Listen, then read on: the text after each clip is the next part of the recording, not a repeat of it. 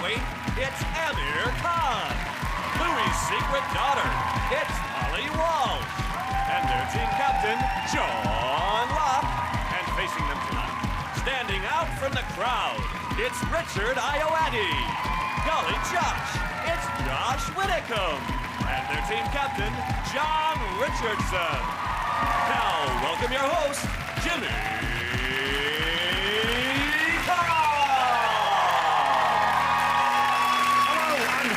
to 8 out of 10 Cats Uncut, a show about opinion polls, surveys and statistics. Did you know, for example, a half-hour session of lovemaking burns between 150 and 250 calories, which means every time I make love, I burn 3 calories. Oceanographers say killer whales are actually dolphins. Dolphins are actually gay sharks. And sharks are just bears that have been shaved and pushed into the sea. 40% of blokes have named their car. I call mine Jimmy. Right, let's get started.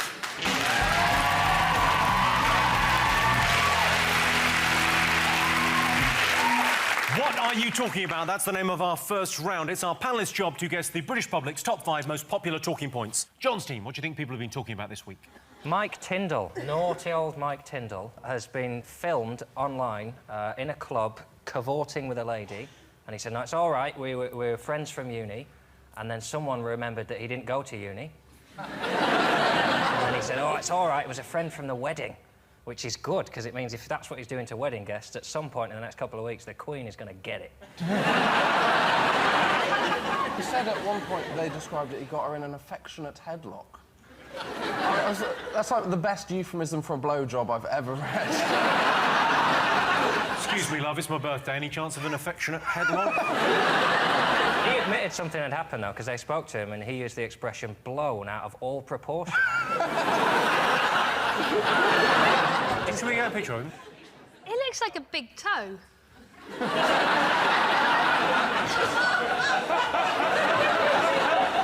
I can absolutely see that. Yes, he does. The only thing they saw him do was he rubbed his face into her breasts. Went like that. If you're a rugby player, that's basically a scrum.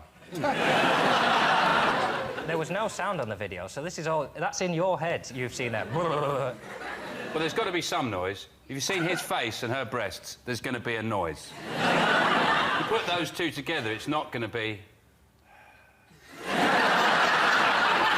going to be... at the very least. I should make it clear, we don't know exactly what happened with Mike Tindall and this girl. The main objection I would have had to it was a dwarf throwing event. I mean, surely that's where your moral compass gets a bit screwy. If you're at a dwarf throwing event and there's people chucking dwarves around, I don't know, I wouldn't feel like I really knew what was right or wrong anyway. You know, the dwarves are flying past you, go, I don't know, am I in the real world or not? Is it all right if I rub my face in her breasts? I don't know what's right and what's wrong anymore. I think the one thing you wouldn't feel is what Tindall felt, which is horny. I can be watching a dwarf going, bloody hell, I really fancy that woman. If the cinematic history of New Zealand has taught us anything, it's that nobody tosses a dwarf.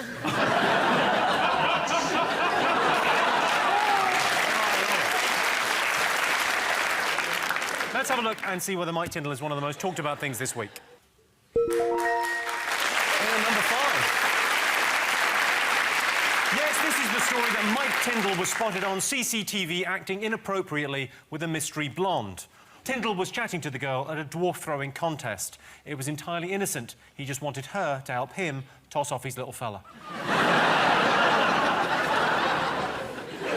Sean's team, what else have the nation been talking about this week? I think everybody's talking about Dale Farm. Dale Farm, it sounds lovely. Whereabouts is that? Sounds like a nice little children's programme, doesn't it? Today on Dale Farm, someone's throwing bricks at the police.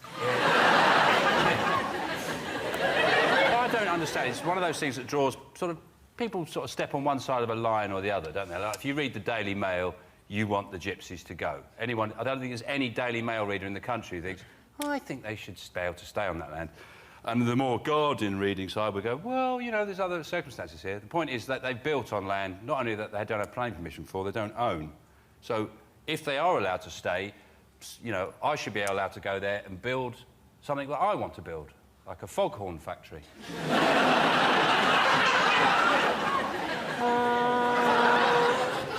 Something I've always... This is a crazy dream I've always had. They made an episode of Grand Designs about Dale Farm. I remember the strapline of one episode was, winter's drawing in, and they still haven't got planning permission.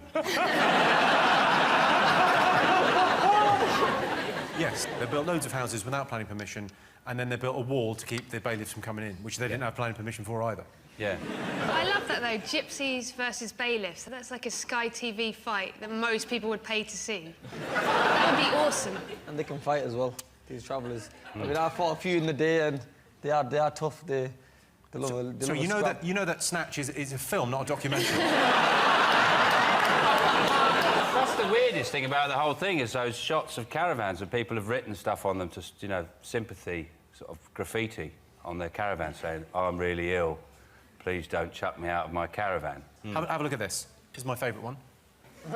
Sick person here. That's where the local nonce lives. Yeah. I'm guessing, I'm not sure if that's the case. Well, one of the strangest ones is the girl has had her neck attached to some kind of noose. Oh, it yeah. says if you open this gate, she will die. Have a look at this. Have a look. So, danger of death. Behind this gate is a woman attached by her neck. If you attempt to open this gate, you will kill her, so it'll be your fault. I think that's really ramping up. It's like a new sort of fairground attraction, isn't it? Used to be like just hooking a duck. Open the gate, kill the lady.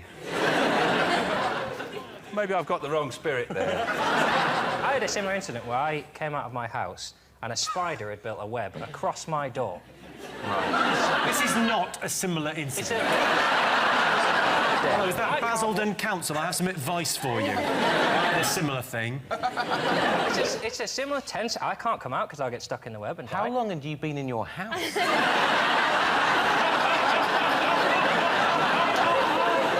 Baffles me that people are always surprised. So there's the gypsy community very angry. But they live in caravans. Like, I'd be a bit testy if I had to listen to my nan having a dump while I was having toast. They kept saying, oh, it's going to be a war. And then the first quote I read of someone who was going down as reinforcements for a gypsy was 70-year-old Anne Livingston from Norwich.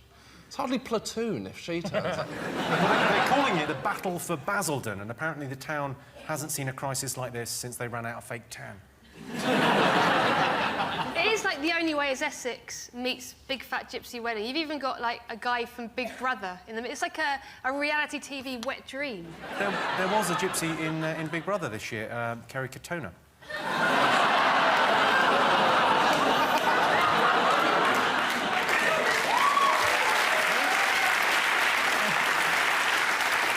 Have a look and see whether Dale Farm is one of the most talked about things this week.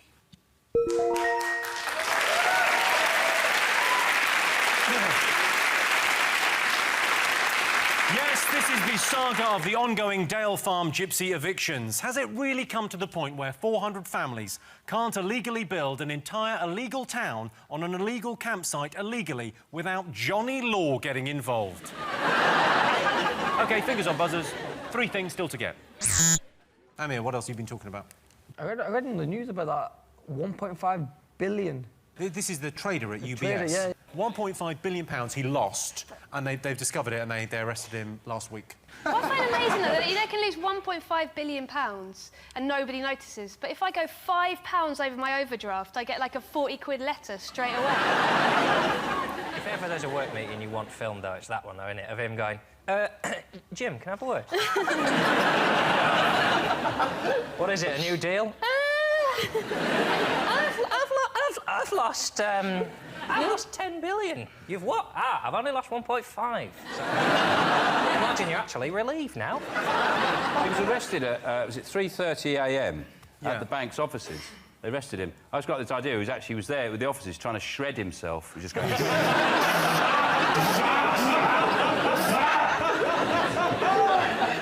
It's pretty bad. Richard, any thoughts on rogue traders? I'm trying not to get involved. I'm just here for the companionship and, you know, to meet people and, frankly, just to be out. I should have more opinions on this rogue trading story. I haven't. I just don't think perhaps this is the forum to solve it. And as such, I just think we should move on to less fiscally difficult matches.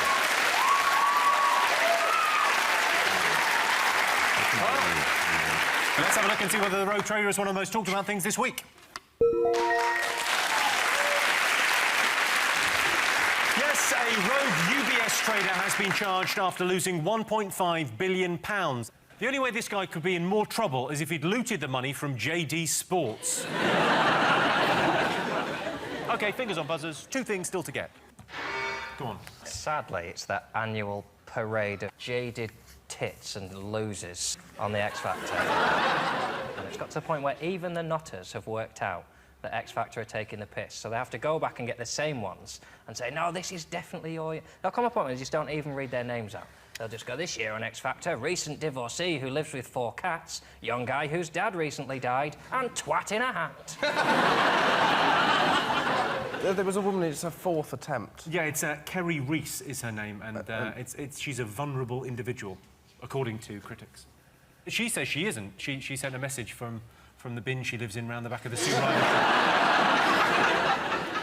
The auditions used to just be in front of the panel, so there was a view that, oh, she's just joined the queue and turned up. Now the audience is thousands and thousands of people who are there going, ha ha ha, you wanker.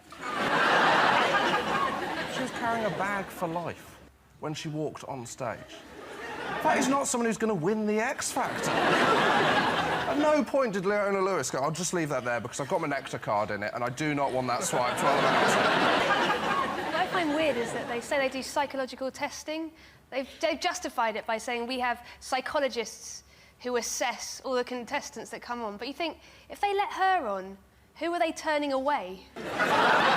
If you want to know who they turn away, just flick on to Big Brother. That's the people they turn away. Those are the people that didn't make the cut for the X Factor. They're in a house now on Channel 5. Let's have a look and see whether the X Factor is one of the most talked about things this week. Yes, indeed.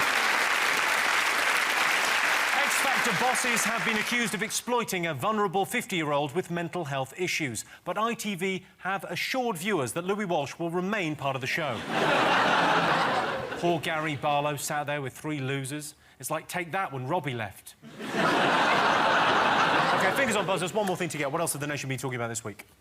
Is it the Ken Loach retrospective at the BFI? Well, I believe they have a new print of Kes that is pretty special. Yeah.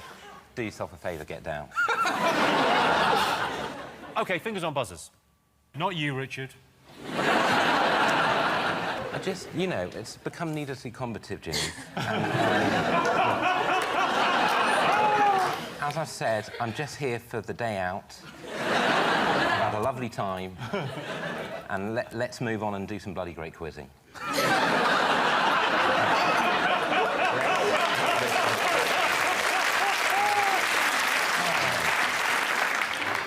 Surely everyone's talking about the Liberal Democrat conference. Try and stop me. Yay! Birmingham for a week with Lib Dems? Come on! They've really been rumbled now, haven't they? Like, last year they were the cool party, and now you look at them and they all just look a bit weird. Like, any Liberal Democrat, like Sarah Tether and Danny Alexander, they just look like, if you asked them if they wanted a drink, they'd say, oh, I don't like drink, I just never like the taste. Oh, sod off. See, my favourite guy that attended was the guy that had... he was a big Lib Dem, but he had a full-body tattoo. That is a bad look when a whole audience goes, ooh. That is an error. What I like about that is that you're looking at him and at no point you're thinking, well, that's a bad haircut. Do you know what I love about him more than anything? I love the fact he goes, well, I'm going to the Lib Dem conference, better put a tie on. At least he's unique. At least he's like, no single unique thing has come out of the Liberal... There was a point in Nick Clegg's speech where he genuinely says, do you know, the Lib Democrats, what we need to do is not just stop bad things, but do good things. Hallelujah, thank God someone said it. It's time for goodies in. I haven't bought this cape for no reason. I can fly!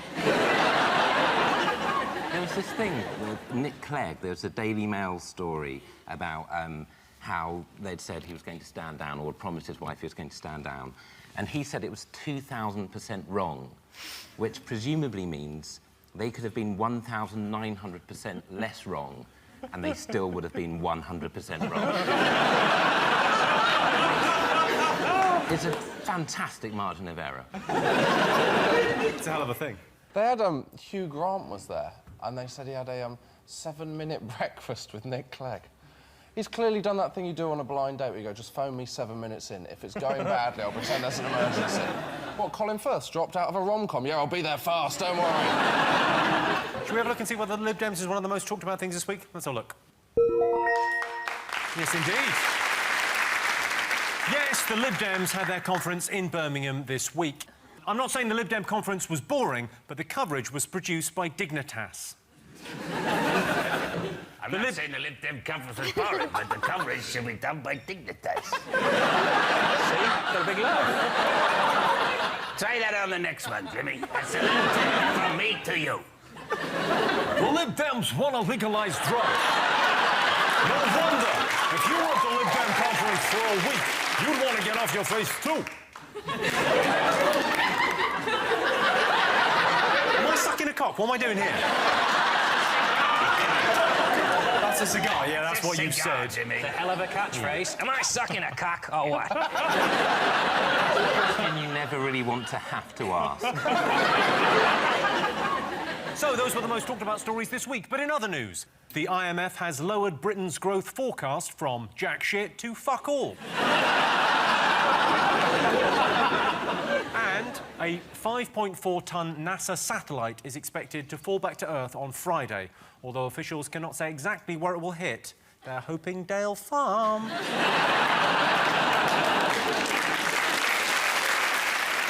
So at the end of that round, I can tell you that Sean, Holly and Amir have 2 points. John, Josh and Richard have 3 points. Our next round is Pick of the Polls. Sean, Holly and Amir, pick a question. Well, I think we have to go for the boxing picture. OK, all right. What do British people prefer, ballet or boxing? I think boxing. Yeah. You think? Oh, for sure, yeah. Who knew Amir was going to go boxing? You know what? you get a lot of women now who like boxing. When I fight, 65% of my tickets are bought by women. And I don't know if that's because of boxing or because of me, so I don't know. Yeah. It's definitely the boxing. Women you never think about women going to a boxing fight. It's like women going to a football match. I mean, you get a lot going, but 65%. I've got another shot for you. They're in the pubs now.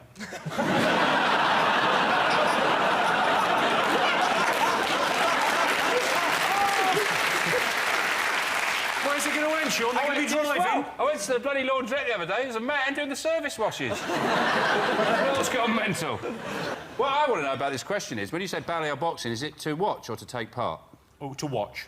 I like boxing. I like watching boxing. I think they should make it a bit more entertaining, though, by having car horns in the gloves.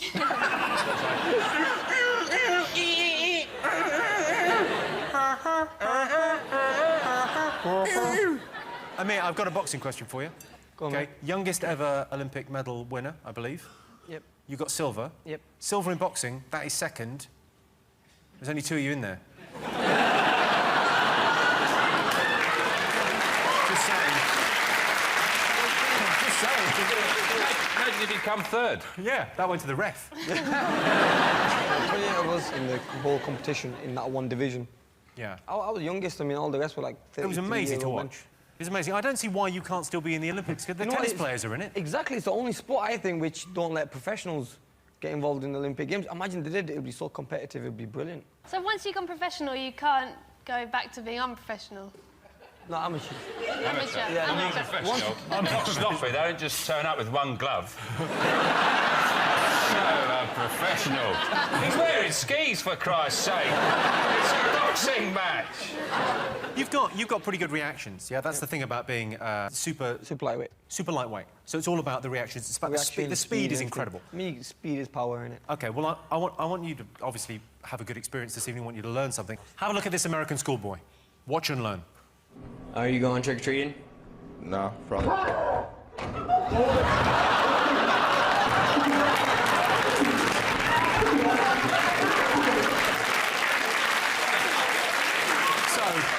They've clearly set it up as a bit of a gag, and we're going to shock him. He's going to be scared. Not that scared. Knocked him out, put him back in the bin. Yeah. That was a good show, wasn't it, around the gym? The other thing that, I mean, whatever, I'm not telling you how to suck eggs. I'm not your coach. I can't teach you how to win the fight. I can just guide you. Have a look at this, and I want you to think about this when you step in the ring, yeah? Have a look.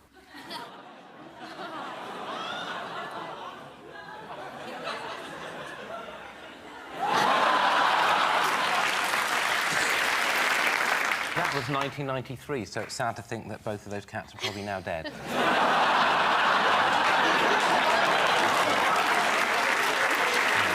I mean, I want to know when they stopped, because, like, in the boxing, they used to box like that.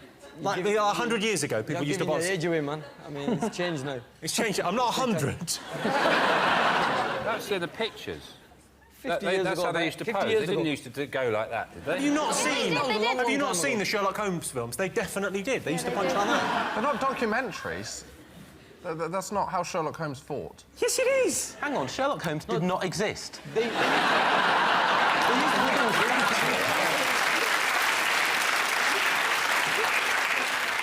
When you knock someone... You've knocked people out, don't you? Okay, in the ring, In the ring, yeah, that's what I mean, yeah. I didn't mean... I wasn't asking you to do something for me. It must feel amazing, but also there must be a part of it when you knock someone out, you're thinking, brilliant, I'll finish work early. Yeah, I mean, they always said to me... Hey, I'm off. Yeah, you know... So how quickly do you get home after the fight? Because that's a brilliant point, isn't it? If you knock him out and then you go, West Wing's on. It just depends. It depends where the fight is. Normally, I can be home within an hour. We're going to the fight, having the fight, and then coming back home an hour. That would have made a terrible ending to Rocky, which is how soon he was back on his sofa watching the television. Yeah, I'm home, love. Yeah, sort of. Adrian! World champion. Adrian, can you make us a cup of tea? So what's the biggest audience you've fought in front of? About 35,000. Yeah. 35,000. Where was that? That was in Cardiff. And was that like... Was it an official thing or was it on the street? What's the biggest audience Ballet get? Do you know? Oh, when I did ballet, there was 36,000. And 66% of them were men. So... Have you been to the ballet show? Well, I'm part of the whole ballet boom going on at the moment. People go and watch a ballet, and it's people telling a story only using their legs. That's just cosmic, man. So they're just using their legs, like that, dancing around using their legs, and people going, it's like Skippy. It's like, what? The princess has been taken to the castle by the Wicked Witch? And they go, yeah. But it's great, just people telling a story only using legs. How good is that? It's pretty good. Yeah. OK, well, let's get an answer on this. John? Ballet, I think, are we? OK. Yep. Right, guys? You're going ballet? What do you think? Voice of the people. Boxing. Boxing. All right, I can tell you the answer is 56% of people prefer boxing to ballet. That's better. Cool. For those who haven't seen Black Swan, it's a powerful story about a man who gets a blowjob for going to watch a film about ballet. I'm pretty sure that was my take-home message. John, Richard and Josh, pick a question. We will have the catwalk model. You will never have a catwalk model. Yeah, here's a clip to illustrate your question. Have you ever seen a beautiful, well-dressed woman dancing and getting down on the dance floor? Amazing, isn't it? Excuse me, miss. Where did you get this fabulous outfit from? Well, They always say they got it from Divine Rags at Wolf Chess Ball. Beautiful women. I'm fascinated always. I'm fascinated more by a well-dressed woman. Do you shop at Divine Rags? Maybe you two might fascinate me.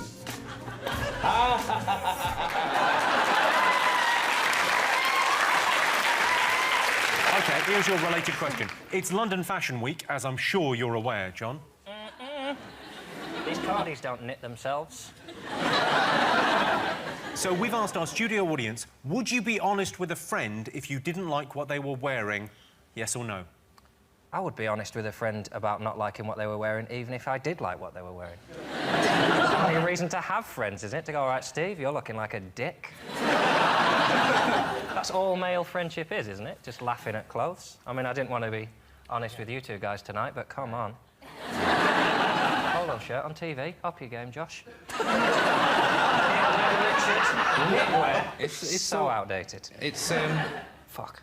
Yes, it... So have you ever told anyone that you don't like their outfit? I don't hang around with people who care what I think.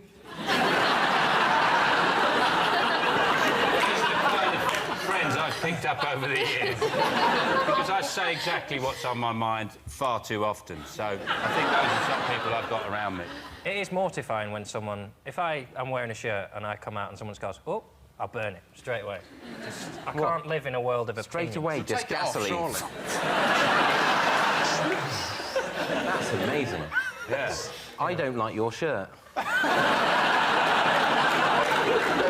What John's trying to say is he's actually a stripper. That's right. That's what I'm looking for from an audience of 500. One cheer. Richard, have you ever criticised anyone's dress sense? It depends whether I mean, probably on the third ask. If someone says, do I look good in this? And you go, yeah. And then they go, really? And you go, yeah. And then they go, really? Then maybe I'd go, oh. The worst thing to say, if someone says, you know, the classic, does my bum look big in this? The worst thing to say is not, yes. The worst thing is, let me step back, get it all in. I was going to say, it's all relative. Like, if your friend turns up in a really bad dress, then, you know, you might want to hold your tongue. But if they turn up dressed as a Nazi, then you have every right to tell them you don't like it. I don't think if you dress as a Nazi, I don't think you go around going, do you like it? Do you think it suits me?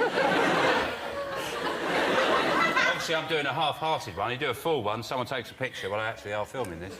I think the best thing is not to use words. Don't use words. Like, if someone's wearing something I don't like, if they'd asked me, they said, what do you think of this? I'd go and get a tea cosy, and I'd say, well, put it this way, if you put that on, it wouldn't spoil it.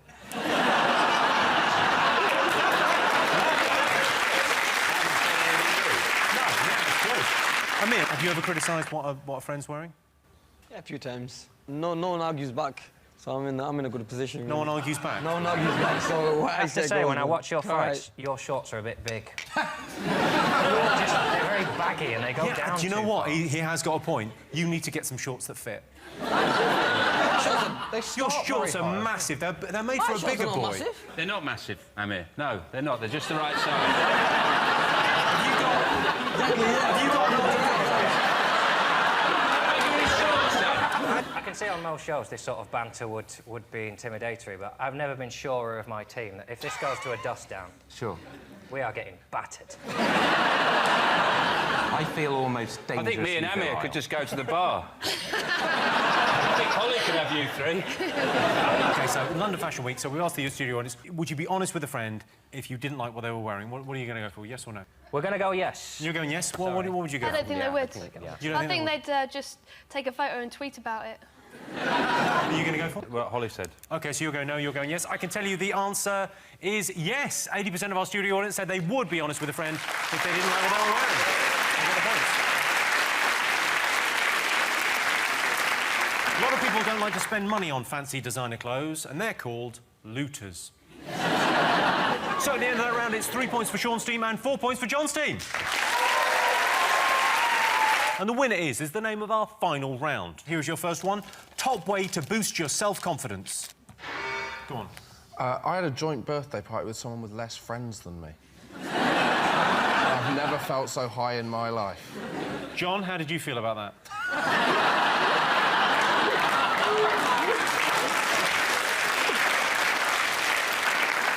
Is it have a drink before you leave the house? Number 4 is get drunk, yeah. To boost your self-confidence, a couple of drinks. Yeah. See those guys in the park, they're having a whale of a time. Yeah. They could take on the world. They could take on the pigeons. Say anything for the guys in the park. They're not in there going, oh, I feel like we're getting stared at. I think there's too much corned beef on this jacket. Let's be honest, this question. Most people do not lack self-confidence. You've only got to watch The X Factor and watch swaggering arseholes. The question should be, how do you undermine people? Because most people just need bringing down a peg or two. All these pop stars with that they do, innit? How do they do that? Just changing your toothpaste. Does that improve self-confidence? A lot of adverts I see suggest that by switching a brand of toothpaste, you can really give not just your teeth, but your whole life a bit of a lift. I find the best way is to lie to yourself about who you are, what you've done, and where you're going. What sort of thing have you told yourself, Richard? That it's all right. That is a massive lie. It is a lie. I mean, it's factual. I mean, look, it's not true. And what about where you're going? What do you say to yourself? Yeah, I say I am going somewhere. Which is that on the... That's not one of the things. OK, top way to boost your self-confidence. Go to the gym. Working out. Oh. That's the right answer. Exercise. Yeah, the top way to boost your self-confidence is to get fit. Of course, you don't need to get fit. If Gok Wan has taught us anything, it's that the easiest way to boost your self-confidence is to strip down to your bra and pants and stand in the window of Debenhams. OK. Worst thing about moving house? For me, it's that nagging fear that someone at the old house is going to dig up that patio. Is it when you... Saying you're a murderer? I'm saying there's something under the patio. If you choose to interpret that as me saying there's someone under the patio, you're the murderer. You know why I don't move house? Never. I moved house once. I'm never moving again. You live in never. a I don't care how many kids I have. It's the house isn't big enough. I'm not putting in another cat flap.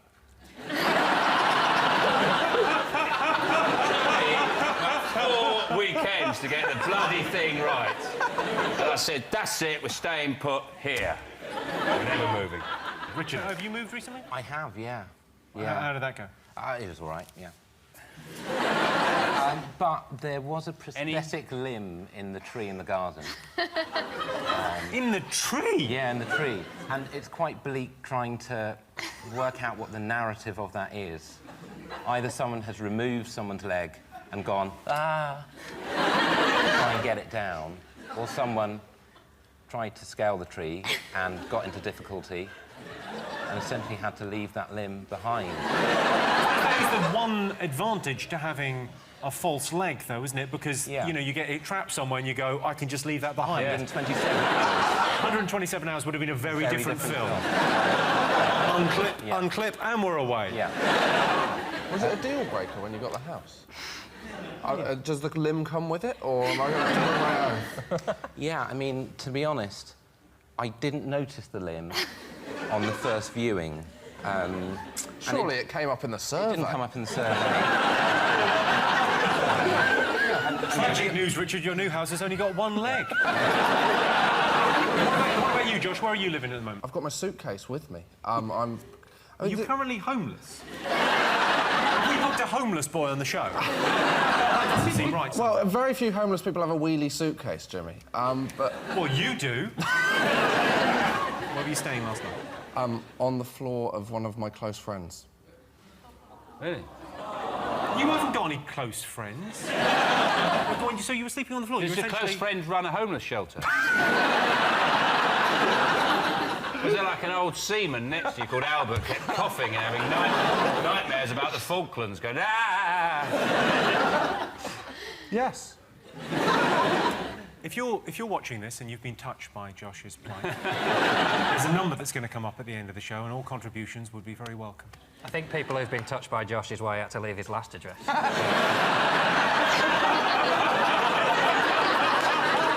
It's why he's got to tell the neighbours now.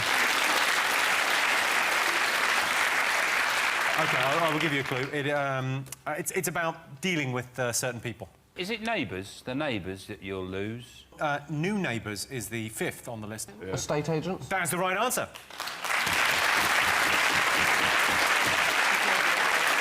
Yes, the worst thing about moving house is dealing with estate agents. There are simple signs to tell if your estate agent is a lowlife, and those signs will be in your garden saying the word Foxtons. Estate agents have to pass a rigorous series of examinations before they can enter the business. Or so they tell me. And why would they lie? Well, that sound tells me it's the end of the round and the end of the show, which means the final scores are Sean, Holly and Amir have 4 points. John, Josh and Richard are the winners by a knockout. Thanks to all our families, our wonderful studio audience, and to all of you for watching at home. That's it from us. Good night.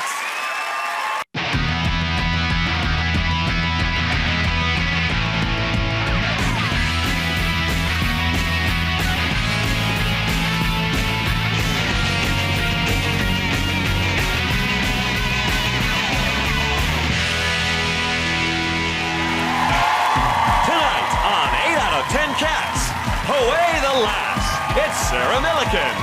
T4's finest, it's Nick Grimshaw. And their team captain, John Richardson. And facing them tonight, made in Chelsea, it's Ollie Locke. This could get hairy, it's Joe Wilkinson. And their team captain, Sean Locke. Now, welcome your host, Jimmy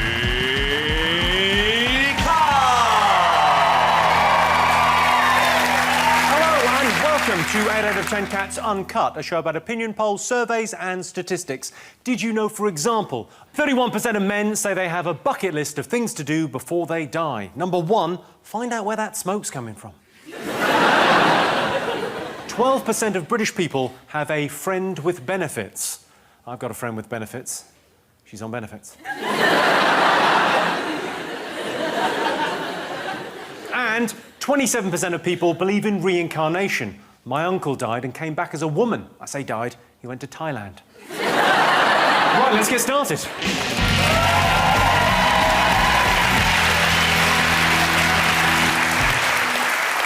What are you talking about? That's the name of our first round. It's our panellists' job to guess the British public's top 5 most popular talking points. Sean's team, what do you think the nation have been talking about this week? Is it the trial of Michael Jackson's doctor? Dr. Murray is accused of being responsible for Michael Jackson's death, which is odd, really, considering that Michael Jackson, apparently, in his house, he had 4 gallons of anaesthetic stored in his house, of serious, you know, like, medical anaesthetic, which is probably enough to put Louis Spence to sleep. That's a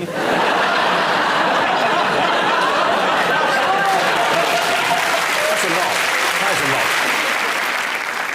They're just trying to work out whether he killed him. And I was thinking, I can't think of a time in the last few years when Michael Jackson was alive and people went, oh, it's Michael Jackson, he looks well. Yeah. To be fair, though, he hasn't looked himself since 1984. How do you tell a man he's ill when you go, you're right, Michael, you're looking a bit pale? He goes, thank you. Well, I was thinking, before he died, his whole life must have flashed before his eyes. And his last thoughts must be, who's that little black kid singing my song?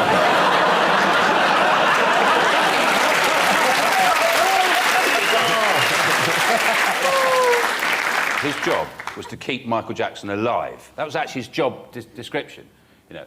And he lasted 10 days. And, you know, you think, well, Gazza would have done a better job. Gazza would have just got him pissed. He wouldn't have given him loads of anaesthetic. But you think it's quite a tough job. I mean, I don't like it if the neighbour asked me to look after their cat. Imagine being told, can you look after Michael Jackson? What? Like the world's most fragile and expensive Tamagotchi ever. Going, Christ. Oh, Christ, what does he want now? The doctor was getting paid 100 grand a week, though, wasn't he? Yeah. And I was thinking, Michael Jackson's a weirdo, isn't he? Right? So if Michael Jackson was paying me 100 grand a week, I'd inject him with Haribo if he asked me to. Yes. But if he's getting that much... if he was getting that much, surely there'd be an incentive to keep him alive. Yeah. Well, he does go on a bit, though, doesn't he?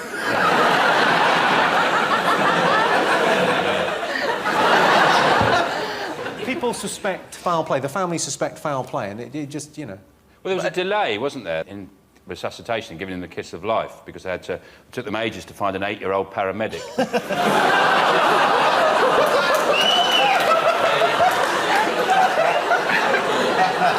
I love it. I suppose that's it, because you have to hold the nose while you breathe into the mouth, don't you? So that, obviously you don't want... Right, okay, well... Easy. Let's have a look and see whether the trial of Michael Jackson's doctor is one of the most talked about things this week.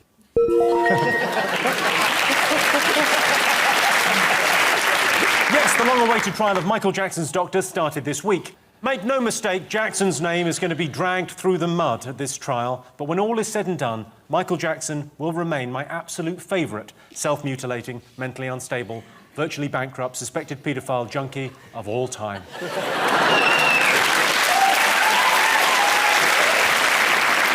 OK, John's team, what do you think the nation should be talking about this week? The Eurozone bailout. The Eurozone bailout has been in the news a lot. Yeah, I've been trying to sort of simplify it in my head, and the way I've worked it out is the cold countries are bailing out the hot countries. That's basically it. That's exactly it. Why has no one made that point before? The countries that are being bailed out, it's an acronym, it's PIGS, isn't it? It's Portugal, Ireland, Greece, Spain. And the countries that are bailing out is GFUK. Germany, France, and the UK. It sounds like adult Power Rangers, doesn't it? Come to save the economy. GFUK. I feel sorry for Greece now.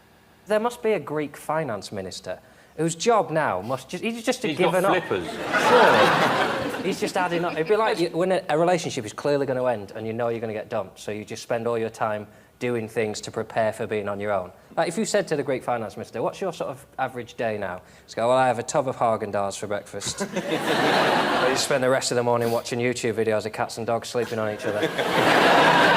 Send an email at lunchtime, is it fixed? No, and then just cry and sleep. I just make a point that nobody but you ever prepares for being alone. You've been preparing for a long time. Yeah, I've been preparing for it my whole damn life. It's Greece's fault. It's Greece's fault. It's their fault they're in the situation. They borrowed too much money. And what do they produce? They produce flip-flops and ouzo. Which is a drink nobody wants. Nobody wants ouzo. If somebody comes back from Greece, then nobody brings a bottle of ouzo unless you've got slugs in your garden. Even Sean Ryder won't drink it. That's disgusting. Who drinks something that sounds like a plasterer's nickname? Oi, ouzo! And also, they smash all the plates at the end of the meal. No wonder they're bankrupt.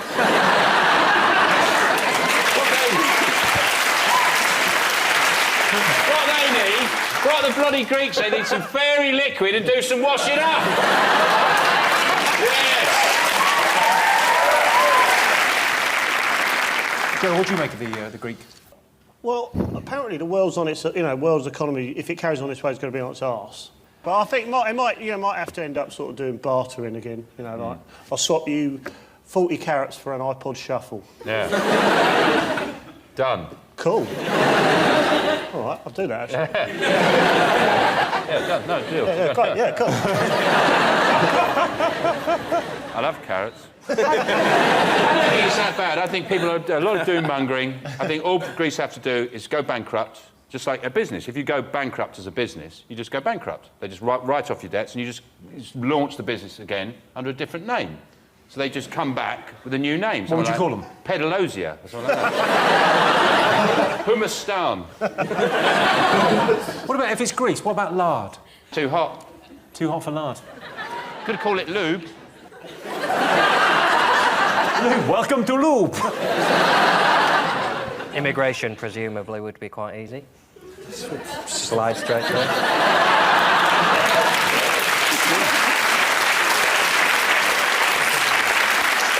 Let's have a look and see whether the Eurozone bailout is one of the most talked about things this week. Yes, indeed, world leaders are struggling to solve the Eurozone crisis. What's basically happened is the Greek economy has come acropolis.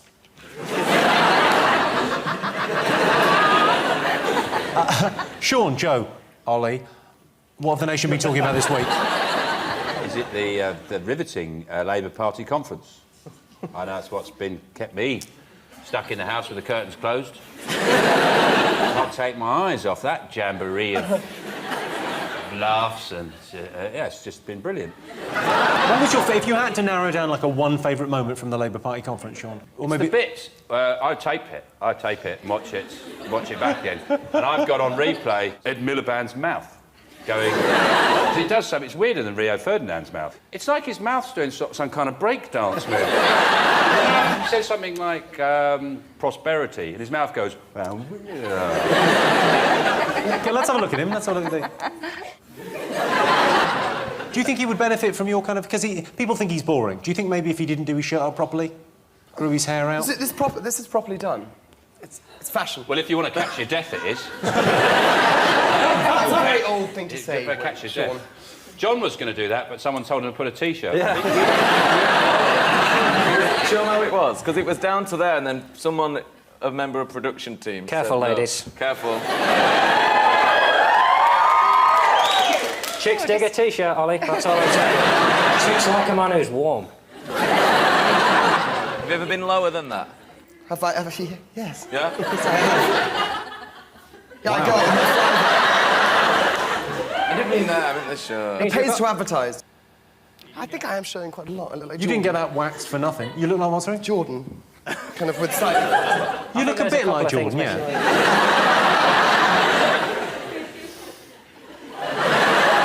You look like someone for whom the gender reassignment has gone brilliantly.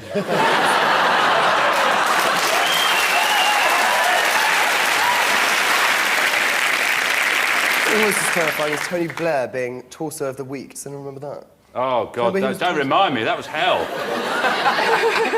He was in Heat, wasn't he? I remember that. Torso of the Week. Torso of the Week. Have you been Torso of the Week? I just wonder why you brought this up. No, I just... Terrifying. Have you been Torso of the Week? Not yet. You've got to stop covering that thing up. If you're watching at Heat, can you please make him Torso of the Week, because he won't fucking shut up about it. Jimmy, can I... Oh, and if anyone's watching from a medical journal, Joe would also like to be Torso of the Week. Joe, what do you make of the Labour Party conference? Didn't like it. That's all I'm going to say. It's just speeches. For a week. Can't just do stuff. No, not for me. You do it for a week, do a speech, then do something else. Like have a bit of cabaret, sword swallow. Well, like a wedding, eater. like, you know, there's speeches, but then there's a buffet and there's some dancing. Yeah, or maybe make it like a fete. You know, win a goldfish, whack a rat, donkey dog. You go to Ed Miliband, he's trying to get a coat hanger round the thing. Yeah. You idiot, goth. It's in Liverpool, Ollie. Have you been to Liverpool? You spent much time I in have. Liverpool? Well, I've been there once. You've been there once. Did you like it? I loved it. Did you? What did you love about it? Yeah.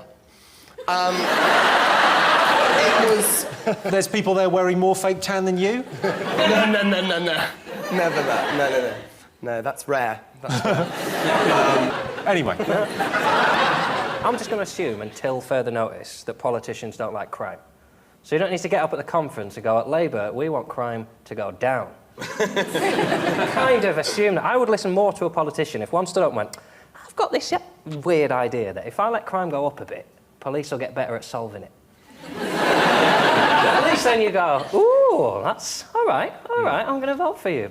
And then they try and do jokes. His opening joke was about, I don't know if you know, but last year I had a deviated septum. At no point should you try and win people over with the phrase deviated septum. Next year he's going to clutch in at straws and go, this year, bit of trouble with the poo pipe. Had to go to the doctor. Just be a politician. Yeah, I do hate a hit politician. And they've been going on to, like, cool songs. So, like, they walk off to, like, Florence and the Machine, like, walk-on music, yeah.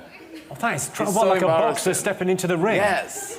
And they, like, walk off to, like, the Maccabees and stuff. It's like, what? Stop. Whereas really they should walk on to...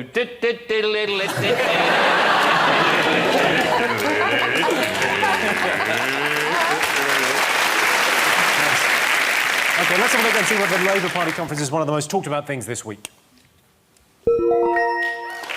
Surprisingly, yes.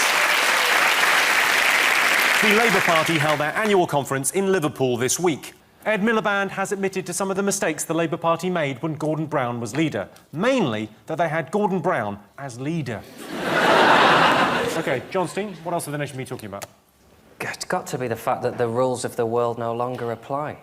The speed of light has been broken, which means just everything we thought was real is no longer real. You can now arrive before you set off. I've got a mate who gets that, but I think he just gets nervous. See how quickly I made quite a highbrow scientific story accessible to anyone who's ever had sex?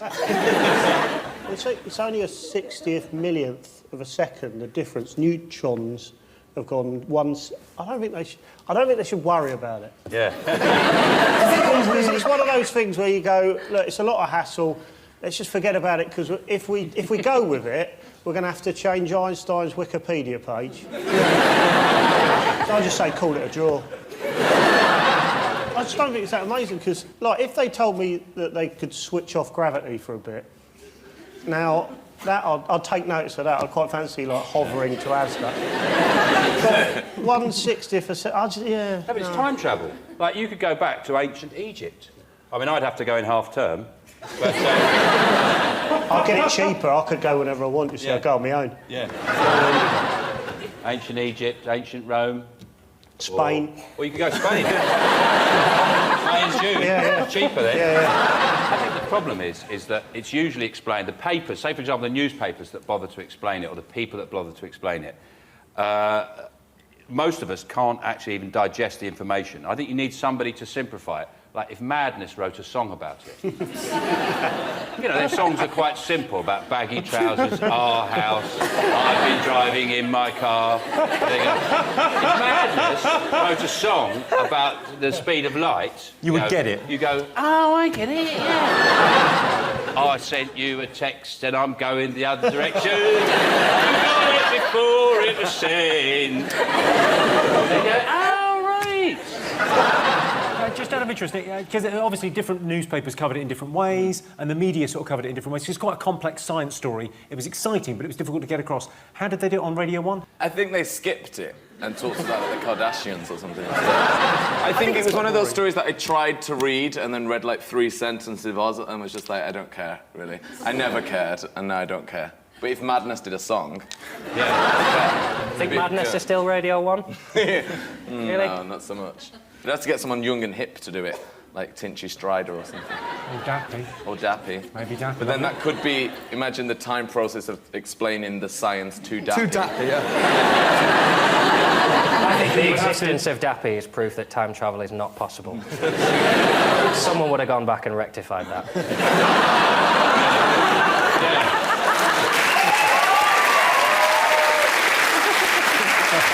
Right, let's have a look and see whether the speed of light is one of the most talked about things this week. Yeah. This is the news that scientists in Geneva believe they've recorded particles travelling faster than the speed of light. I'm not really up on physics. I thought the law of special relativity stated that people in Norfolk are special and can legally marry their own relatives. One more thing to get fingers on buzzers. I think it's that footballer, Tevez. Am I saying his name right?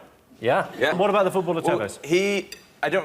I really don't know anything about football, but I think he's You don't really need to say that twice. He's really expensive, and he refused to go on in some big match. And there was some sort of row, and you saw him being like, well, I'm not going on. Which I kind of liked, the kind of thought of like an obnoxious... Because I love an obnoxious pop star. You know, like... It's the sort of thing Axl Rose would do. Yeah, I love that, like not going on yet. Axl Rose shouldn't have to go on because he's not a footballer, so... It's a good point, well made, Sarah. I can't argue with that. You're on £200,000 a week and your boss says, you won't do half hour for us, would you? Yeah, exactly. You can't really go, no, I don't want to today. I'm not really asking. Can you go and definitely do... I don't see why he's still here. He's been in the country 4 years and he wants to leave. That's his big thing. He didn't want to play because I don't want to be in the country. I want to go home. I can't speak any English. He's been here 4 years. The only words he's got to learn is like kick, goal. Like the Spanish for goal is goal. The Spanish for football is football. Like, it's not like we're asking him to learn Sanskrit. He also said it was a miscommunication, didn't he? He said it because what he actually said was, "OK, boss, where do you want to play?" But because of his accent, it came out like, "I fucking hate Man City. You can piss off, shove out your arse, you piece of shit." That's an accent thing. It's just a dialect. Well, because it's from the Catalan region. What he actually said was, "Ke." Do we know why he didn't go up? Like, why he just refused? Was it just... Had he just realised that football's a bit shit? Okay, thanks, love. just one, like, fucking yes! Finally, someone said it! If you look at Tevez, though, he's a very unfortunate-looking chap, isn't he? He does. He looks like Shrek's ugly mate, doesn't he? I refute that. Let's have a look. He's a great-looking guy. In fairness to him, that was a very sunny day. His flash is too strong. I like it. It's too strong. This is why he didn't go on, to be honest, because in that picture I can see he's already broken pretty much the rule of football. This is good, you see? I scored a goal! He's attention seeking, isn't he? Let's face it, if you're gonna go to a football match and sit on the subs bench, you're probably going to go on, let's face it, you've got to do that. And then he just says no. He's obviously an attention seeker. You think he's an attention seeker? Yeah.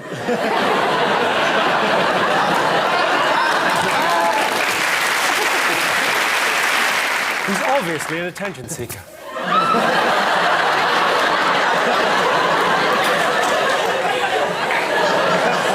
It's the most attention-seeking sort of thing I've ever bloody seen.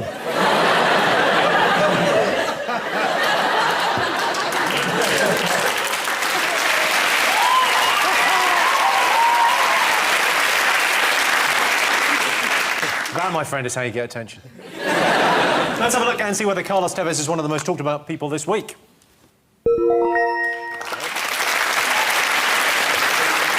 Yes, Carlos Tevez was told he'd never play for Man City again after refusing to go on as a sub. Carlos Tevez earns £250,000 a week. To put that in terms the layman will understand, fucking hell. So those were the most talked about stories this week. But in other news, the women of Saudi Arabia have finally been given the right to vote. At last, they have the freedom to decide whether they want to be oppressed or subjugated. And the Dale Farm saga continues. The gypsies say they don't want to leave their homes. But no one's asking the gypsies to leave their homes. They're asking them to hitch their homes to the back of a van and fuck off someplace else. At the end of that round, Sean, Joe and Ollie have 2 points. John, Nick and Sarah in the lead with 3 points. Our next round is Pick of the Polls. Sean, Joe and Ollie, what do you like the look of? Can I have an old woman punch in the air, please? I agree. Here is a clip to illustrate your question.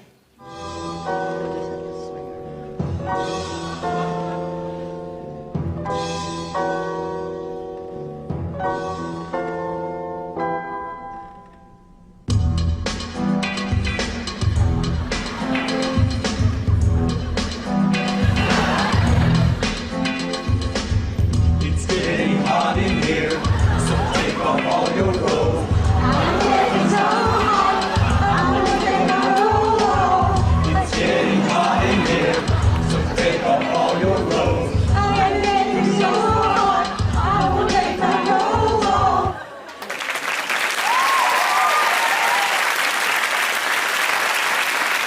That looked like the sort of thing that would be on a Dispatches documentary. Followed by Ethel didn't want to be in a home. They have closed down that choir. I've got a weird thing about older women recently. Have you? Yeah. You like a bit of granny fanny, do you? Well...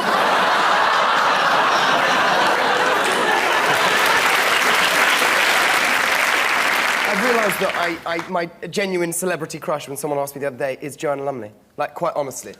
And then last night I was at an event and a woman actually walked past me looking like Joanna Lumley and I gave her the kind of thing and I was like, what am I doing? This woman's probably 80. Well, he had a stroke next to him. But I don't know what... OK, so the question. In a poll to find the best thing about retirement, taking up new hobbies came second. What came first? So what's the best thing about retirement? Is it finding out what your dog does all day long? At work, I imagine people have got a dog, they think, what's he doing now? When you're retired, you go, oh, he sits over there. And he goes over there for a bit. And then he goes up the stairs, pines at my bedroom door, then comes back down. I'll definitely pretend to forget my relatives. Oh, yeah, that'd be silly. Don't know who you are. You might as well leave. Then carry on watching the telly. Thank God they've gone. The train journey to Switzerland.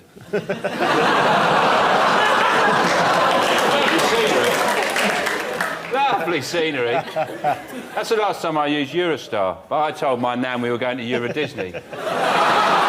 I'm just going to do all the things I do now, but not get the piss taken out of me for them. Right? I'm going to tuck things in, I'm going to pull my trousers up, I'm going to buy slippers. I bought a pair of slippers last week, and, you know, at my age, you have to make an ironic, just wacky, just, you know, it's just a joke, really.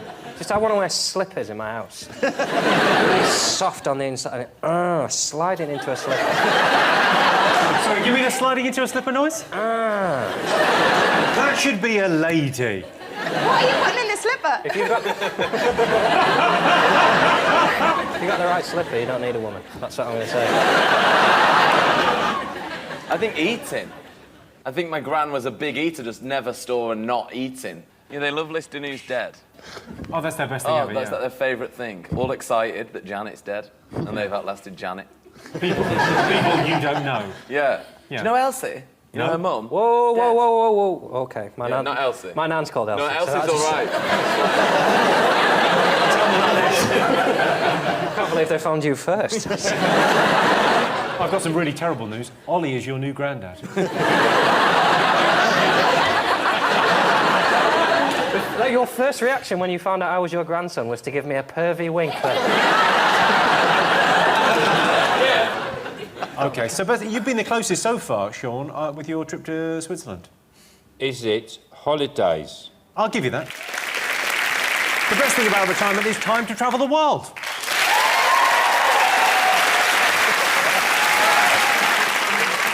Of course, once you've retired, you can go anywhere. Down to the post office, to the bingo, to the post office, then maybe the bingo, or even the bingo, and then the post office.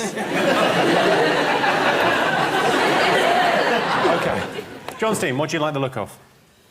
The Spy? Yeah, let's have a OK. All right, here you go. British film Tinker Tailor Soldier Spy is top of the UK box office this week. So we asked our studio audience, what would you rather be, a spy or an astronaut? What do you think? Me personally, I'd go astronaut. Why would you go astronaut? Because spy seems like a lot of effort, doesn't it? You've got to, like, read... Yeah, astronaut, piece of piss. Well, I think just floating and having those frozen strawberries. I mean, that's right. It's very floating around. I mean, I know you're at Radio 1, but NASA must be kicking themselves. Yeah, I know. They are gutted. I think a spy would be a lot of effort. You'd have to, like, find out where that person lives, hide in, guns... No, an has to get a astronaut, suit. You're mistaking that for stalker. Spying seems really sexy, doesn't it? But in reality, most spies, they're just working in offices and once a month they'll fax something to someone they shouldn't. If I was a spy, I wouldn't keep it secret. Emails. Oh, no, maybe. Well, emails are probably easier to track than faxes. Yeah. That's why. Fax is incredible, isn't it? Because you get paper. But with an email, it's just, oh, that was on his screen. But with fax, you go, I'm holding what he put in. How is it? It's like Willy Wonka. It's gone through space and then reassembled again. Well, it's brilliant if you run out of toilet paper because you can phone someone up and say, can you send me a fax? But you get to hide a lot as a spy, don't you? I tried to hide from my boyfriend the other day, actually. I don't know why I'm telling you this. I lay down the side of the bed just leave him. I wasn't hiding permanently, John. Some of us have relationships. Don't awe him. He likes it this way. And I lay down the side of the bed thinking I was hiding, but my arse was in the way. My arse was above a bed. That's depressing, isn't it? I don't think it's depressing for him in the least. He's walked in and gone, ho-ho. It used to be with James Bond. You watched like a 1960s Bond movie and he'd sleep with all these exotic women from the East and you had to be a spy to do that. Now, all you need is broadband. I'd like to combine both the jobs. I'd like to combine both jobs. I'd like to take a gun into space. Look what I brought. Would the bullet go as quick, or would it kind of go... Wouldn't go anywhere. Would it not? Because there'd be no oxygen to ignite that. It would just... Really? Really? I don't know why I took it. Ollie, would you think you'd make a good spy? I could be a good spy. I think you could be a good spy, yeah. Do I reckon? Yeah. I think firing you into space isn't a terrible idea. I imagine there's a Pussy Galore in Made in Chelsea, isn't there? I imagine. Isn't one Sorry? of your friends called Pussy Galore, or...? No, I've got a binky and a caggy. You've got a binky and a khaki, so you are transgender.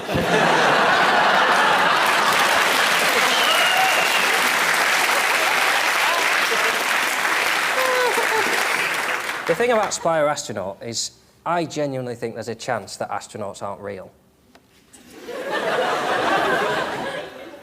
If someone said tomorrow, you know all the space things, of course we made it up. You can't get out of the Earth, you die. You go, oh, shit, of course. Oh, yeah, we were filming people that, oh, I'm floating, watch me eat. So what do you think people would rather be, a spy or an astronaut? I think we'll go for spy. Spy. It's too long to be astronaut. OK, you're going spy. I can tell you that you are absolutely... Oh, hang on, we're getting Sean Steen, we're going to guess as well. Hang on, what do you want? I'll say spy as well, then.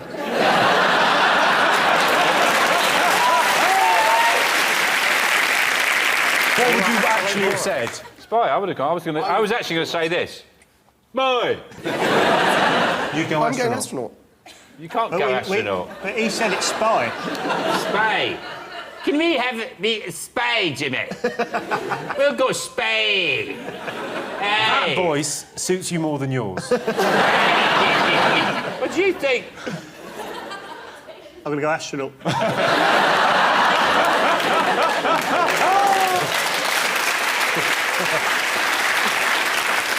I can tell you, the answer is... I can tell you, 78% of our studio audience said they'd rather be a spy than an astronaut.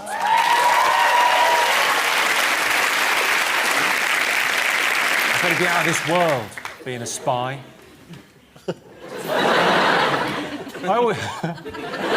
This is a silly joke. So at the end of that round, it's 4 points for Sean's team and 4 points for John's team.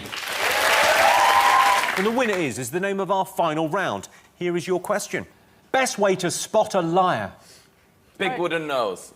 Are his pants on fire?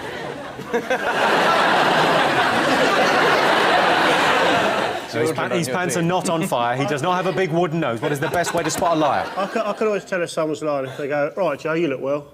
I don't know about looking well. You look like everyone from Guess Who.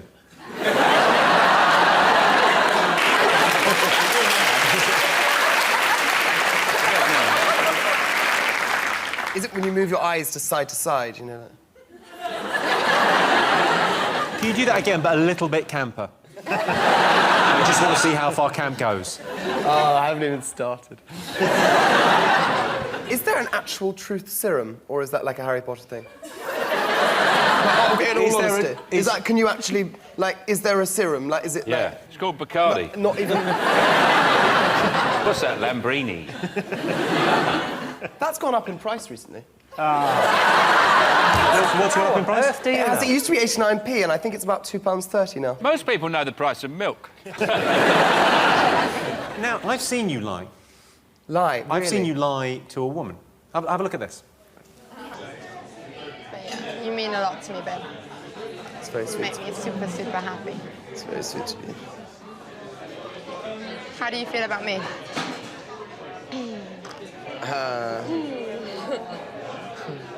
I like you a lot. You're a wonderful, wonderful person. Thank you, baby. You're, Those eyelashes look exceptional.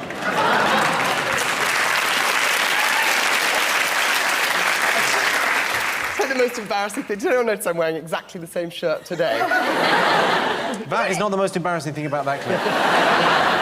It's never a good time when you describe somebody as a person, is it? It's like one up from human, isn't it? You're a lovely human. Yeah. You're a nice thing. You're one of my favourite mammals. I've got a satirical answer for the how to spot a liar. Oh, yeah, I think it's go going to go down pretty well. If you want to spot a liar, Jimmy, why don't you go to the House of Commons? Yeah, that's right. Is it if they give you flowers afterwards? She was just a girl from the office. I think if you go to a pub 2 days running and the same man is sat in the same chair at the bar, he's definitely full of shit. Any man who ever tells you had trials for, insert name of football club. Every man over 50 has had trials at a football club, and it's as if in the 50s they all just went, let's try everyone. Get everyone in, someone will be brilliant. Yeah. It's more about how they tell their story. If they go like that, go, well, the other day, I went to the moon. Like a weird voodoo... loony, they go, yeah, like a voodoo priest. That's how they tell... It's like a funeral in New Orleans. I'll tell you a story. Is that how it's told? I think eye contact could be the answer, Jimmy. There's no way. Is it when people give too much detail? It's not too much detail. I'll tell you the answer. The best way to spot a liar is that they keep changing their story. We've all told lies. I was drunk, he was drunk, we were just having a laugh, I never touched it. It was his idea, I fell on it. I just wanted to know what it tasted like. Nothing happened. I don't even know him. Stop going on about it. Well, that sound tells me it's the end of the round and the end of the show, which means the final scores are Sean, Joe and Ollie have 4 points. John, Sarah and Nick have 4 points. It's a dead heat. Everyone's a winner. Thanks to all our panellists, our wonderful studio audience, and to all of you watching at home. That's it from us. Good night.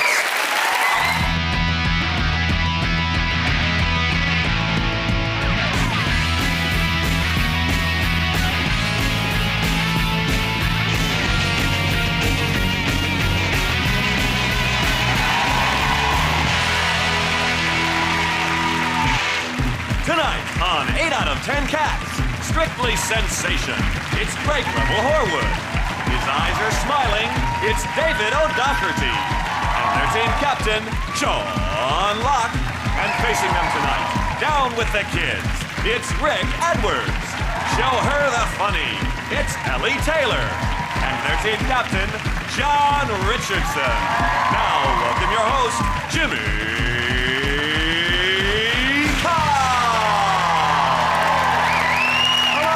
Welcome to 8 out of 10 Cats Uncut, a show about opinion polls, surveys and statistics. Did you know, for example, 14% of women say they can always tell when they're being lied to? And that's because all women are intelligent, perceptive, intuitive, and have you lost weight? The perfect slice of toast is 14 millimetres thick and weighs 0.44 grams per square inch. And that's according to a scientist who's apparently not aware there's still no cure for cancer. And only 3% of British women are naturally blonde. And that's a survey I conducted myself on the escalators at King's Cross. Right, let's get started.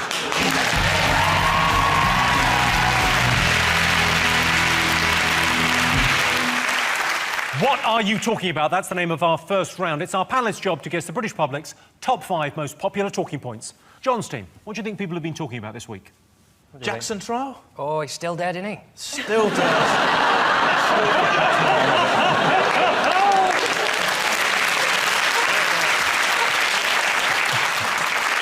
It's weird watching... You just watch it and you think, this can't be an actual trial because it's on telly.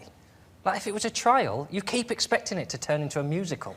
Like, when he takes the stand, you go, do you swear to tell the whole truth? I'm sorry, Miss Jackson. It does feel weird. You know, he's such a kind of... He's a weird character, the Doctor, isn't he? One of the things that came out this week is he didn't know how long it had been since he stopped breathing because he didn't have a watch. Like, he's a doctor. Like, I'm becoming more and more convinced that he's Dr. Hibbert from The Simpsons. I think there'll be a bit this week when they question him and they go, were you there at the death? And he go, how do you not have a watch if you're a doctor? The recording has come out now of Michael Jackson talking, but it doesn't really sound like him. It's because he's not putting on a high-pitched voice. He's got a deep voice. Have we got the recording? Yeah, I'll just... John, help us out, do the recording. Yeah. Hello there. It's Michael Jackson here. I'm feeling queasy. You have to ask the question, why would someone need to have such serious medication just to get to sleep? What was stopping them getting their sleepy buys? Why couldn't at night time they just go... Why? Every night they'd lie down and just go...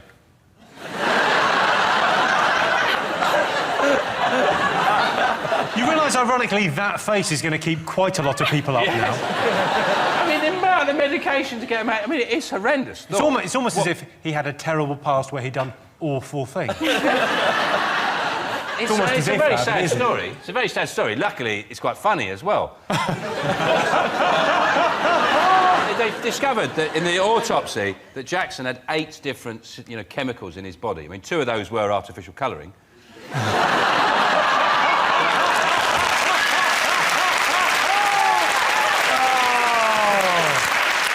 have some appreciation of what Michael Jackson was going through, though, because in the latter part of the last century, I played for a football team, and in order to play in this league, we had to have matching jerseys. So a guy was sent off to a market, and he brought us back 10 T-shirts with Michael Jackson bad written on them that we wore for the whole season.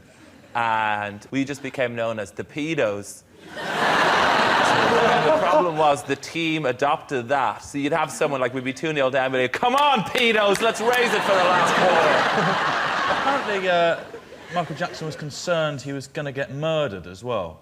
That's come out of the trial. It doesn't look so mental now, does it? Yeah. I thought he was going to get murdered for all his music rights, which suggests a gross misunderstanding of how music rights get passed along. It isn't a question of, well, I shot him. Never mind that. It's weird. There's a lot of conspiracy theories about it. There's a lot of people thinking that, you know, something untoward has happened because he was worth so much money and he was kind of worth more dead than alive. Did you do it? There does seem to be an acceptance that he was definitely murdered. LaToya Jackson put on Twitter, which I don't think you're allowed to do during a trial. Oh, what?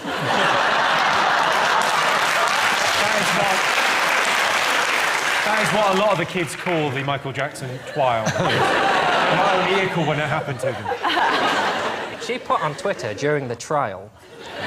Thank you. She put during the trial, I'm sick... Stupid letters of the alphabet. She put on Twitter during the trial, I'm sick of all these cover-ups and lies. But that's influencing the case, isn't it? You're implying he's definitely murdered. And if you're sick of cover-ups, you can't even look at his face. My favourite album of his was always Twiller. Let's have a look and see whether Michael Jackson's trial is one of the most talked about things this week. Yes, the trial of Michael Jackson's doctor continues. Everyone remembers where they were when Michael Jackson died. His doctor was in the bathroom flushing Demerol down the toilet. Sean Steam, what have the nation been talking about this week? Well, knowing this nation that we live in, they'll be talking about the fact that it's been hotter than it's normally expected to be at this time of year. It's not meant to be hot at the end of September, the beginning of October. But it has been. But it has been, and it's literally made the tabloids blow a gasket. They go, blimey, it's so hot! What's going on? It's like Day of the Triffids or something's happening. It was very hot, though, wasn't it? I mean, there's no point beating about the bush. I was out there. You can't argue with anyone. They say it wasn't that hot. You go, bloody was. It was so hot, they were resuscitating the donkeys they'd shot at the end of the summer season. We shot them too early. We should have waited a couple of weeks.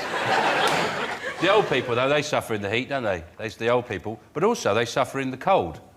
They need to invent a jab for weather, don't they? They just inject them with some light drizzle. They're just teetering. Somewhere in the middle. They're not suffering too much. The tigers in the Isle of Wight Zoo, I was reading, they felt sorry for them, so they gave them ice creams. Because I read this, yeah. Tigers wouldn't be used to warm weather at all. They're oh, this is so hot. Grr. Not like India, where I was snatched from as a child. They're probably it was that they were freezing. They probably should have given them cuppa soups, and I always love it when it's really sunny like this because nothing can seem to bring English people inside when it's sunny. Like last year, there was a sort of a same kind of thing, an unseasonably warm period of time, and loads of people went to my local park, and in the middle of the day, someone got shot. And so, like, the police came, the guy was airlifted to hospital, and it was all, like, cordoned off, and you'd think that would kind of end people's day.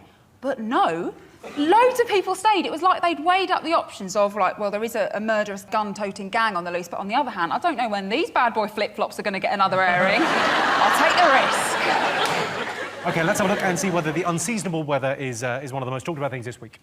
Of course it is, the most talked about thing. There was a heat wave in London, but I tell you where they enjoyed a real Indian summer, Delhi. On Sunday, it was as hot as hell. In fact, Margaret Thatcher woke up and thought she died. John, Rick, Ellen, what else have the nation been talking about? Well, over here on Team Cool, I imagine we've all been glued to the Tory party conference. Woo! Yeah. Osborne solved the world financial meltdown. He said, these problems have been caused by humans, and they'll be fixed by humans, which is bullshit. It's a bit like being in a jungle going, well, this arm might have been bitten off by a tiger, and I fully expect a tiger to return and sew the wound up. Bit simple, George. I liked Jeremy Hunt's speech, the culture secretary, and he had this beautiful ballet dancer come on stage and do this dance.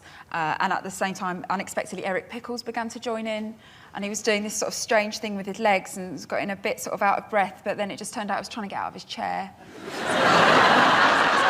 Bless him. Even his own party are going at him for being fat. You just want him to, because he looks so sad. You think, just have some, he needs some lines, like old stock lines, so when Osborne took the piss out of him, and gone, do you know why I'm so fat? Because every time you fuck the economy, I have a biscuit. Boom!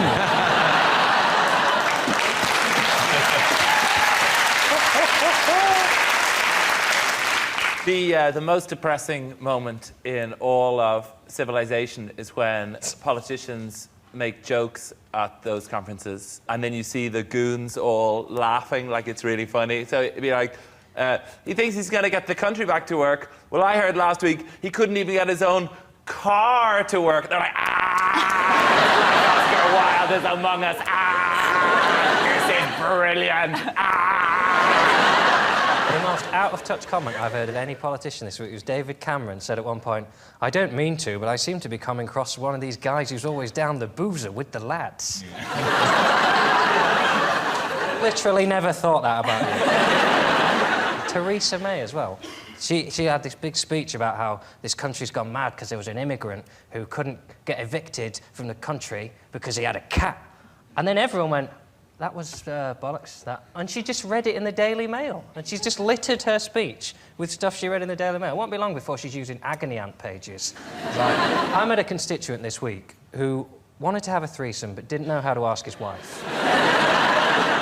I just think, start with a mutual friend. I've stuck an actual tip in there for you as well, lads. It wasn't completely nonsense. Apparently the judge at the hearing said that the fact that they had a cat proved that they had some kind of family life, that they both invested in getting a cat together. It's just a fantastic excuse, isn't it? Like, I've got a cat. Nothing you can do about it. That's probably why there were so many Bond films, because they couldn't put Blofeld away. Mr. Bond, Tiddles is hungry. You were in the musical Cats, weren't you? Yes, I was, indeed. Is that why you've never been deported? I always wanted to go to Cats, the musical, and just sit in the front row in a dog costume. We have plenty of dogs on, you know, Strictly, so we're OK. Saucer of milk, he hasn't lost it, has he? Rick, have you been watching the conference? Did you see any of it? Yeah, I mean, I'm going to slightly defend Cameron. I think his cat joke was quite good. Tell us his cat joke. We'll be the judge of this. Read it out. Here at this conference, we've been recording audiobooks for the blind, so he's a nice guy. I think after yesterday, we should probably have a group reading of Mog the Cat. Although if you, like me, read that book to your children at bedtime, you'll remember that Mog the Cat helps the police to catch the burglar, not keep him in the country. And that is it. That's the end of the joke. Thing is, Rick, it's the way he tells them. He's got a thing, hasn't he? He'd have done it like this, but the cat wouldn't help catch the burglar. He'd keep them in the country. Yeah! He'd do it like that. And then the goons. Cameron would have been better, I think, doing Mrs. Slocum pussy jokes. I think he'd have upset the sisters, though, because he's already in trouble with them, isn't he? If he'd done pussy Yeah, the jokes. Tory party's in trouble with the lady. They say they're not sort of appealing to female voters. I'll check in. Ellie, would you vote Tory?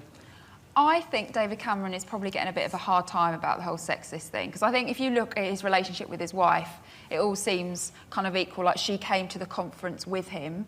She obviously had to leave 3 hours before it began because it was man's business. She couldn't understand it. But then she came back for his speech because she had to iron his shirt. But I think they've got a good relationship, I think.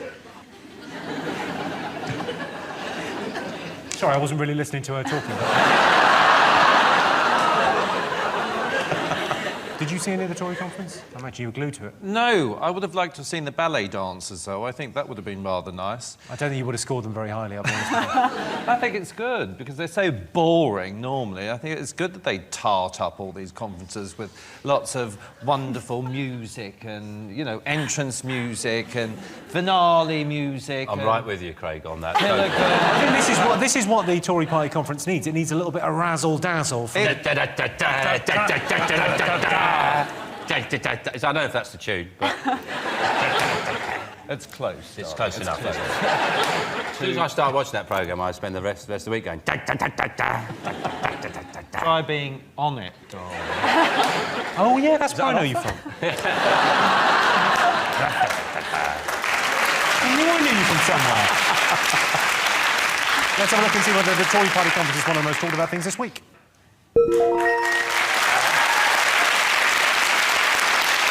Yes, the Conservatives held their annual conference in Manchester this week. The Tory conference is where the Conservatives discuss new, innovative and groundbreaking ways to fuck up Britain. Sean's team, what else do you think the nation have been talking about? Well, what do you think they've been talking about, Craig? Strictly. Well, an X Factor. Yeah. Yeah, because, I mean, the TV's... I mean, it's huge. 37 million viewers this weekend, those two shows combined. Everyone's watching it. It is amazing, isn't it? Really? Yeah, it's captain. I'm in to see, you know, useless dancing. Useless useless dancing. No, it's all pretty bad. I'm just mentioning names, and I probably shouldn't do. Nancy. Don't call him that. If you want to see more of her, you have to press the red button. Good luck, everyone. Is it difficult being a judge? It's extremely difficult. Is it? Yeah.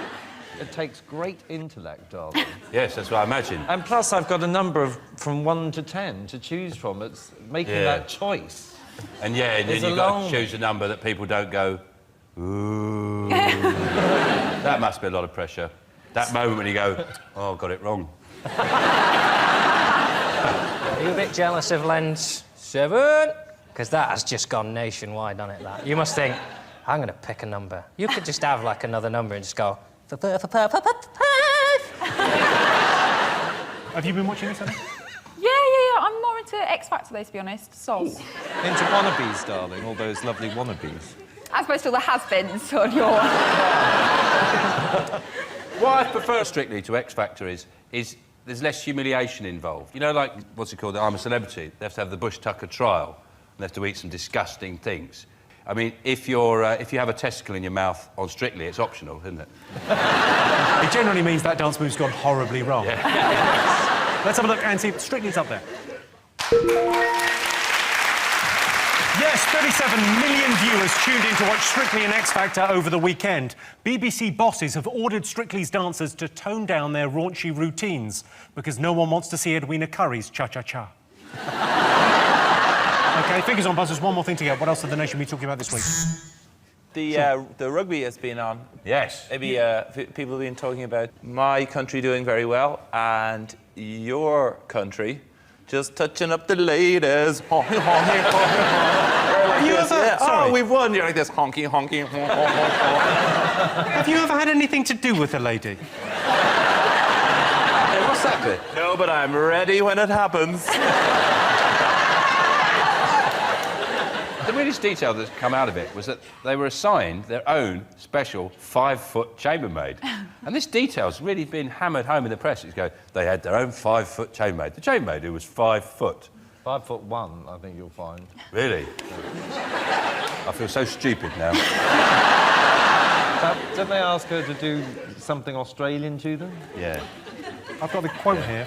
Haskell shouted at her, I want an Aussie kiss. She said, what's that? And he said, it's a blowjob down under. But it doesn't make sense, because a kiss down under would be a blowjob, but a blowjob down under would be like sucking your ankle. It's so sleazy, though, with the lines, and they stole her walkie-talkie, and then she came up to get it. They're like, why don't you look for it in the bedroom? And they all had towels on, and they were... It just makes you respect footballers. So, like, at least with Wayne Rooney, it's all business. So I give you 300 quid to touch me dick. There's no wordplay, there's no jokes, there's just touch that, that's the money. There we go. They are quite wild, though, rugby players. They have been on Strictly Come Dancing. We've had, you know, people like Matt Dawson, Kenny Logan, of course, and on tour, he was outrageous. Was he? Yeah. Tell me everything. What happened on tour? Well, he was literally pulling our heads back like this, and we had to consume an enormous amount of vodka. Oh, vodka. And my God. Yes, vodka. In fact, I thought a tea bag was going to be involved. I was drinking vodka out of one lady's breasts. Out of it? Yeah, well, she pushed them together like this, and then the vodka was poured into them and held in them. And Did they not have a clean glass? It was just one of those nights. Actually, what goes on tour should stay there, really, shouldn't it? I should never mention. Remind me never to let you drink vodka off my tits. It'll be all over the place. You guys probably don't realise that things happen on rugby tours. On the under-11s tour to Wales that I was involved in, the priest who was our coach specifically told us, don't put any money in slot machines. So what's that? Red rag to a bull. The D-man, what's that a rule? Kablamo. And I put 50p into a slot machine and won the jackpot of 45 quid, which came out in 10p's. And because I wasn't allowed to tell anyone that I'd won it, I then had, like, this bag with my boots in it and rugby gear, and then, like, 3 stone of coins that I just had to walk around with the rest of it. So, you know, these things happen, and life's a party, huh? Yeah.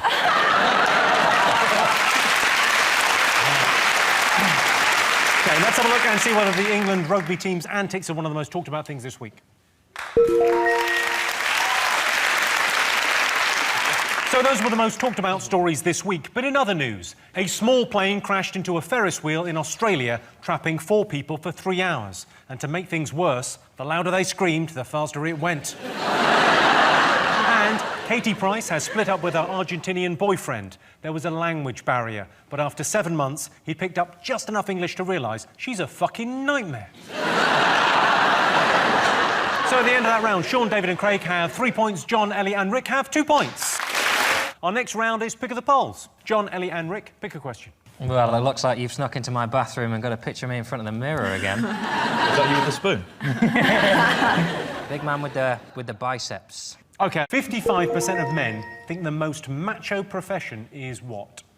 Probably being on a panel on a show, innit? Have you had a proper macho job? I was a chef. Is that manly? A chef is quite manly these days because of people like Gordon Ramsay. I was very much the precursor to Gordon Ramsay. Sort of a northern... like with a pinch of George Formby. Still that pissing fish. When I'm cleaning saucepans. I look at those guys, you know, in really serious psychiatric wards. You know, the really serious, like Rampton, those guys. That's a tough job. Dealing with the real psycho killers and just taking them like some trifle. Thinking, I hope they like it. They could take my eyes out if they don't. That's a tough job. Yeah. Craig, what do you think the most macho job is? What's the most macho any job of the you've ever village had? people. Builders, mechanics, policemen, you know. Are we saying the most macho job or just what you like? I'm just demonstrating a macho sort of environment and job. Macho. I like the way you said macho. I like the way you use your shoulders. I don't take much encouragement, I think... I know. Macho. What is the most macho job? I reckon it... you know what I think's a real macho job? Go on. Is in the delicatessens, the people who put the ham on the meat slicer. Because that thing's really sharp. Oh, yeah. Quite dangerous. They go, like that. And it's sort of risky. They're risking their life. But also, they're producing ham.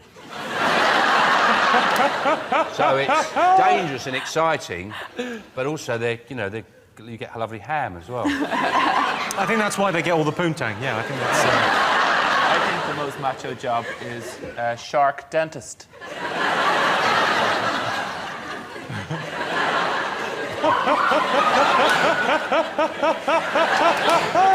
I'm flossing the shark. I want to see how long does this mime go on? And rinse.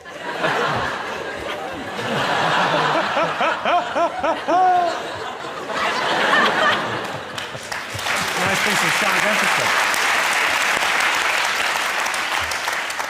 OK, so most macho profession, what do you think, Rick? You used to be a male model. That's pretty macho. Well, I mean, I'd say no. What's the weirdest thing you had to dress up as, being a male model? You were kind of a fashion model. It's not really something I had to dress up as. I had to model crotch-enhancing jeans. And may I say, I'm glad you kept them. And they didn't have them on the shoot, so in the end I wore my jeans, and then a gentleman stuffed a sock that he sort of moulded into a large kind of sausage that snaked down my leg. And then my mum and dad saw it in a magazine. What were they doing reading that kind of magazine? I was a mobile floor cleaner in a German sausage cannery. Show off. It's genuinely true. And Sorry, give us that again. You were a mobile floor cleaner in a German sausage cannery. The jars would come along the conveyor belt, but sometimes on the corners they'd fall off and smash. And Herr Willy was the foreman, and he had a yellow whistle, and he'd blow the whistle. And I had a hard hat and a red buggy with a suction pump, and I'd have to drive to the site of the sausage catastrophe, and then reverse backwards and forwards over the sausages till I'd suck them all up into my undercarriage, and then return back to base again. Honk honk. Is this a job you had or a game on the iPhone? It sounds like the new Angry Birds. It's got to be like in the armed services. Is it like soldier or something? Absolutely right. Right answer. Yes, 55% of men think the most macho profession is being in the army. If hundreds of muscular men parading up and down with cropped hair in matching outfits isn't masculine, I don't know what is. So at the end of that round, it's 3 points for Sean's team and 3 points for John's team. And the winner is the name of our final round. Here's your first one. Worst thing about going to a pop concert? The music. No, the worst thing for me about pop concerts is the miming. Yeah, because you want to see a show, you don't want to see people going...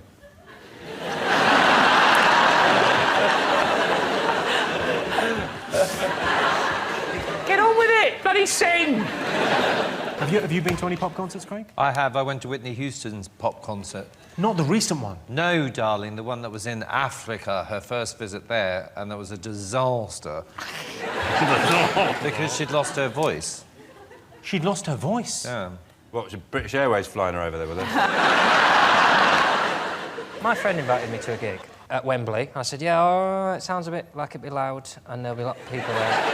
But I'll go with it. And he said, there's a slight chance you'll get hit with a pint of piss. And I said, I'm not going. And what was the gig? It was Oasis. And he said, sometimes, because it's a lot of people there, so you wee into a glass. Already I'm losing it. But then instead of popping it neatly by the side, he said, have a wee, and then they just... Boom. Sometimes you get hit with a pint of piss, but it's very unlikely. I need it to be 0 chance of getting hit. And then people start singing. I don't want you to do it, dickhead. I paid 60 quid to come to your house, did I, and hear you sing Michael Bolton, but shitter. I just get terrified of losing my friends. It's so big, the gigs, you know. I'm going to get back out there. I'm never going to find him. And then I wouldn't have come on my own, but now I'm on my... Proclaimers were good.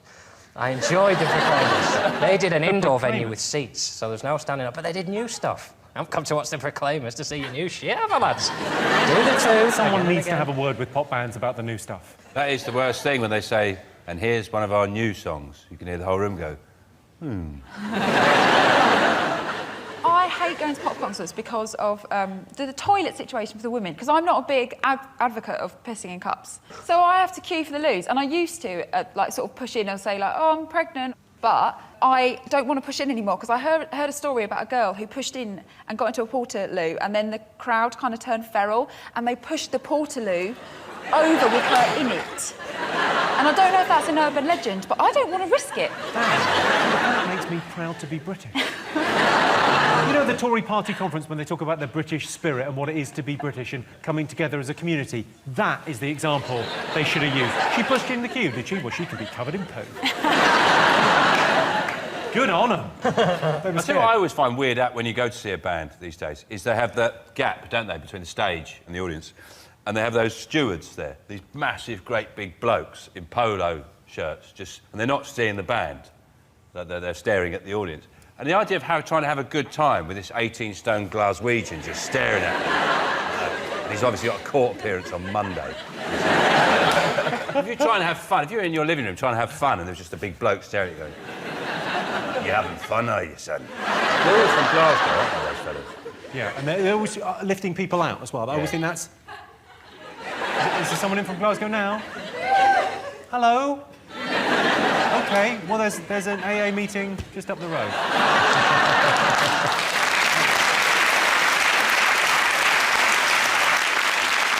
What else is the worst thing about going to a pop concert? The crowds, darling, the crowds. It's to do with the crowds. It's a very specific thing about... When there's a very tall person standing in front of you. That is exactly the right answer. Yes, the worst thing about going to a pop concert is standing behind a tall person, especially if you've gone to see Jedward, because if you're standing behind someone really tall, they could block your shot, and you have to kill them both. All right, so next one. Top thing travellers miss when abroad. Is it all the dead celebrities?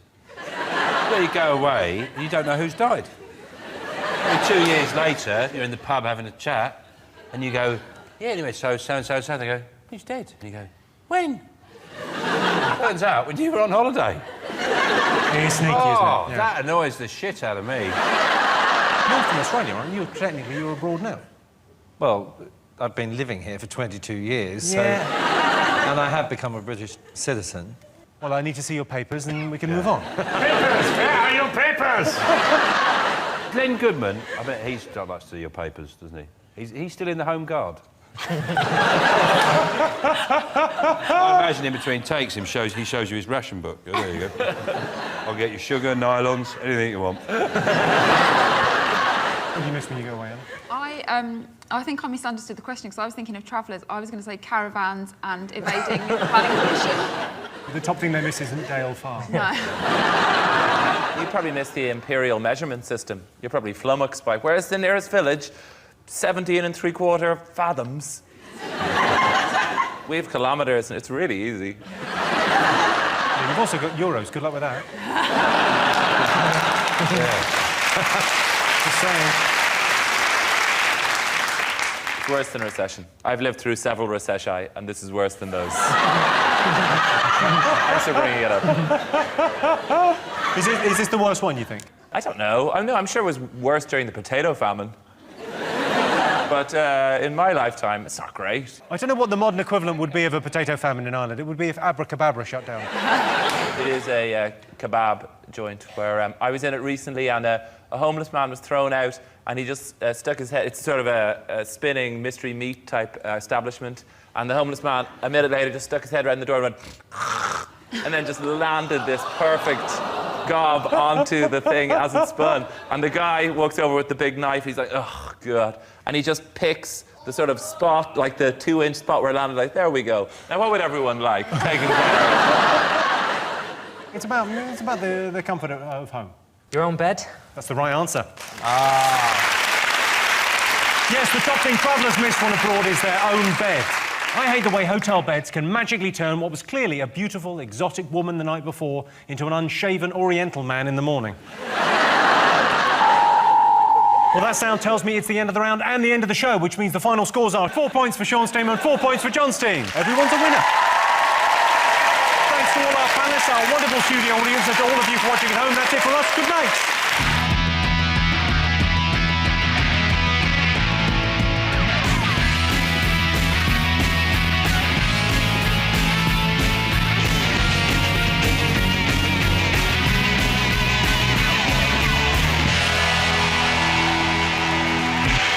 Tonight on 8 out of 10 Cats, what's up, Doc? It's Dr. Christian Jessen. From Friday Night Dinner, it's Tom Rosenthal and their team captain, John Richardson. And facing them tonight, Northern Soul, it's Sarah Millican. Wakey Wakey, it's Lorraine Kelly. And their team captain, John Locke. Now, welcome your host, Jimmy Carr. Hello, and welcome to 8 out of 10 Cats Uncut, a show all about opinion polls, surveys and statistics. Did you know, for example, 25% of men think their eyes are their best feature? Let me think. Buns, guns, pecs, nads, little Jimmy Johnson, eyes. Sixth best. The world's oldest goldfish was 42. He put his long life down to regular early morning swims. And the average life expectancy in the UK is 80 years. Does not include Scotland. Terms and conditions apply. Right, let's get started.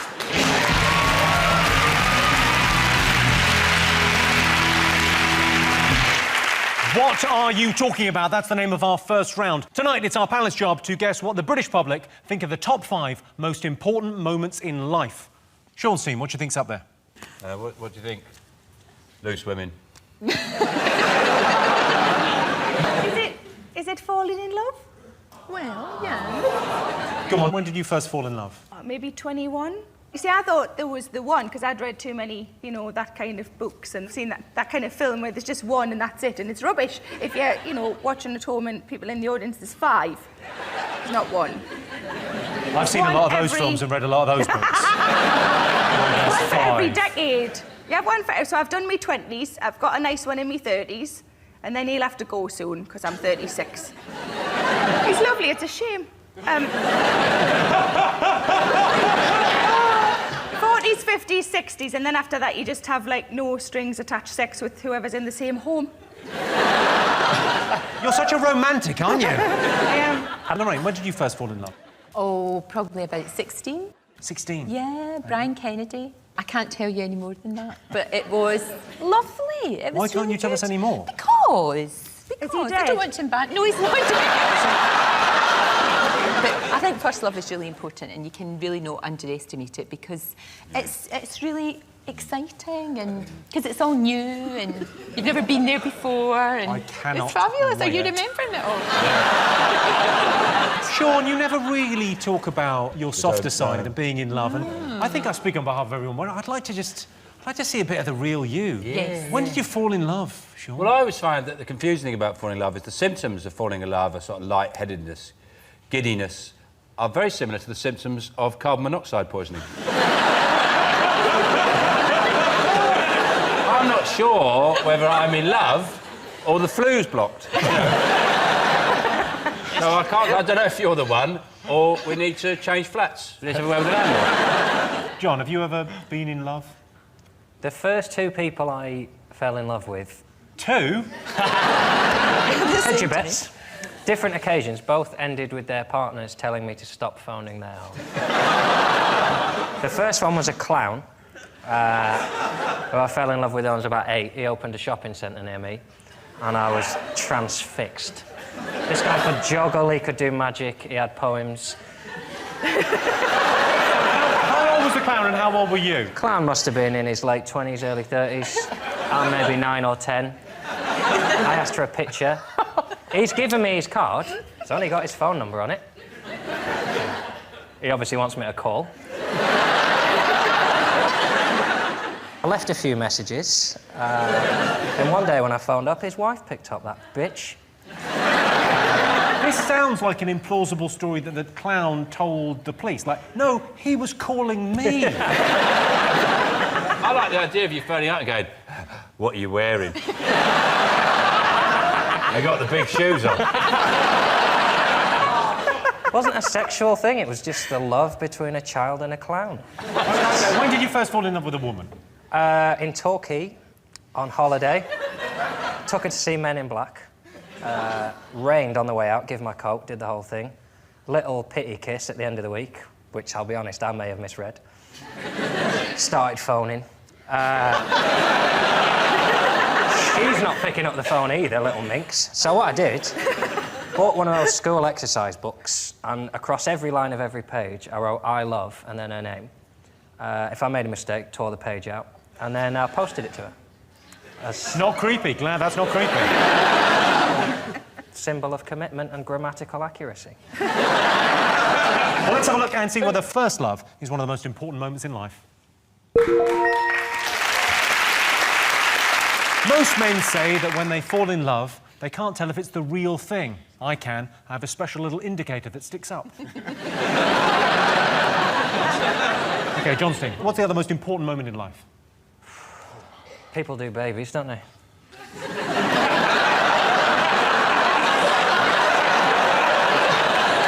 You made it sound like litter. I think the only reason I want to have kids is so I can look at other people's without being accused of being a paedophile. Like when you walk past a... I don't mean in that word. No, dig yourself out of this. I'd love to see this. He's got a shovel. He's on your marks, John, and dig your way out of that one. Sometimes you're walking past a playground. Sure. He's going deeper before he even starts the dig. Sometimes you're walking past a playground and you just want to be able to watch the abandon of children. It's like watching nature. It's like when you watch the leaves change in autumn. Sometimes you want to watch a kid on a swing and think, oh, I used to be on swings before I had jobs and before people judged me and before I wasn't allowed to be in a park. And then before you know it, you've been there half an hour and someone says, oh, which one's yours? You go, I'll go then. Fine. I'm not... It's a nice... And sometimes a baby will look at you. What you should say is, I haven't chosen yet.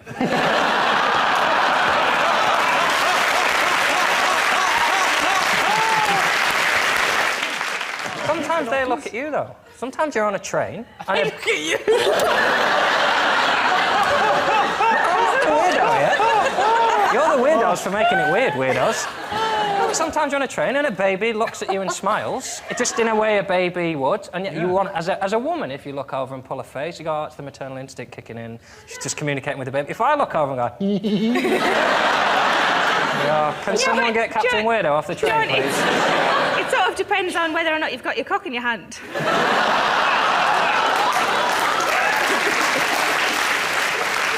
Dr. Christian, anyway. Is there anything that we can do to get John Kemmerty castrated? You haven't got kids? Absolutely no desire to have children whatsoever. Yeah, you can't... They just linger too long, and you can't have a life. They do linger, don't they? Yeah. They go on living is another way to say They go on. They linger. Yes. I mean, if they lasted 5 years, it'd be perfect, but no. They're like a small chihuahua, you know, it's 6 years, and then on with your life, but no. That's my issue.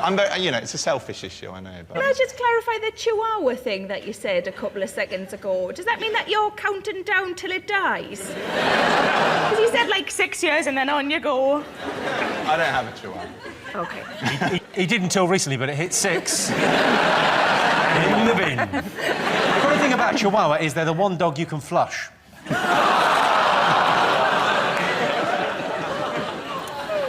I never wanted kids, really. I just wanted one of those big American fridges. You know, the really big ones. Yeah. I thought it'd be ridiculous. I get one of those. It's just me and my partner there, and like a lasagna and a lemon rolling around in it. I thought I'd better have some kids, fill it out with yoghurt. Well, I didn't think that I was very maternal until I had my baby. Isn't that a bit late, though? Yeah. Really, that's kind of fine, isn't it? But then it was fine. You know, honestly, you know... Yeah, but what if it wasn't? You can't put it back in, can you? You can't, can you? No, you can't. But see, if you do have every drug under the sun, don't... If somebody comes at you Not with whilst heroin, you're pregnant, I should confirm. No, but in labour, have everything. You know these folks that lie on beanbags and they have candles? No. No. You want to be numb, as God intended. You want to be numb from the waist down, knowing nothing about it until they give you a beautiful baby. That's conception or birth? Honestly,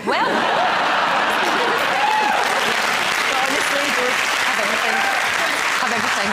I've never heard anything more Scottish than that. Take all the drugs that you can. Seriously, all of them. Get all of them. It's brilliant. It's like you only had the baby for the high. No, but it is really, honestly, I recommend it. It's expensive, though. No, it's on your NHS. Well, they've worked out. No, it doesn't cost you anything. It's on the National Health Service. No, he's saying having children, I mean, not... raising children. Not the drugs. I know a guy that can get it for a £5. Yeah, to raise a child is something that the average they've had through its lifetime is £200,000. Yeah. And that's not factoring in daddy's drinking, daddy's gambling. It's all worthwhile when they turn 13 and tell you that they hate you and wish you were dead. But then they'll look after you. I'll fast-track that. They'll look after you when you're old. What? When you're old, they'll look after you. All the money that you've paid out, they'll have to... I'm going to use the money I saved to look after me.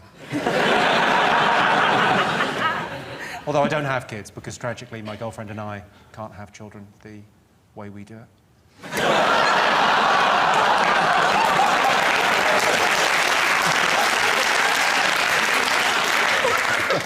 Let's see whether having children is one of the most important moments in life. I have a feeling it will be. Yes, of course. Number 1. Yes, having children. Doctors warn women should have a baby by the age of 35 to avoid the risk of being deafened by their ticking biological clock. In 2009, Nadia Suleiman of California gave birth to octuplets, 2 daughters and 6 sons, earning her the nickname Octomum, although she's also known as Gigantosnatch.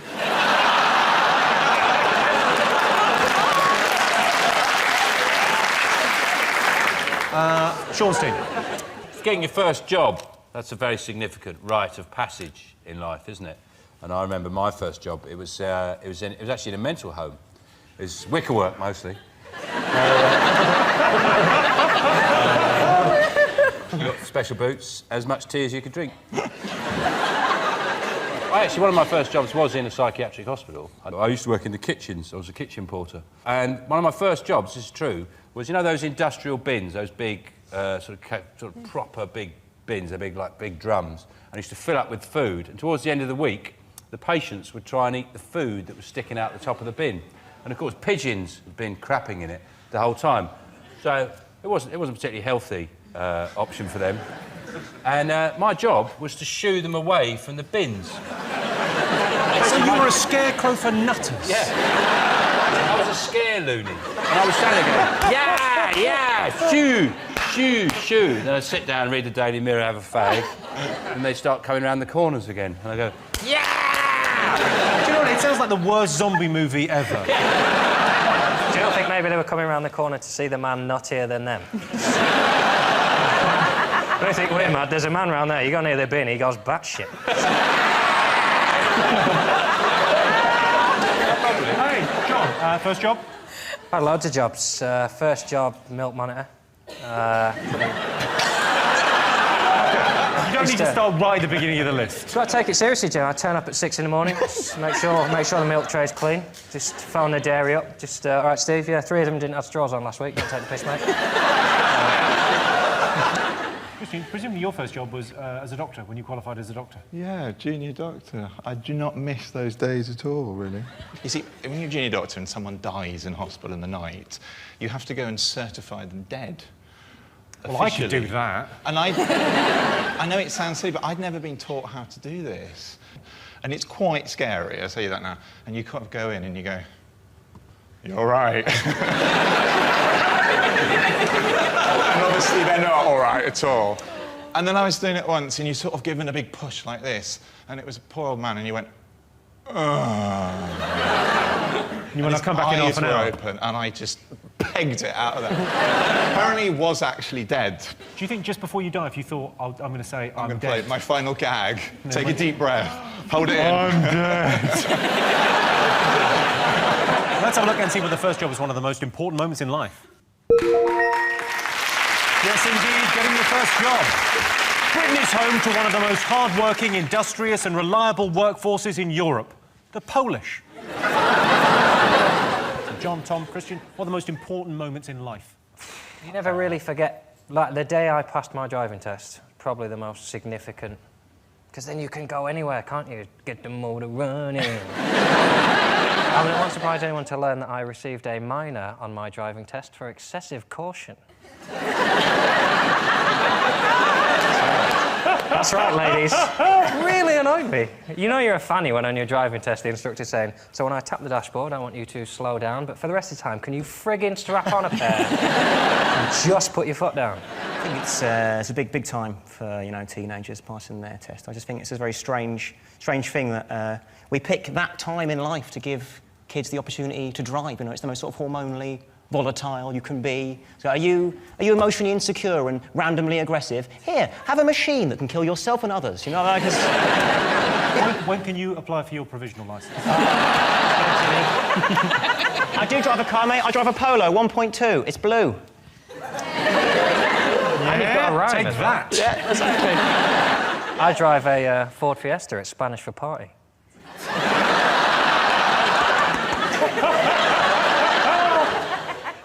completely left out. Do you drive? I've never passed my driving test.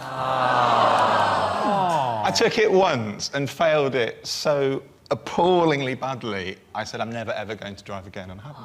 I respect you for that. I think if you fail your test 3 times, you should be banned for at least 10 years. People think they have a right to drive, and they're like, well, I'll get there in the end. Well, you're clearly shit at this. You have to be told to stop now. Like, I failed 6 times, but then I passed on the 7th. Well, you're probably still shit. Do you drive, Sarah? Yeah, I passed second time. Apparently all the safest drivers are those who passed the second time. But I drove into oncoming traffic in my first one. But I didn't on the second one. But they don't teach you everything that you really need to learn to drive in the lessons, do they? They don't teach you, like, how to balance all your snacks on the passenger seat. Open the crisps when you're at the services, because it's difficult to open them when you're driving along. Yeah, but I can't open a bottle between my thighs. She can. Really impressive if it's one of those gross bottles. Came my house here for that. I think there should be different levels of test as well. I think there should be a test that you can drive without the radio on, and then there should be another test where you could drive looking at a text, making a phone call, chatting to your friends, and then there should be a high-level test where you're so good you can have a few drinks. Okay, learning to drive. Let's have a look and see whether it's one of the most important moments in life. Yes, learning to drive. The Institute of Driving Instructors recommend taking 44 lessons before you attempt your test, in much the same way that McVitie's recommend you eat a lot of biscuits. OK, fingers on buzzers, one more thing to get. Well, for a lot of people, it's getting married, isn't it? It's Yeah, making that choice. totally, Making that choice to absolutely, get yeah. married, stay with somebody forever. I'm not married. We can't... I've been with my partner, stroke, lodger, for... She does not like it when you call her the lodger. Many years.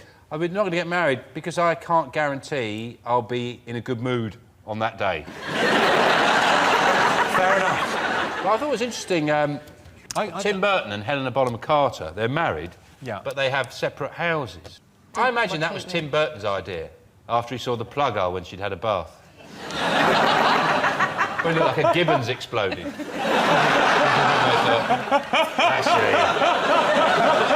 Because I'm in a really nice relationship and it's going really well, but we don't want to get married. So what we decided to do instead is we bought a box set of The Wire. Good. Instead of getting engaged, because it's about the same length of time, isn't it, as a relationship? When we get to the end, you know, we'll review it and maybe get, you know, Mad Men or something. Johnny, do you think you'll ever get married? Here's the thing.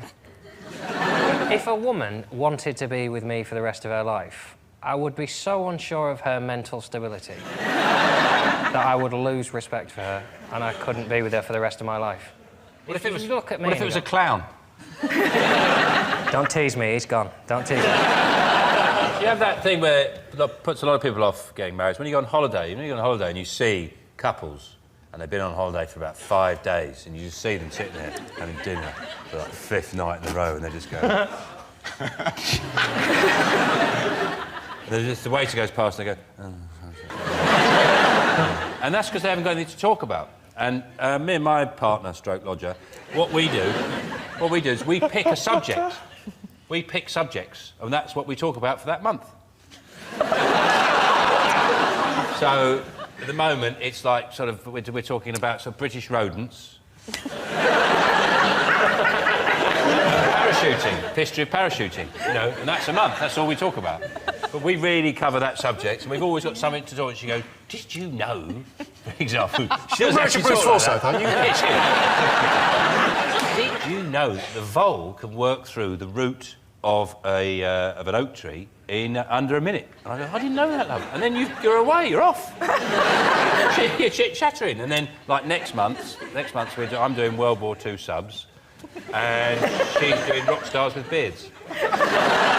That's why I think we've got such a strong relationship. Pick a subject, and that's... I mean, you could do a month, you could do a week, do a year if you want. Do you talk about anything else, though? So if she goes like, oh, did you pay the council tax? You go...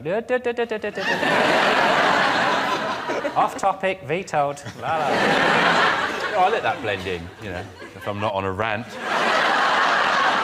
Let's have a look and see whether getting married is one of the most important moments in life.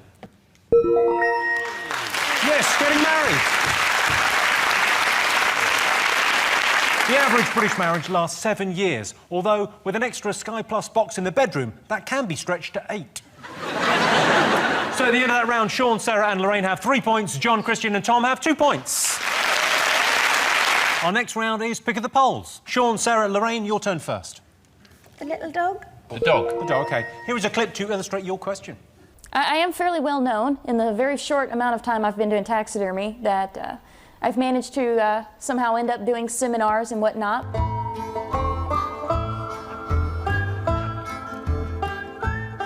Okay, we got some testicles here.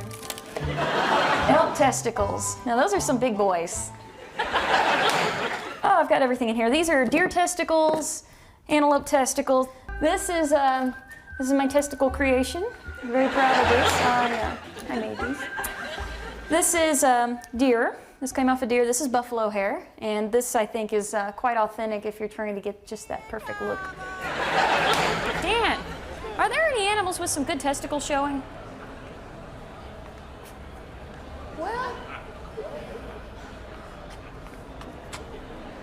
Oh my, this has got detail. He's got, you gotta see this. Wow. He's got the tip sticking out of the sheath. So that, I was not expecting that.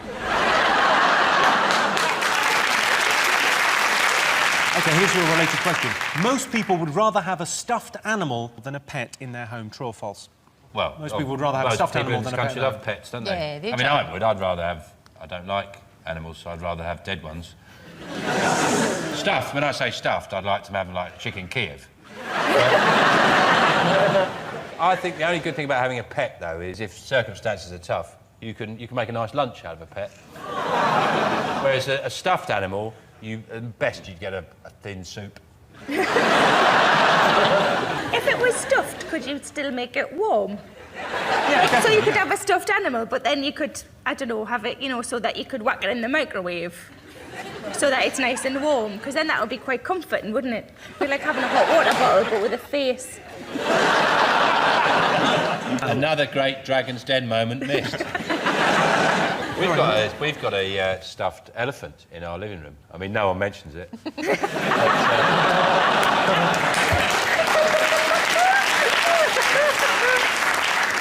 I mean, this thing about real animals and stuff, I've got both at home. I've got a real little doggy and I have a stuffed monkey. And a warning doggy. You've got a what? I've got a taxidermy monkey called Elsa. He's got this little face, little monkey face. How's his monkey face go? Actually, he looks quite pissed off that it's been stuffed, but yeah. Can't have been happy. It wouldn't be happy. Can't have been dead. So most people would rather have a stuffed animal than a pet in their home. True or false? What do you think? Oh, that's false, Jimmy! You think false? OK, what do you think, John? We think it's false. I can tell you. The answer is false. Yay. Yes. 74% of people would rather have a pet. I mounted a dead cat in my living room once. My girlfriend was on holiday and the internet was down. OK, John, Christian, Tom, what do you fancy answering on? Bit of shame not to have the man who's ill while we have someone who can help him. Yes. Most people would rather diagnose themselves on the internet than visit a doctor. Is that true or false? I think that is definitely true, yeah. Do people come into the surgery now and go, well, I know you're a doctor, but I'm pretty sure I've read about this, I know exactly what it is? They bring printouts. Great sheaves of printouts of proof that they've got rare Unga Bunga disease and they know it all about it. And is there Unga Bunga going round? Yeah.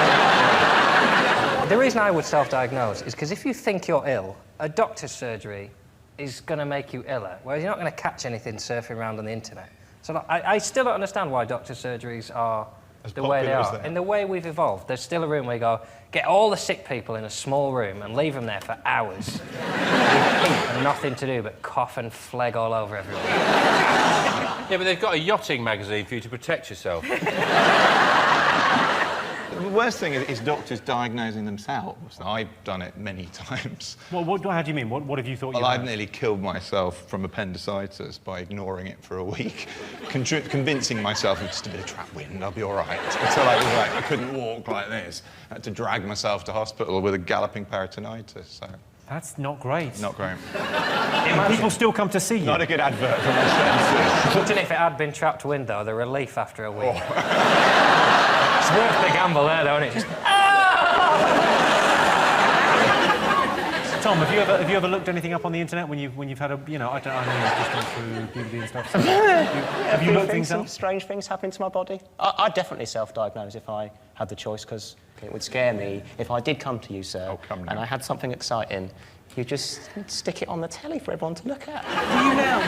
Do you now meet patients and you look at it and you go, ooh, do you want to be on telly? That is amazing.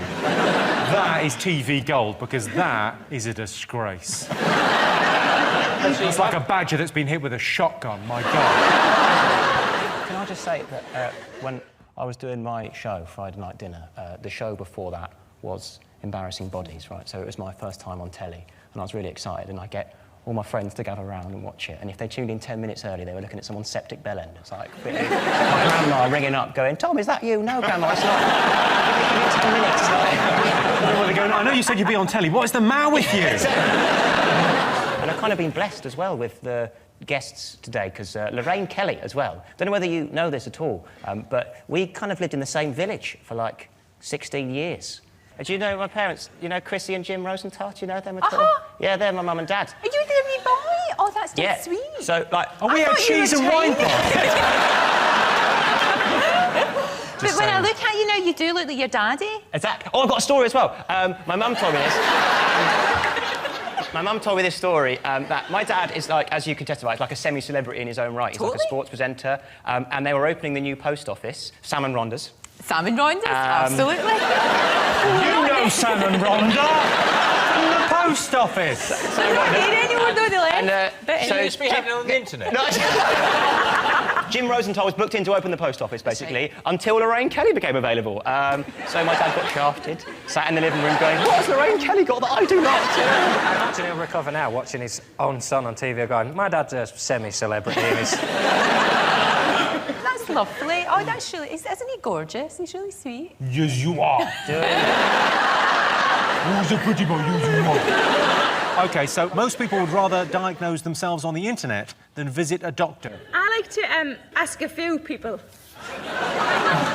If you get, like, best of 5, you know, if 3 people think you should go to the doctors out of 5, then you go to the doctors and you just lob it out, get a few people to have a look. Lob it out? Yeah. And then, you know... Yeah, show a few people first. Because you must get annoyed with people going to the doctors that have got nothing as well. You must get annoyed by people turning up and going, have a look at this. Do you think people turn up and just show up? Have you got the feeling that anyone's just shown up and gone, have a look at this? Yeah. That is a corker, isn't it? You don't see many like that, do you? That is perfect. You want to take a picture? It's happened to a colleague of mine. She had to do an examination on a chap when she was a student, and thought you had to examine the willy when it was hard, not floppy. So it was sort of best said to this man. I don't know who told her this. I think someone had wound her Whoever up did as a should get a gag. special prize. I just have to examine you here. Not really. But basically did just that. What? Had to give it. I just have to wake him up. And it was an elderly gentleman who was examining. Who couldn't believe his luck. Except that it took an awful long time to get there. I think another one of us students possibly had told her that this was the way you examine it. And did she,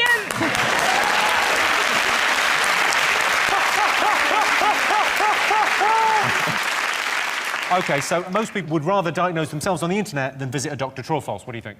True, definitely true. If the man says true, we go true. Yeah, OK, what do you think? I don't know. I think I'd rather see a person. It's like, you know, when you go into supermarkets and they want you to go in that machine with your shopping? I hate that. I like to see a person. I've actually stood in the supermarket and said, can I please see a person? Because I can't get it to work. Oh, she's saying person. Person. Right, well, We'll go false then. I don't know. Go false, OK. So I can tell you the answer is false. Yeah. 66% of people would rather visit a doctor. If I get diagnosed on the internet, I always make sure I get a second opinion from CFAX. So at the end of that round, it's 5 points for Sean's team and 3 points for John's team. And the winner is the name of our final round. Here is your question. Best way to patronise someone? Is it to ask them if they know what patronise means? Is it just grow old? Because everybody patronises old people, don't they? You know, they're, oh, you all right, dear? And they treat you as if you're a bit daft when you're older. Do you think? No? So not there? I wasn't really listening, love, sorry. Is it if you say the word considering after a compliment? Like, oh, you did a really good job. Considering. I always find the words, hey guys, do the trick. Especially on a note. You're leaving a note out, just wanna, hey guys. Think it's best we wash our own mugs after... That is a note that you've written. That's exactly, yeah. It's a note I've written several times because people never learn. Tried physical violence and they move out. You see anyone moving around with 4 little dots on their head, they've had what I call the fork lesson. Best way to patronise someone, what do you think? Because people often think doctors are a little bit patronising. Yeah. Very good, very good. He nailed that!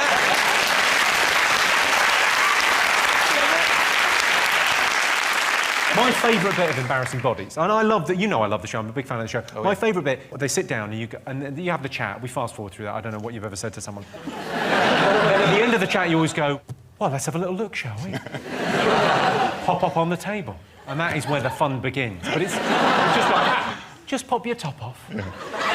When you're in clinic, no one hears what you do or say, so we tend to say the same thing. It's always, hello, how can I help you? And it's like, pop your top. When you see it on television over and over and over again, you do realise we say exactly the same thing. Just pop up on the couch then and just pop your top off. We've had to sit down and basically have a think about other expressions we can use. It's an instinct though, isn't it? You do. It's like when you're moving down the aisle of a train and you always just say, can I just squeeze past you there? No one ever thinks to say, shift! Best way to patronise someone? You know, in restaurants, they have sommeliers, and it's part of their job is to be patronising. Well, I think I can recommend probably you might choose or be in your price bracket. This wine, sir. Whenever they do that, I always do the same thing. After they've said, I recommend this wine, I go, thank you very much. And then I go, go on, run along. Can I ask what a sommelier is? Because they don't have them in Nando's.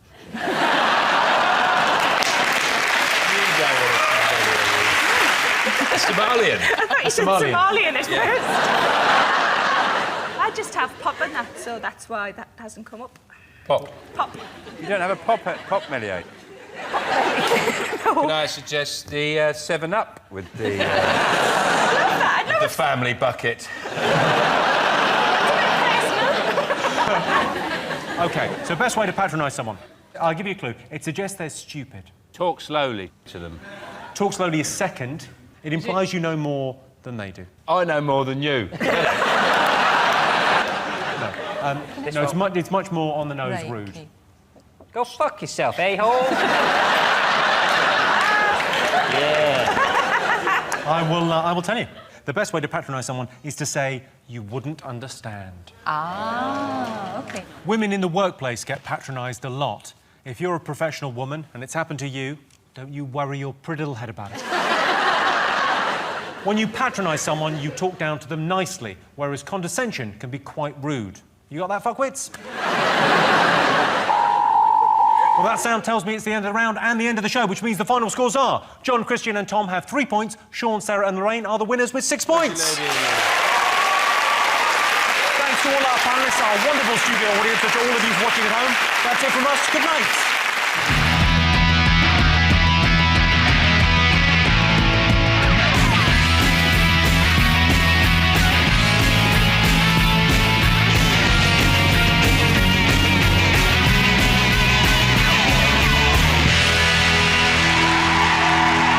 Tonight on 8 10 Cats.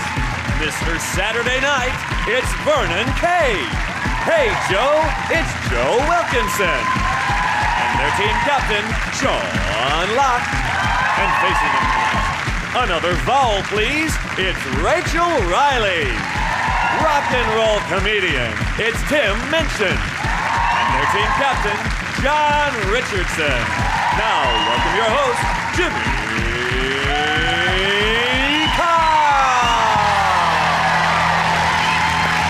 And welcome to 8 out of 10 Cats Uncut, a show about opinion polls, surveys and statistics. Did you know, for example, 29% of women under 30 say they want the perfect body? Well, here it is, ladies. Come and get it. 79% of people say they feel guilty putting recyclables in the bin. I get round it by placing my recyclables in a paper bag and throwing that in a hedge. And the average woman walks 7,000 miles in her lifetime whilst hoovering. And that statistic is brought to you by the year 1953. Right, let's get started.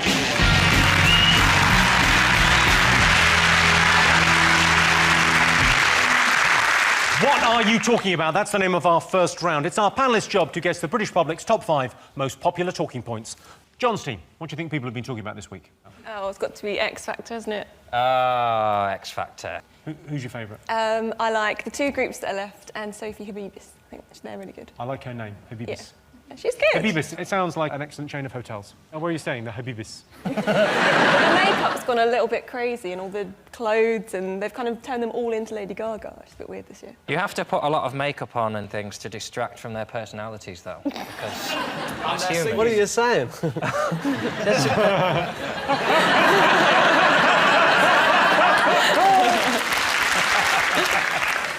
My big bugbear with the X Factor, it's created a generation of British audiences who can't hear a sentence and not react to it. You're not allowed to just say, well, I thought it was quite good, but you need to get better.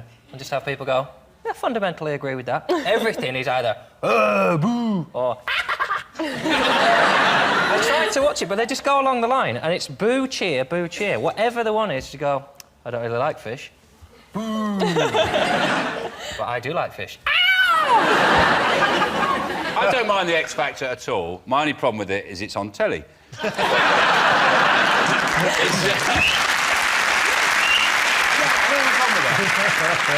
I think, but it's just the start of it. It's such a big build-up. You know, you have these explosions like... and then there's all the judges arriving in helicopters and by speedboat, and all the names are coming down like biblical tablets. You have 4 months of that, and you end up with Matt Cardle.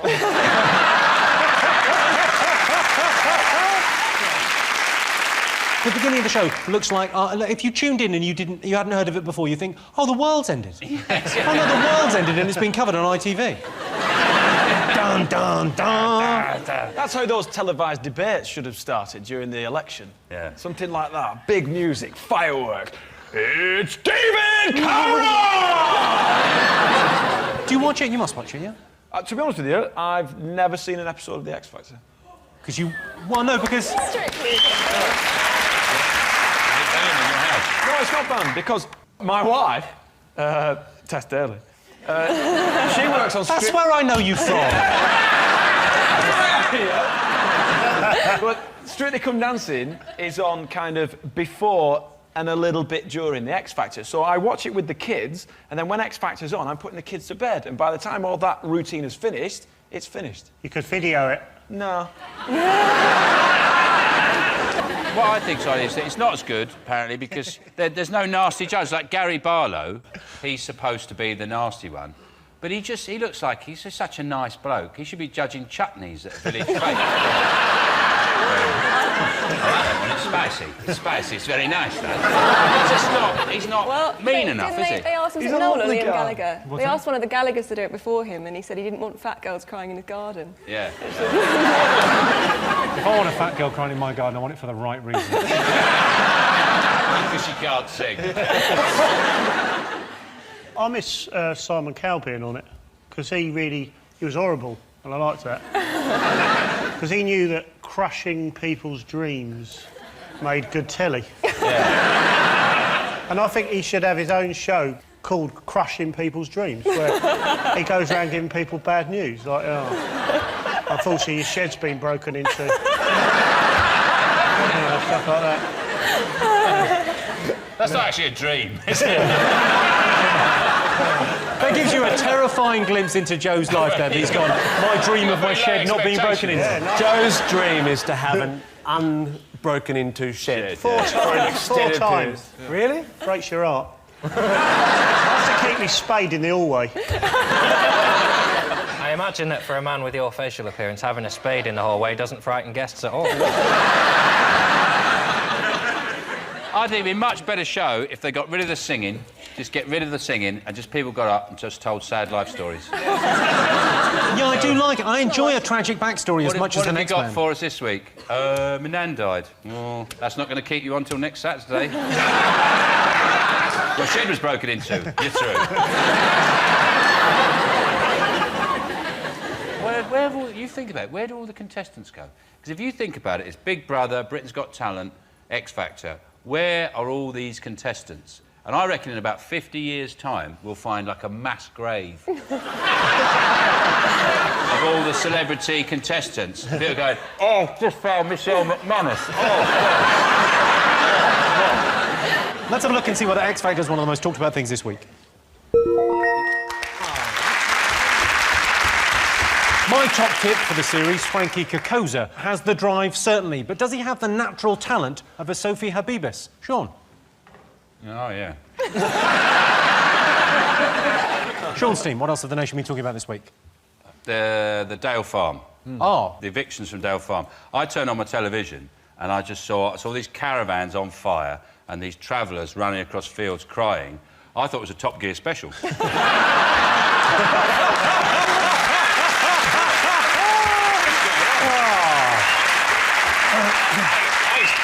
I expect to see Richard Hammond in a bulldozer going... and then James May in a biplane swooping on them like that. I built my own tank. Clarkson could have borrowed that tunnelling machine that did the Channel Tunnel and he just comes up from underneath. I find it very difficult to see the serious side of any story in which someone gets tasered. If I had the ability to taser... If you knew you could taser people and you're supposed to give a warning, you wouldn't give a proper warning, would you? If you do not desist, I will. If you say what? What? Because if you're in the police, you have to be tasered before you can taser. So some of the footage is online. And if you're a bit depressed and... Sorry, you're saying that before you taser anyone, you have to be tasered yourself? Yeah. As a police officer? It's a good thing they don't give them guns. I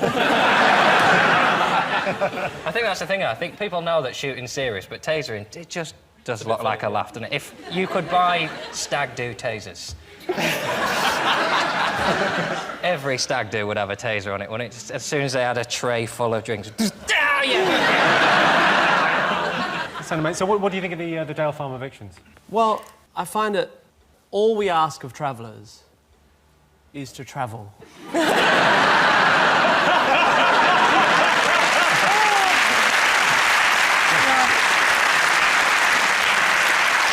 They chained themselves to the gate, didn't they? They chained to the front gate, and I just thought, well, give them the gate. Everything else, just give them the gate. But what I want to know is, what are the Caravan Club doing about this?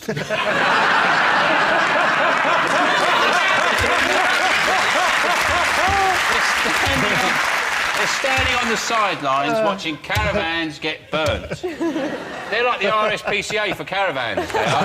They should be out there protecting caravans. The worst thing is, though, of course, it's half-term. Next week, bloody loads of caravans on the road, isn't it?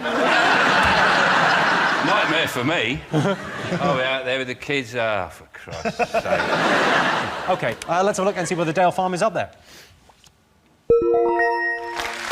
Okay. Yes, the Dale Farm saga continues. Wouldn't it be an idea if, instead of throwing bricks at the police, they held on to a few of them and built a house? OK, fingers on buzzers, 3 more things to get. Well, I think people have been talking about the growing protests around the world. Again, the anti-capitalism protests started in New York, in Wall Street, and there's one in St Paul's now. Yeah. I went down there the other day because I was interested to see what was going on.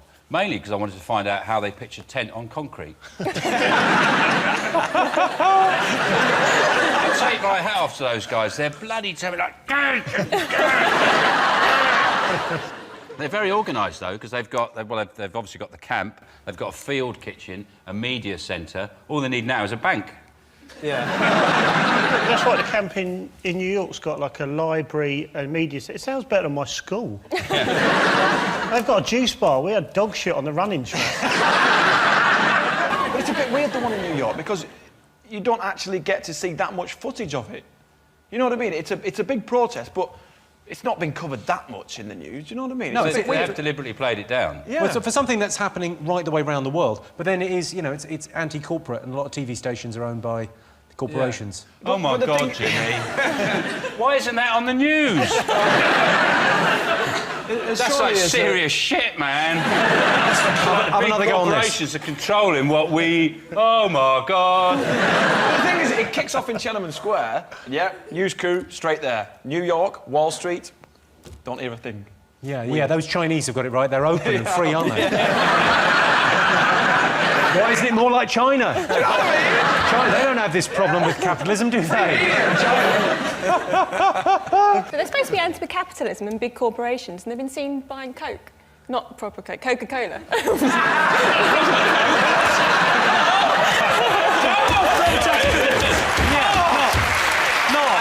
Not proper showbiz Coke. Not the kind of Coke we do on Countdown.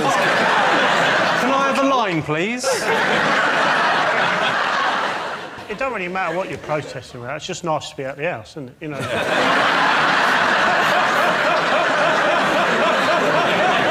Let's have a look and see whether the Occupy Wall Street protesters are one of the most talked about things this week.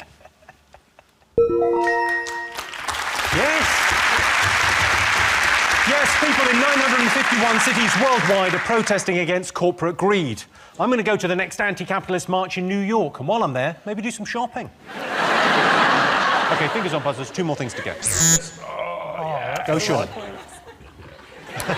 Is it the collapse of the BlackBerry messaging system? They had what they described as a catastrophic outage. I had one of those once after a reheated prawn curry.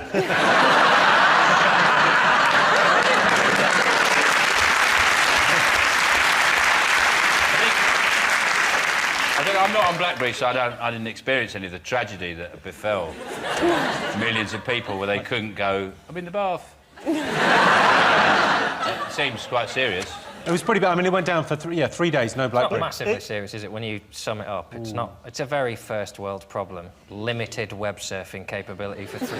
Not like Africa are watching the news going, we should do something, because they cannot see someone and go, oh, what was he in? Knackered.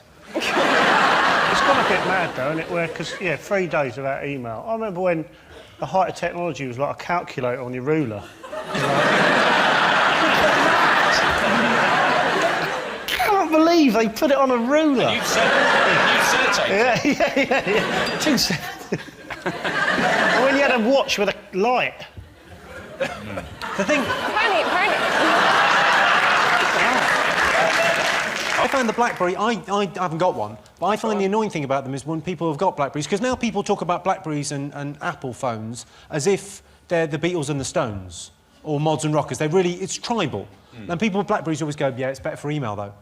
But on my phone, I can send and receive email. I don't know how much better it gets. That's the weird thing is they're rivals, you know, the Apple, BlackBerry, but in a crumble, they're harmony.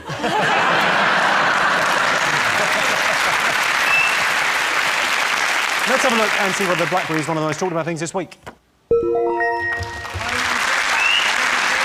Yes, the BlackBerry email system failed several times in the past week.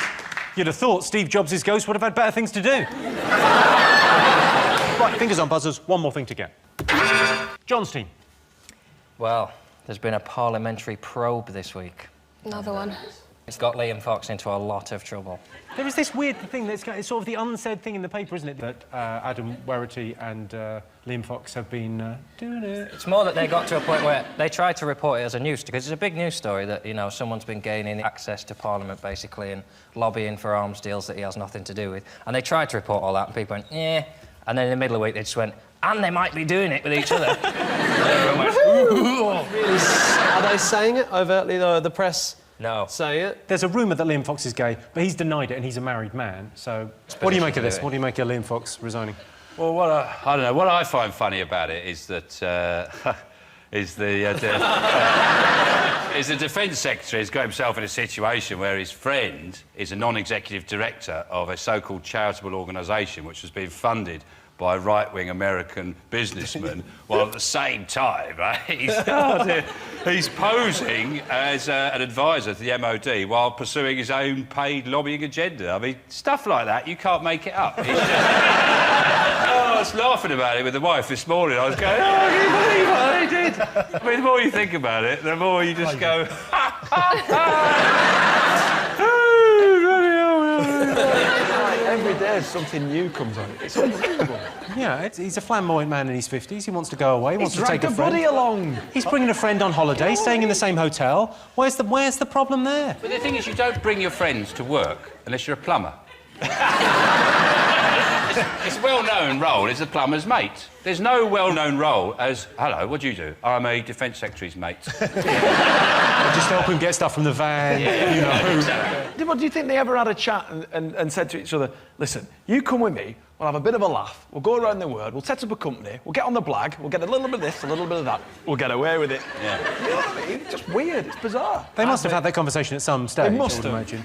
I just like the fact that his real title's Dr. Fox. Like the fat DJ. Yeah.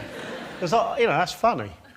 I think it'd be weird having someone's name, you know, sharing your name with Dr. Fox. Because maybe, like, for years there were women walking around happy with the name Susan Boyle. And then suddenly, like, fuck.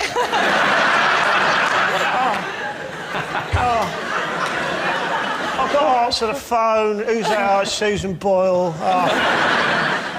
They don't apologise, do they? The Tories, they're very good at using like a long speech in which not once did he say, I done it, soz. And he started off by saying, I just want you to know that last week I saw a man whose kids were dead. So let's get this in perspective. Yeah, that was incredible. If you get busted at work, you're not allowed to do it. I just want you to know, someone got stabbed in town last night, so... Cameron said that he resigned with dignity, didn't he? Which really annoys me. I want to see one go mental. Smash his office up, you know. Call Cameron a wanker and then shit in his yucca plant. Let's have a look and see whether Liam Fox is up there.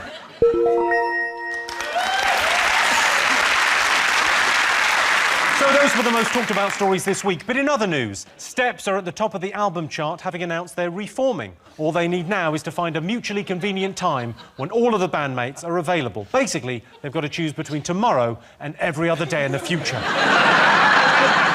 So at the end of that round, Sean, Joe and Vernon have 3 points. John, Rachel and Tim have 2 points. Our next round is Pick of the Polls. John, Rachel, Tim, what do you want to answer a question on? Can we have the lady with the knife and fork? She looks angry about what's about to happen, and I want to find out why. Angry. OK, here is a clip to illustrate your question. My name's Adele. I'm 30 years old. I'm from Bradenton, Florida, and my addiction is eating couch cushions.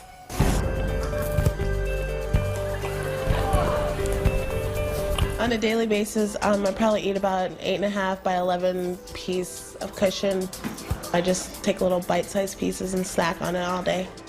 Sometimes I'll just go on like a binge where I'll just keep going for like 20, 25 minutes straight of just eating cushion. Ooh, I love couch cushion. The way it sits in my mouth, it's soft and it's a good taste. The darker cushion, the yellow cushion that tastes better. It just has a stronger flavor. This is the damage that I've done so far.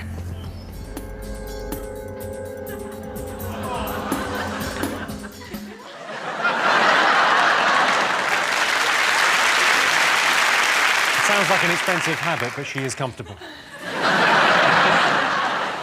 She can't flush it away, though, can she? It just float.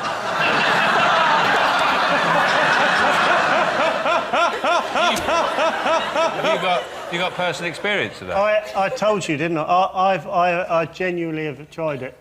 I have. I tried it. It's not as bad as you think. Why? You're just sort of sitting there watching telly, and our Sophie used to be a bit knackered, so I ate a bit. It's not the end of the world. She didn't look ill, did she? She looked happy, relaxed. I honestly thought it was fine. You know that coming from you, that's less reassuring than ours. Oh, yeah, sorry.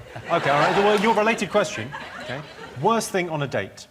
A fussy eater or someone who drinks too much? If they're a fussy eater, you can just eat their food. Done. I'm happy. So that would be a good thing for you, a positive That'd be thing. fine, as long as they actually go to the restaurant to start with, because I did go out with someone that would only eat, like, yellow stuff. When I was young, he'd only eat, like, chicken nuggets and chips, so... So you go out to a restaurant and you go, do you have anything yellow? Did you go to a custard house?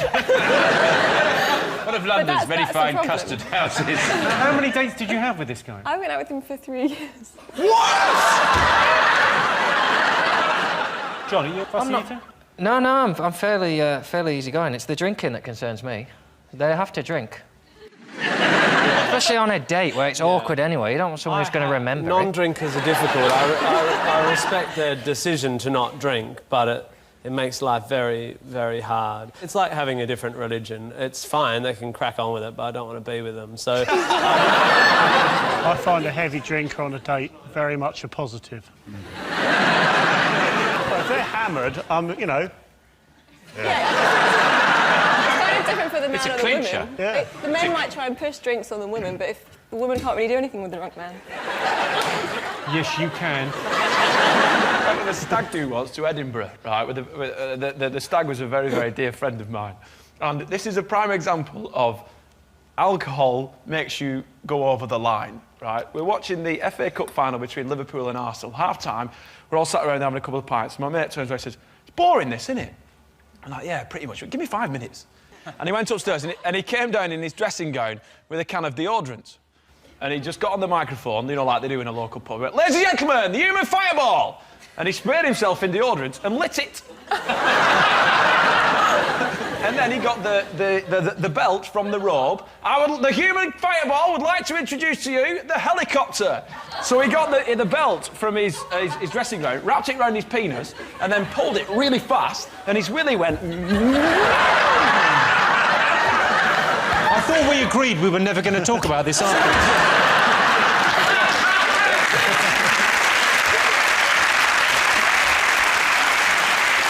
What alcohol does, it brings out the competition element of the male. So what happened next was, another friend said, well, watch this. Everyone give me your coppers. So everyone coppered up. You know, like, you won't know about that because you're posh. So everyone put, like, the pennies in and the 2p's. He put 83 pence in pennies down his foreskin. Yeah. And then he started coughing and they all individually dropped out.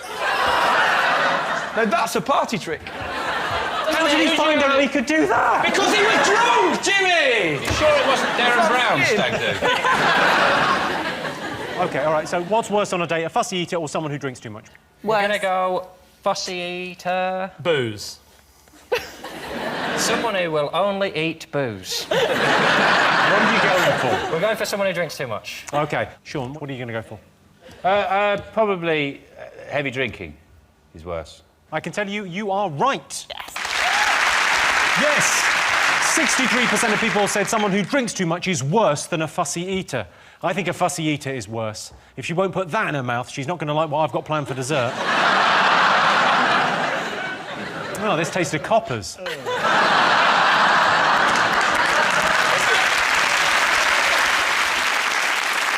Sean, Vernon, Joe? Can I choose? Yes. Yeah. Can I have a tiger, please? You said that like we're going to give you one. OK, 31% of people think animals are happier in the zoo than in the wild. True or false? Well, they don't get tyres in the wild, do they? That's obvious. Yeah, they don't get a lot. They don't get very much in the wild. I reckon the wild's shit. In the zoo, right, you get dinner. Gift shop. Yeah. School holidays are shit, aren't they? What if you in the zoo, because there's hundreds of kids. It's like, oh, banging on the glass, sod off. But every now and then, one goes in and... Lovely. That's And my we're the favourite bad thing, guys. that news story, when that happens about once every 3-4 years. Yeah. It's the guy that climbs in to give the tiger a hug. I just think it must be incredible for the tiger. It must be like the equivalent of us walking past a Greggs and a pasty leaping out and jumping in our mouth.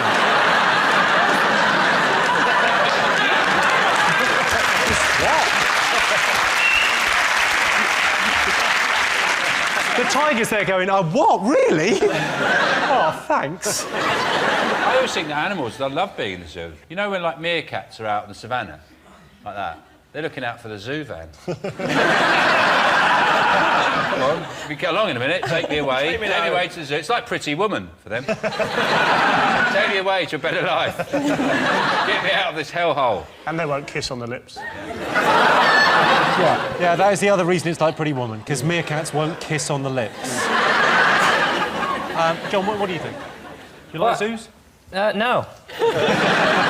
What I mean is an animal in the wild doesn't know that there are tyre swings. So a monkey in the jungle's not thinking, yeah, but there's a few things we're missing. The question isn't, are the animals happy? Do people think they're Animals happy? aren't happy. So Animals people... can't be happy. Animals only have one state of mind. Hungry, hungry, hungry, hungry, hungry, hungry.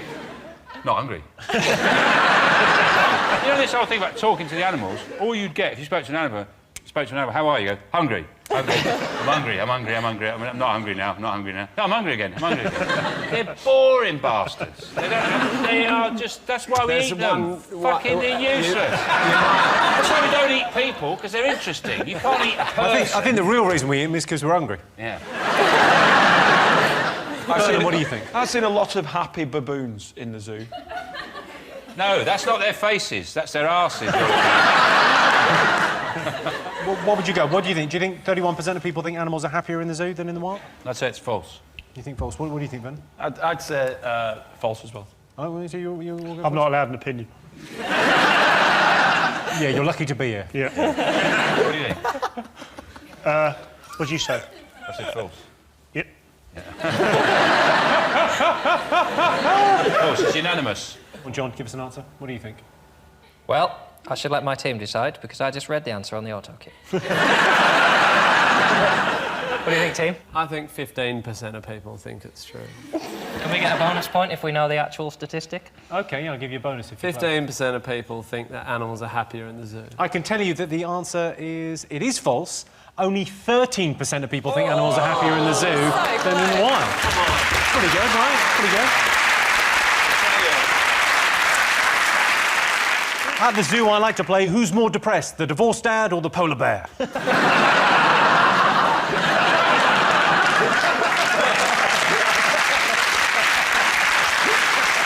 at the end of that round, Sean, Joe and Vernon have 5 points. John, Rachel and Tim have 4 points. And the winner is the name of our final round. Here is your first one. Top reason people are jealous of their friends. I've got a mate who works at a Marmite factory. Yeah. He's always the talk of the town, so... Yeah. Some people love him, some people... No, we all love him.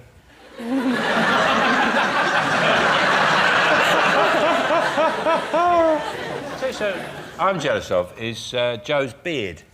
I can't grow a beard. Me neither. I can't. And if I in 2 weeks, I just look like a sort of really old tennis ball. Patchy and bits there. I mean, you could just probably knock that out in a couple of hours, can you? Yeah. You're looking at that through rose-tinted glasses, though, because Joe can't go to playgrounds, for example.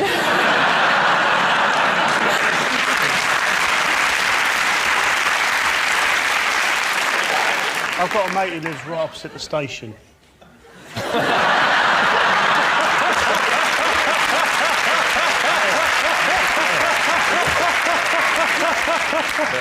You can see the trains coming in. Living the dream. Living the dream. I've got a mate. You're going to hate this, with a padlock on his shed.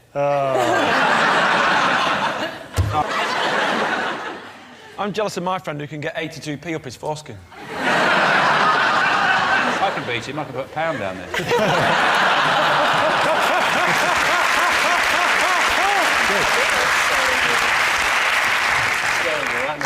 Are you jealous of any of your friends? I can't get up in the morning and I'm just a really lazy person. I'm jealous of her for not having to get up in the morning. There you go. Sleep until midday, lovely. We there? Really lazy. I'm jealous of anyone with a foreskin. That was different. That's not you. I'm not out of me. You were, though. You'd be the world's #1 tranny, though, wouldn't you? Yeah. You would be an amazing tranny. Yeah. So you've got to have a dream. See, this is it. I just don't know how to talk to women. I would never think to say that to a lady. You watch it done. With women. You watch it done and you think, oh, yeah. A woman say, you're so beautiful, you'd make an amazing tranny. Slightly ironic coming from Tim, I think. Yeah. You have slightly the demeanour of the world's worst. Yeah, I just always forget to shave. No, here's the world's worst.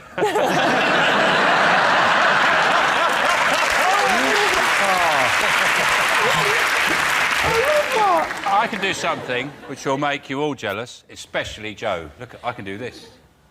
Whoa! Forget Joe, that's amazing! Is that the Olympic symbol? What?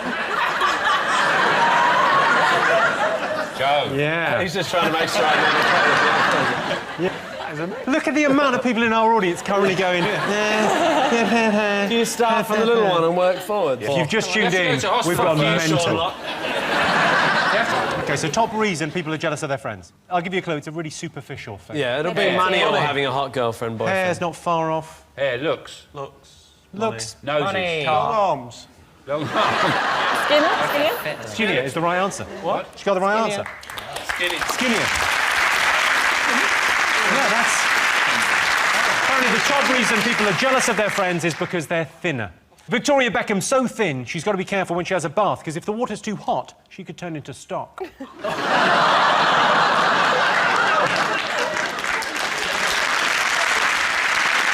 OK.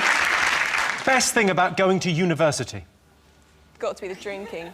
It's got to be the drinking. The drinking. Students, that's what they do, isn't it? They Where spend... did you go to university? Oxford. Why'd you go like this? You went, Oxford. I went to the pub. You went to the University of Life back when it was a poly. What's your guy? I'm going to go when I'm a bit older. I think it's a good idea. Yeah, what would you do? What course would you... What would I do? Yeah. Just the history of pants. Where did you go, Joe? I went to Bristol. Not so many people applying next year, I guess. I went to Bristol. Did you finish? What do you mean, did I finish? Did I finish my course? Yeah, you bloody cheeky bastard. What did you do, Joe? You think halfway through I went, no, I'm going to live on the street. John, best thing about university? Dropping out. Did you drop out? Dropped out after a year. It was like, I timed it perfectly as well, because I just dropped out when university, everyone started going, oh, degrees don't mean anything anymore. It was like when you leave a party, and they go, oh, what was it like? And they went, oh, shit, after you left. Yes! Just get out. What was the course? Sorry. Spanish and Portuguese.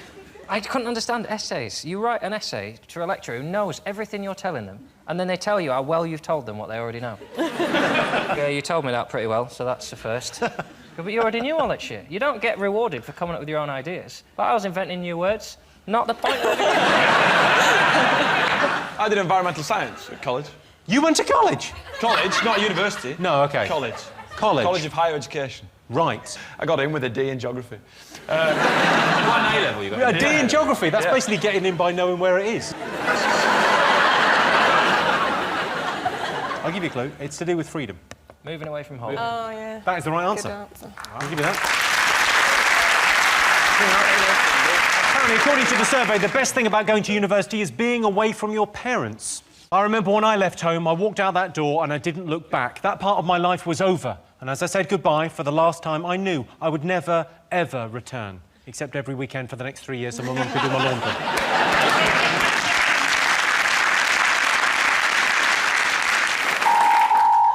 Well, that sound tells me it's the end of the round and the end of the show, which means the final scores are Sean, Joe and Vernon have 5 points. John, Rachel and Tim are the winners with 6 points. Thanks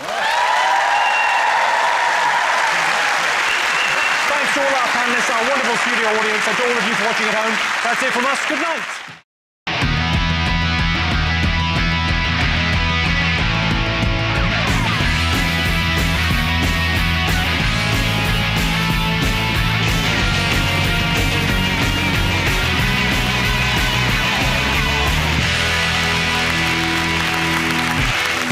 Tonight on 8 out of 10 Cats, give us a twirl. It's Harry Spence. Joe Jose. It's Joe Wilkinson. And their team captain, Sean Locke. And facing them tonight, Shappy Days. It's Shappy Gorsandi. Welsh Wonder, it's Ellis James. And their team captain, John Richardson. Now, welcome your host, Jimmy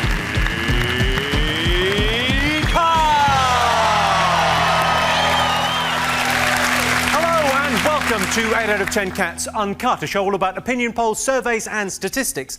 Did you know, for example, male sparrows chirp insults at each other when trying to attract a mate? Mainly, you looking at my bird? 68% of teenagers say they've changed their eating habits as the result of celebrity chefs. They say celebrity chefs, they mean Ronald McDonald and Colonel Sanders. And 4% of the British population say they might be bisexual. Well, you either are or you aren't. You can't have it both ways. Right, let's get started.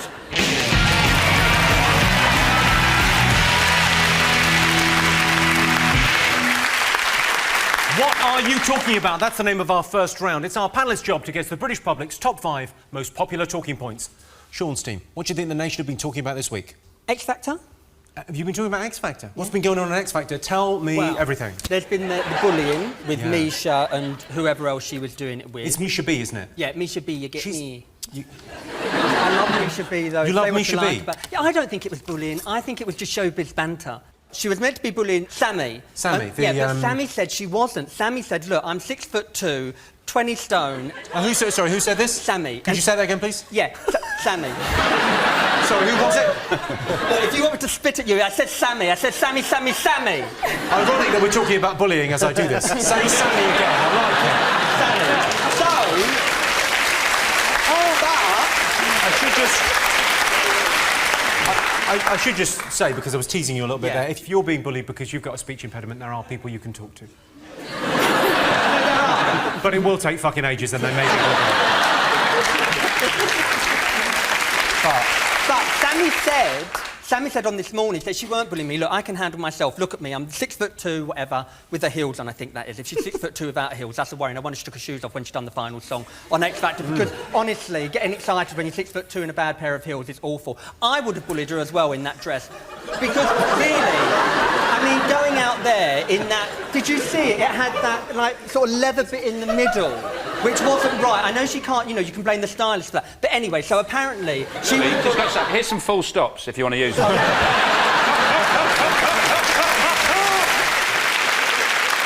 So Sammy's saying they weren't bullying anyone, but Misha's being accused of bullying, which is, you know, it's a serious thing. Yeah, but I mean, I personally don't. I think that it should have stayed backstage. I don't think it should have been brought up front. Do you know what I mean? It should have stayed back... Because that's what happens. That's show business, isn't it? I mean, before someone goes out, you say to them, you know, do I look nice if you're in... You can just got on your paper now. I've got a stutter as well. Now Sean's got to get tested.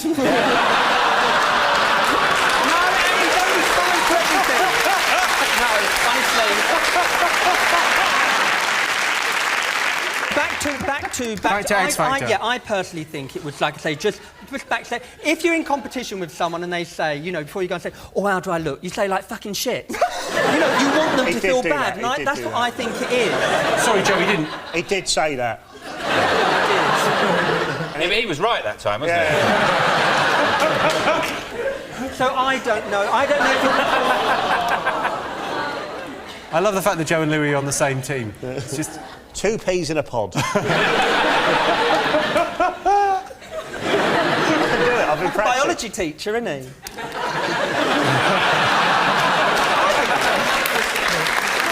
I thought, you never know, some people, you know, you go from, like, comedians, don't they? Go from biology into comedy. Oh, yeah. Yeah, and think it's funny. Pretty much Sure. straight, yeah, most of us have, yeah. Photosynthesis. Sorry. Photosynthesis, he thinks, is one of the Scissor Sisters. I've got it. Jimmy said it wrong! Jimmy said it wrong!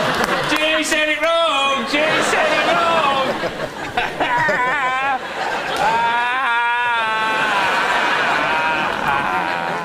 John, what do you think about X Factor? They're all rubbish. They're so... The Misha girls, all right. Sammy, who went out, she said, oh, I'm still going to sing for the rest of my life. I bet you are. Do-do-do-do-do.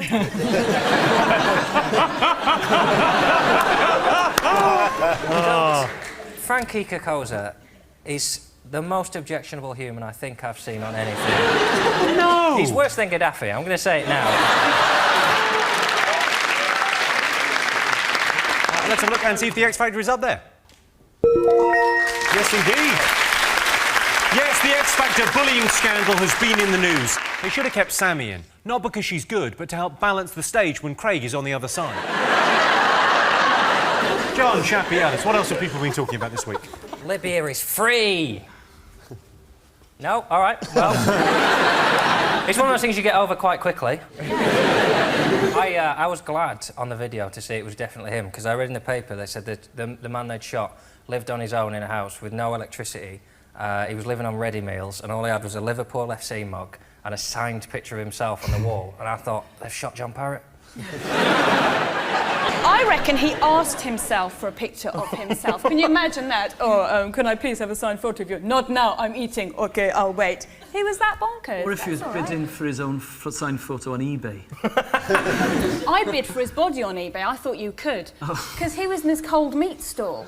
And everyone was going to take photos with this dead body, and that's like redefining the word fridge magnet. And it's the ultimate Facebook profile photo. You and a dead Gaddafi going... Sunday Sports said he had... they described it as fully developed lady parts. Yeah. Which I think is just them misunderstanding the word Libyan.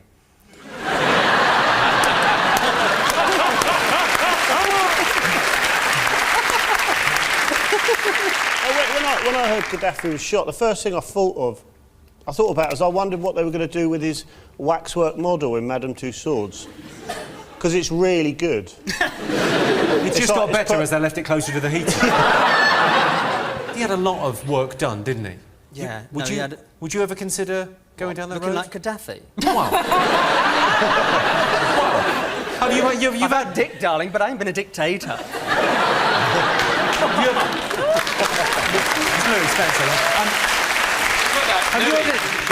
You should put that to music. I'm a dick, darling, but I've never been a dictator.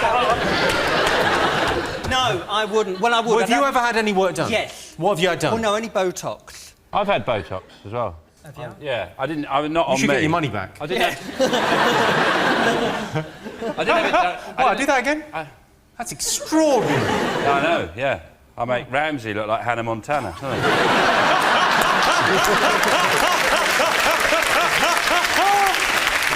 They had a funeral for him. I like it. They had a funeral and they buried him in the desert, and they said, in respectful of Islamic traditions, which they did. The last time they did that was with Osama. They just kicked him off an aircraft carrier.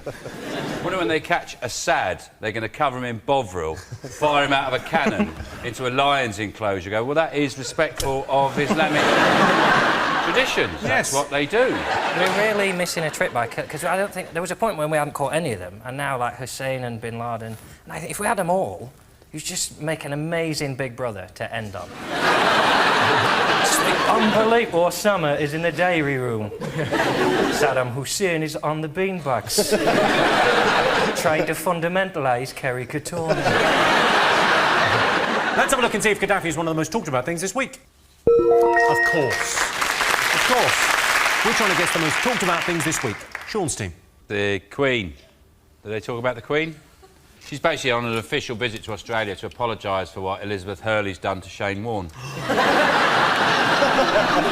I like the fact that if Liz Hurley and Shane Warne get married, it'll be the bride and overgroomed. Yeah. She's basically, we've turned him into a woman. We apologise for that. He's now completely waxed. In fact, we've laminated him. She's gone over there. And she was mooned at. Apparently some Aussie... Some arsehole. Yeah.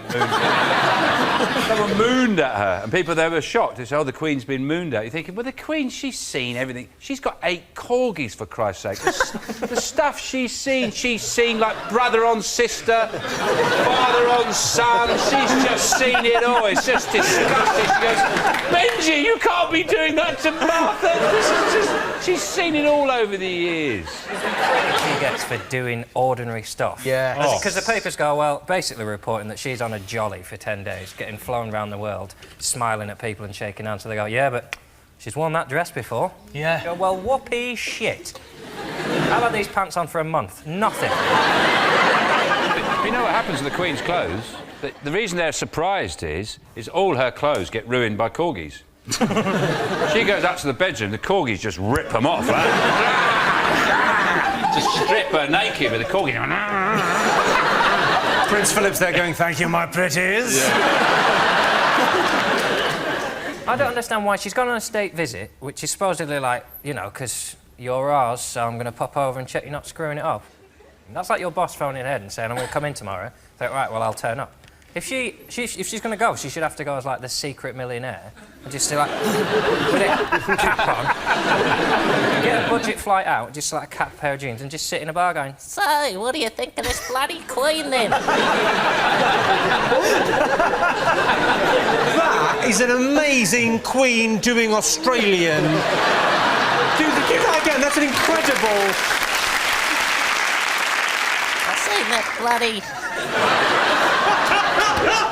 bloody crocodile Dundee on the plane over here. Bloody racist, that, I think. I would go as far as to say you should stop using any other voice. I went to Australia. I didn't find them very welcoming because I'm quite fair-skinned and wearing shorts was a big deal. So on the first day I was there, I walked into a cafe and the guy behind the counter looked up at me and went, I don't know where it is you're from, mate, but I'm guessing it's winter there. I'm from Wales. It's been winter there for years.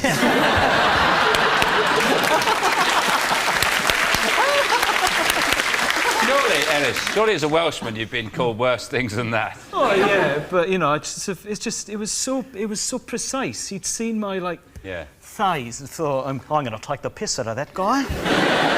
Look at his skin. Very good accent. Can you put the bit of Queen on that? What if the Queen was doing that?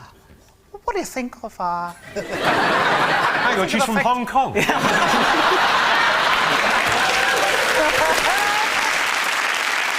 Let's have a look and see whether the Queen's tour of Australia is up there.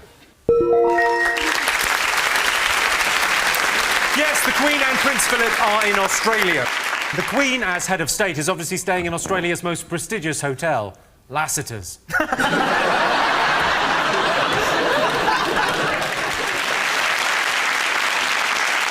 According to Buckingham Palace, the royal family costs us 61 pence per person per year. But they've made cutbacks. Diana, Margaret and the Queen Mum have all been laid off. John, Shappy, Alice, what else have people been talking about this week? They're having meetings to sort out the European debt, but they can't stop bickering. Angela Merkel is basically the one who's trying to fix it all, and Silvio Berlusconi called her una colonna inchiavabile, which means an unshaggable lard ass. It just proves that if English were Italian, men would get away with a lot more. Sounds quite nice, doesn't it? Someone in the press I read said that the relationships between the European leaders is at an all-time low. I thought, well, not really. In 1939, it was a lot worse. What do you think about it, Joe? I think it's great. Yeah? Yeah, looking forward. That's the wrong answer. Oh, shit. It's the Eurozone crisis. I'm going to get a point for that. Like Sarkozy's sort of involved in it quite a lot, and I just keep thinking about his wife. She's well fit. And I feel like he must be in this meeting going, oh, come on. I want to get home and... Yeah, I know Eurozone, but... Oh, God, it's... You've really sort of got into the psyche of a French man, I feel. The Belgian finance minister left one meeting early because he had tickets to see Tintin. And I like the idea that when he was excusing himself, they're like, right, OK, what are we going to talk? We need to sort this out with the Greeks. And he was like, I need to shoot off. Because it's Orange Wednesday. Let's have a look and see if the Eurozone crisis is one of the most talked about things this week.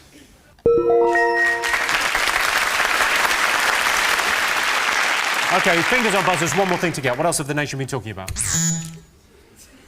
I don't know.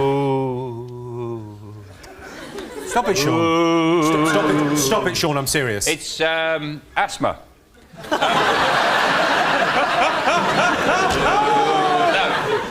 It's the Halloween. It's the imported American nonsense that we have to go through every year now. I don't know, the last 10 years it's reared its pathetic orange pumpkin head. It just annoys me because it's real. It's a trick or treat. It's really American things, like all those American things. You know, we have to sort of put up with. You know, like what was it? Next we'll have to do Thanksgiving. We'll take that Super Bowl. Next minute, before you know, you say, where are you going? You go, I'm going to the rodeo, actually, yeah. Yeah, I love a bit of rodeo, it's great, yeah, I'm off to do that. I just think, why do we always get the crap things for America and never the good things, like guns and the death penalty? We get all the rubbish stuff. Joe, you look as if you would enjoy Halloween. Oh, I love it.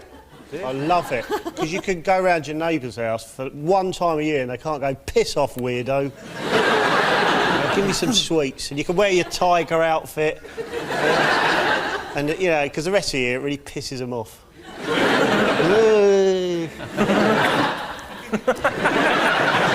And you go, it's Halloween, so you can't just slam the door in my face, you have to give me something.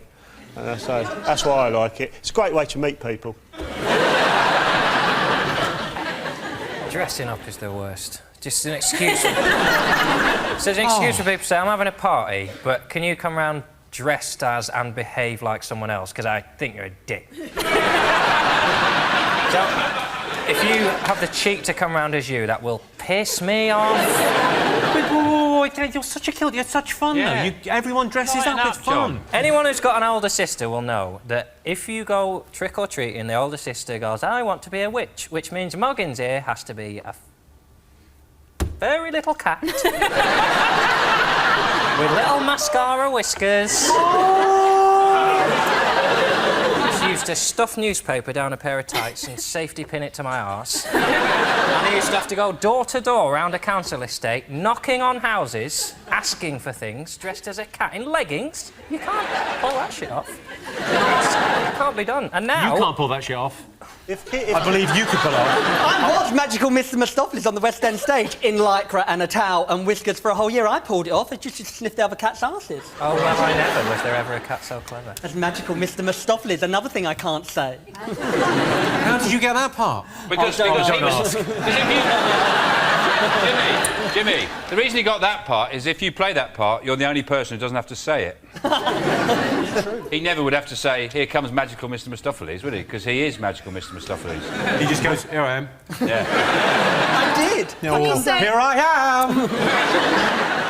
am. Seen it 3 times. It's incredible. What's that? Cats. Seen it 3 times. Whoa. Something happened as a kid, and then now I just find myself watching men dressed as cats. I don't even know I've done that.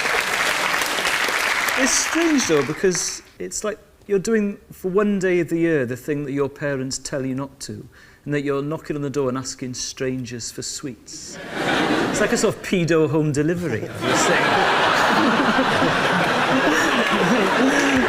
I do a preemptive strike on trick-or-treaters. What I do is... preemptive strike? I do it the night before Halloween. I go round to all their houses and say, if you come round my fucking house and ask for some sweets, well, find out.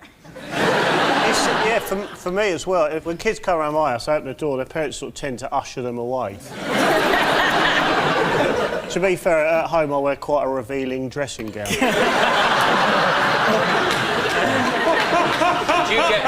Do you get a stocking and put loads of newspaper down it and then tie it around your head? I have done. Trick or treat.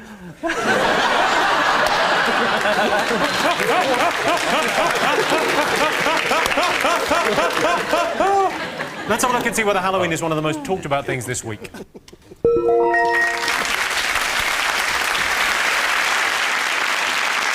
Halloween is when children dress up in scary costumes and masks and run around the streets helping themselves to treats or doing nasty tricks. This year, Britain had Halloween in August.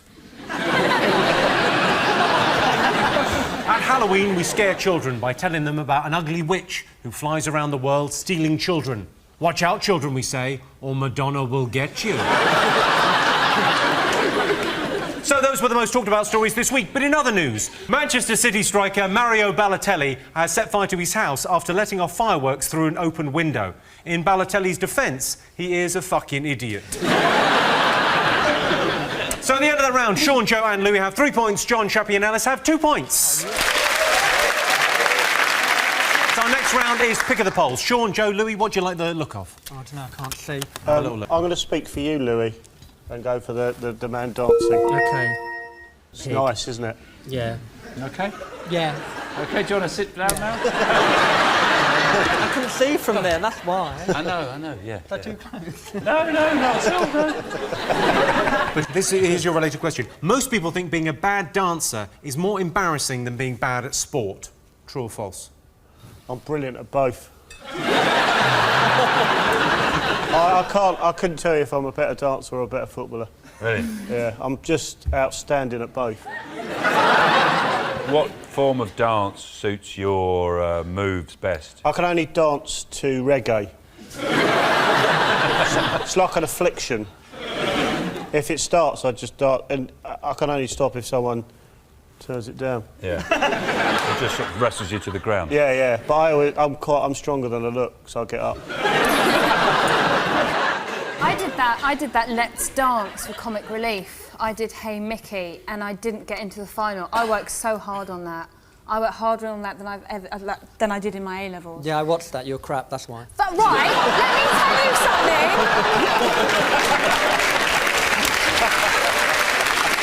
Let me tell you something. Sorry, can I get a saucer of milk, please?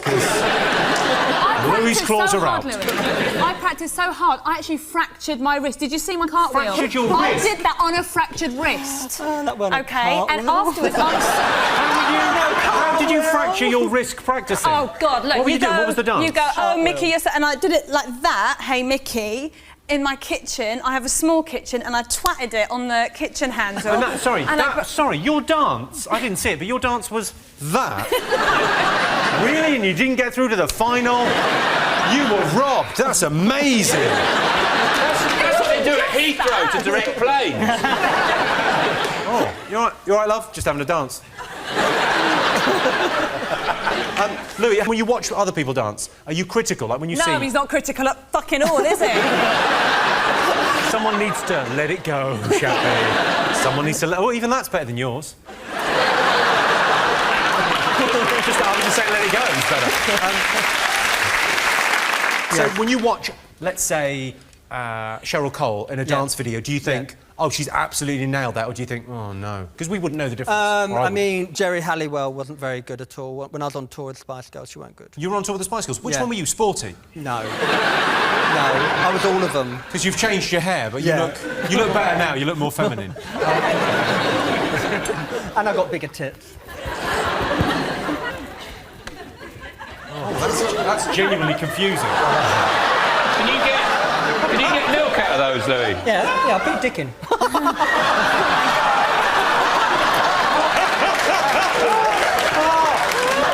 Literally my favourite guest. Literally my favourite guest we ever have. Oh. Any whiskey? I don't understand what's happening.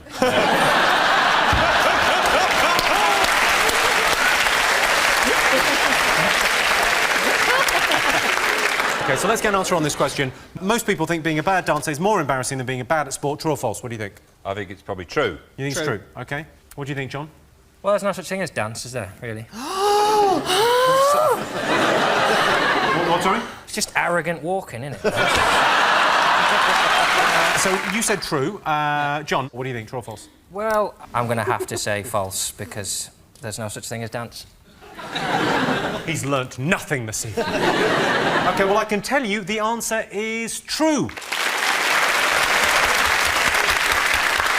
Yeah, 64% of people think being a bad dancer is more embarrassing than being bad at sport. I quite often catch a girl's eye when I'm dancing, usually with my elbow. John's team, what should I like the look of? Can we have the old man holding the urine sample? You've chosen a scientist. Here's your science-related question. Most people would like to clone themselves, true or false? Oh, can't imagine much worse, to be honest. Cloning yourself? Can't even listen to myself on an answer machine. Imagine having to come face to face. Hello! Oh, Jesus. I haven't been cloned, but when I was a teenager, I had an imaginary twin, which is a bit like cloning. Say if you bump into someone in the street and you don't want to bump into them because you haven't called them for ages, and then you can pretend you are the twin. So clone yourself in your head? Yeah, just make up a twin. I think that's called psychotic. No, but Louis, if you've slept with someone, right, you don't want to see them again. Yeah. Isn't it a good way, like you see them in a club and you'll go, oh, no, that would have been my twin, not me. No, not when you're gay. You don't give a fuck. Right, that's it. Sign me up.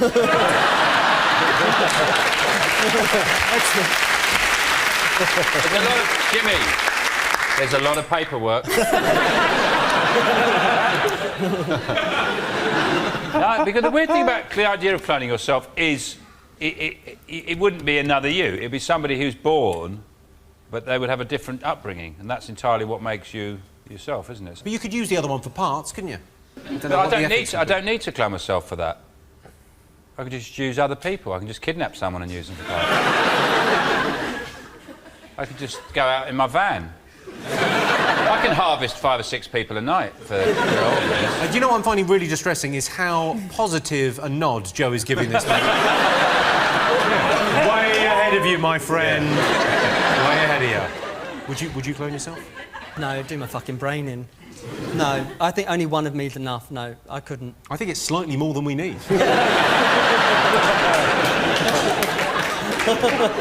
OK, let's get an answer. Most people would like to clone themselves, true or false? What are you going to go for?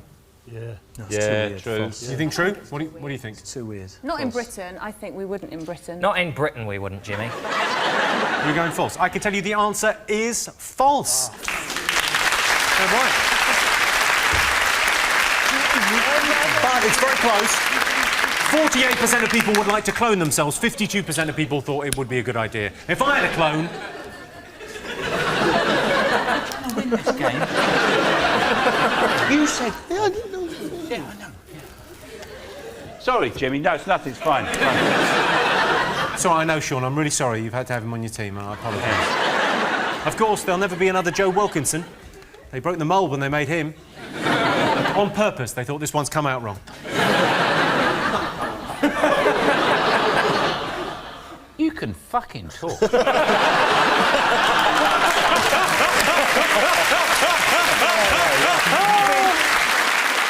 So at the end of that round, it's 4 points for Sean's team and 3 points for John's team.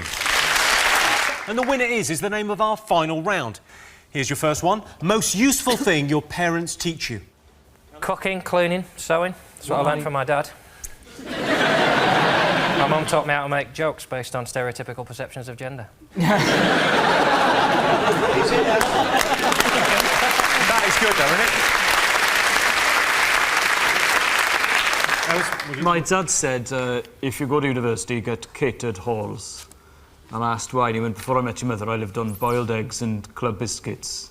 And I said, what happened? And he went, I got really horrific depression. And he just left it at that. My parents taught me this. Oh, wow. Do that again. That's good. Yeah. They taught me that. That's what they've given me. Are they circus folk?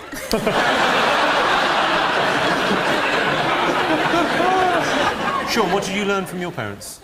Well, my dad, as I left home, he said, just remember this, son, the best services on the M1, Newport Pagnell. On you go. What did your parents teach you? Me? Price changing. Just have to take the, just have to take the label off really slowly and then change it on the food, whatever you wanted. You just take take a label off from a cheaper item and place Put it on the the item more you would like to expensive one, buy. yeah. They scan it through. It's not shoplifting. Yeah. This bottle of champagne's 79 pence. My mum taught me that there's only one lake in the Lake District. Wow. Your mum sounds like a bundle of love. And I know which lake it is. Bassenthwaite. It's Bassenthwaite Lake. Yeah. What about Windermere? We're actually brothers. Windermere's a mere. We're brothers. We share a mother. Sorry, what's a mere? A mere's, it's not a lake, but it's a different type of water. It's a mere. It's a different type of water. A smaller version of a sea with no salt in it. It's a lake, mate. Where's your mum? Get her here now. I don't like the way you said that.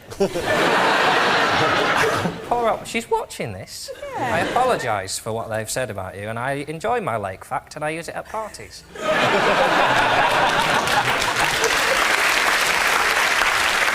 OK, I'll give you a clue. It's to do with spending.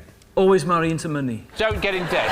What, you're pretty close with that. Well, don't get in debt. Really don't get in debt. I'll tell you the answer. It's the value of money. My parents taught me how to be self-reliant. Even now, if something goes wrong at 2 in the morning, I'm the one that gets up and phones my agent to send someone round to fix it. OK. Most annoying thing about going to the beach? Sand. Sand? Yeah, because it gets everywhere. Sand and, sand. You think the most annoying thing about the beach is sand? Yeah. That's very much the beach. Yeah, I know. You take away the sand, you've got nothing left, my friend. You're quite handy to be on a beach with Louis, though, because he could keep all the seagulls off your picnic. Is it not being told that when you wee in the sea, you're meant to actually be in the sea? Not like arcing it in from the beach. John, I imagine you are a beach person. You're the kind of guy, you feel good, you're all about the good times. But does anything annoy you about the beach? No. I love the beach, but not for... Well, I love the beach because it reminds me of death. Oh, God. But you're walking on, like, ground-up dead things, and you look at the sea and it's massive and it's been around for billions of years, and you're all stressed about, oh, they didn't have any cream eggs, I had to get a Mars bar, and then so he goes, whatever, mate. You're going to die one day. I find it's really annoying when I'm on the beach and I want to build a sandcastle. I'm quite good at sandcastles, and my son wants to join in, right? And he's only 4. No, he's not as good. He feels you rubbish. He's not as good. He'll be like, there's a sandcastle. And it's shit. And I just said, look, just go and play somewhere else. Rhythm, you dig though, a hole. You might have one up on you. You're building a sandcastle going, finished. What have I done? Most annoying thing about the beach? Those people who dive straight in, how smug they are.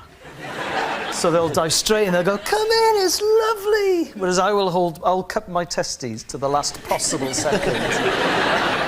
It takes me about 45 minutes to submerge. Definitely. To get back into the air and go, oh, it's cold. I just get... None of it.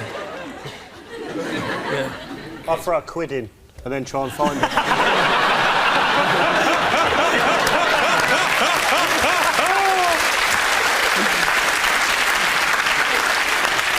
OK, it's to do with personal space. Crowded. Pull. People. That's exactly right.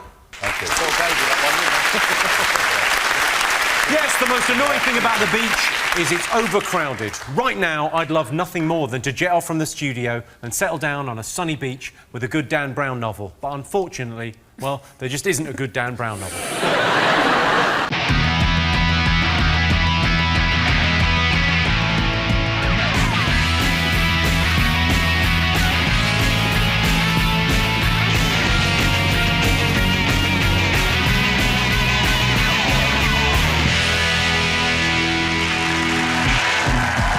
On 8 out of 10 Cats.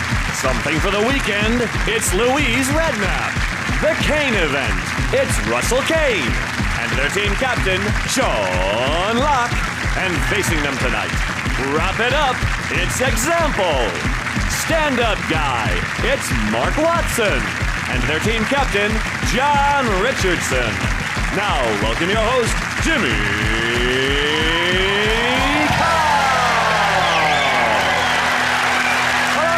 Welcome to 8 out of 10 Cats Uncut, a show all about opinion polls, surveys and statistics. Did you know, for example, a survey recently revealed the average British worker spends 25 minutes on Facebook every day, and that figure rises to 4 hours if they answer the question honestly. 4 out of 10 workplace relationships result in marriage, and 6 in 10 result in a written warning about the incident in the stationery company. And almost a third of men aged between 20 and 34 live at home with their parents, the most common reasons being cost, convenience, and if you're from Norfolk, sex on tap. Right, let's get started.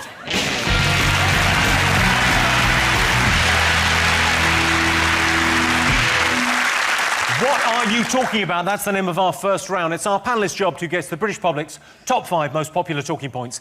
John, Mark, example. We're going to call you Elliot or example? Call me by my real name just for this show. OK, example. Elliot. Well, I watched X Factor this week, and it was very exciting because Cecil was off sick, so Nadia had to step in. Neville was in the bottom 2 because Phyllis said his song choice was all wrong. Anyway, he got saved and Humphrey's gone out.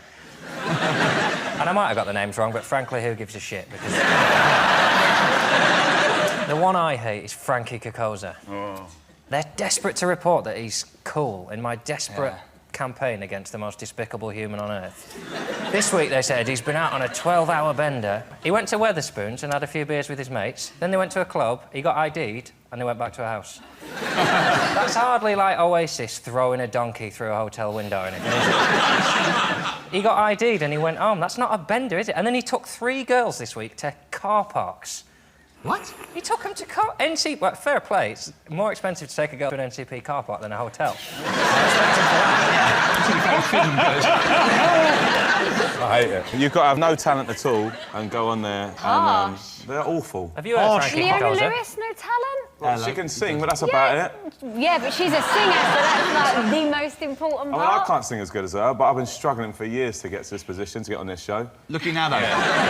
It is a weird thing, though, because, like, from your world, from sort of, you know, if you're a rapper, could a rapper ever get anywhere Well, it's on not X even Factor? rapper, it's like, you know, anyone who started off from, like, you know, grassroots or underground, you know, like, touring for years. Like, I've done nearly 1,500 gigs and, you know, sort of, you do all these gigs. It's, you know, like stand-up comedy, you know, start off at the bottom and just build your way up, and then if you're good, you get a chance at making it if you work really hard. And these guys, seemingly, just come out of nowhere, on TV for a couple of months, and then they've, you know, record contracts and... A lot of them on X Factor go on to become household names, like and then... Vanish.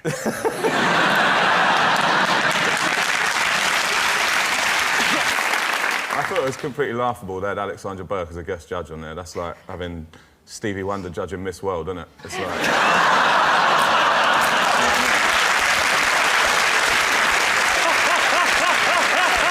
You know, you know, everyone's got an opinion. Loads of people think I'm awful, so I don't really mind. Louis Walsh, what do you think about him? Well, you know, he's all right. See, I met Louis in Dublin, and I was offered to write songs for, you know, the winners, because I can write songs. Did you? And he was like, we need hits! We need hits! That is exactly how I imagined he said it. We need hits, 1,000,000% hits. From what I can work out, his job on the show seems to just be to explain where people are from and what they look like. Every time he says, John, you're tall, you're from Ireland. And that's basically the thing. I could probably do that, Lou. Every contestant. Sharon, you're a girl, you sing songs, you were born in 1985. I mean, if they covered one of your songs, wouldn't that just kill it for you, your credibility as an artist? Well, no, I mean, I'd probably have a choice in that. Would you have a choice? Can they? Nah. I don't think you do. I'd like to hear Johnny Robinson do some examples. Johnny Robinson does example. Louise, do you love it? Do you like it? I like it. Well, yeah, I like it. I like a good Saturday night in with a bit of Strictly an X Factor. The Kelly thing, Kelly being ill, did you buy that? Did you... God, no. Oh, God, no. Just so totally like a cover for, you know, Simon's keeping her on the back burner because he wants a bit of drama in the show. I mean, if you can't see through that, Jimmy, where have you been? Oh, my God. When she phoned in... When she phoned in with that voice? She was get over it. She What are you was saying? croaking. She was croaking. Hello. I'm really sad. Like, she did sound Sore ill. throat doesn't stop you flying, does it? Do you reckon... Nothing stops you flying, really. No, you're in a Other plane. than, I think if you've got, like, a really contagious fever... Or if you've got a bomb in your shoe. Yeah, yeah. I've got bombs in my shoes. I can't come, I got a bomb in my shoe. I can't come, I've been radicalised. Let me fly. Let's have a look and see if X Factor is up there. My mum watches this. Yes, X Factor. Kelly Rowland was ill last week, but this week she's been attached to a drip. Louis Walsh. Kitty used to be a Britney Spears impersonator, mainly the bit where she had a breakdown and had her kids taken away. Sean, Louise, Russell, what have the nation been talking about this week? Well, the thing that seems to be dominating the news is the bloody Greeks. Yeah. Bloody Greeks, isn't it? It's the Greeks. All right, Michael Caine. Yeah. Yeah, they've been offered a bailout package, and they've said, "Oh, great, we're going to give some help. We'll help you out." They go, "Oh, thanks." They've come for help, asked for help, been offered help, and then they said, "Just check everyone's fine with having that help." But if you've broken down and somebody pulls over and offers you help, you don't go, "I'll just check with everybody in the car that they're fine travelling in your Astra." Saying if they give this bailout to Greece, it's going to cost every family in the UK 14 grand. It's not like they're going to knock on the door going, "It's Greece, I'll come for the money." But I only earned £15,000. Well, you better start learning how to bake bread, darling. We shouldn't give them any more money. We shouldn't give them another penny. It's not safe. It's like leaving all your savings in a clown's pocket. They just spend it. Who decided to let Greece come into the Euro? Whose decision was that? I don't know, I think Timmy Mamet was involved. They need to produce something, the Greeks. They need to find a way of earning the money. It's not just a bailout. They need to, maybe some kind of transatlantic banana that people can ride across the Atlantic on a big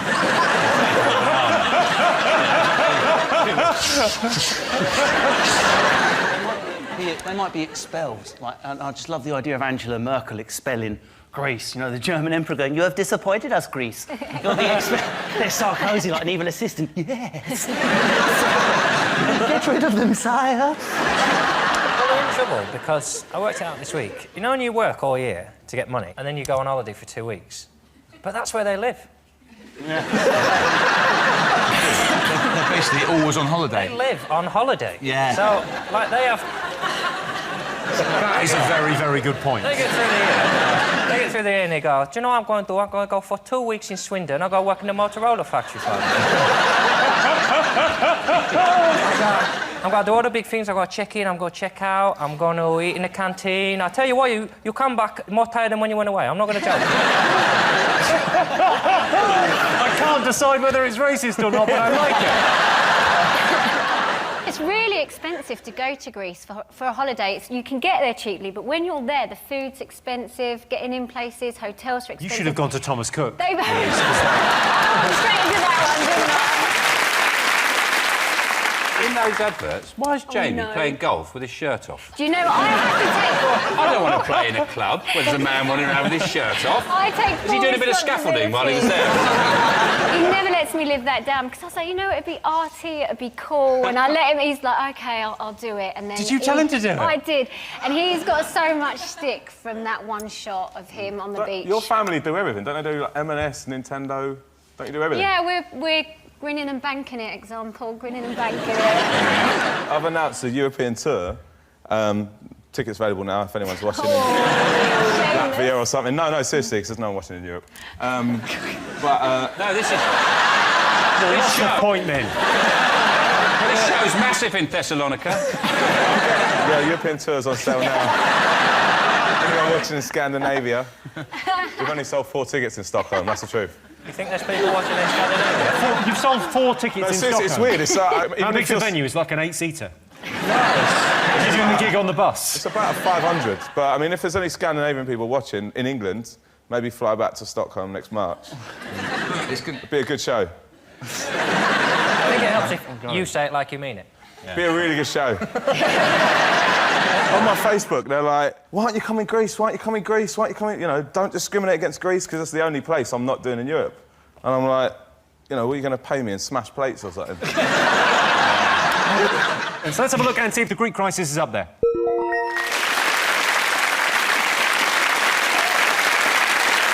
The Eurozone crisis continues. This could bring the Greek economy to a standstill, which basically means the stick turning the kebab will stop rotating and only one side of the meat will get cooked. It's a disaster. The Greek Prime Minister, George Papandreou, may resign. I suppose if he does, he'll have to go back to his previous job, running the laundrette in EastEnders. John Steen, what else do you think the nation will be talking about this week? It's the fact that Ainsley Harriott exploded.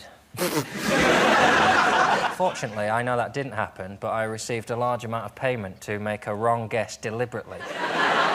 They've been doing big cheating, the cricketers, and... That's what they said in court, wasn't it? Yeah, you have been doing big cheating. And the big news is that it still hasn't really made cricket interesting. Because, like, it's not like, you know, they make films about boxing scandals. It's not like, hey, you're going to go down in the fifth. This is like, hey, on day 3, just after tea, can you throw it a bit away from the man? Yeah. The thing that I like most about it is the fact that one of them's called but and one of them's called as if, which is sort of like... It seems like they're excuses. But, as if... The best thing about the story for me is they were caught, and he's my favourite journalist, they were caught by the fake shake. Yeah. I love the fake shake. I love how the fake shake catches people. He just walks in like... He goes, hey, I want some cocaine and to fix some cricket matches. Can you help me? And all these people who get caught by the fake shake never think to themselves, what's a sheikh doing in a travel lodge on the A1? Yeah. I think people are surprised because they assume cricket isn't dirty, but most sports, there's corruption. There's boxing, football, horse racing is just so bent, it's ridiculous. In fact, there's only one sport that isn't corrupt, and that's crazy golf. You can't fix it. I think crazy golf today. Get it in the crocodile's mouth, that can take 10 minutes. It comes out of the tail, then you go, oh, I've got to get through the windmill now. That can take possible, yeah. I've played games at crazy golf that lasted longer than test matches. You played crazy golf today? I did. Did Jamie have his shirt off? No, not today. It was spitting. Just golf. Yeah, just crazy golf. I played crazy golf where we live, and it's all dinosaurs. So Where you live? You've got crazy golf? No, just down the road. Just down the road, off of the A3. Crazy golf on the A3 sounds dangerous, Mark. Dinosaur crazy golf? Yeah, dinosaur crazy golf with a 7-year-old and a 2-year-old, and you're right, it took us about 4 hours. By the end of it, I was a 7-year-old and a 2-year-old? You should have bought clubs. Elliot, are you a big fan of cricket? I hate cricket, that's why I haven't said anything. I was trying to think of something funny. I was like, I hate cricket so much, I don't even know the rules. I like this programme, but I don't like cricket. OK, well, let's have a look and see whether the Pakistan cricketing scandal is one of the most talked about things this week. Yeah, just made it in. The former Pakistan captain, Salman Butt, has been found guilty of match fixing. He's going to spend 30 months not out. Sean, Louise, Russell, what else have the nation been talking about this week? St Paul's. Yeah. St Paul's protest. Yeah. Have you been down there, Russell? No. Haven't you? I'm not posh enough. It's just a load of It's like middle-class weird. people going, let's have a Eurofowl degrees and pelts and paws. Here's a quail's egg. There's a tomato that's sunblushed, you mofos. Take that at the banks. They're not really camping there, are they? They're going home overnight. Let's go back on our gap year. Brown person, photo, back to the UK, hooray! It does feel a little bit like that some middle-class people saw Dale Farm and thought, that looks fun. That looks so random. We should do that. How random does that look, Ollie? Let's do it. Oh, my God, the Totes love it. WTF, what's going on? I went down there to have a look. I went down there to sort of do a review for Campsite magazine. I gave it 3 stars because I said the drainage is amazing because obviously Christopher Wren knew a thing or two about he built it on a hill. Very good drainage there as a campsite and very good entertainment facilities. You've got your pubs, your sightseeing, and of course there's a chapel on site. Not much for the kiddies. Not very much dangerous for kiddies. And the toilet block is frankly a disgrace. I did actually go there. I didn't hang around to use the toilets. I did actually go there. And there is quite a sort of buoyant atmosphere there, but there's loads of people offering free hugs. And I went up to this girl who was offering free hugs. I said, what'd you get for a tenner?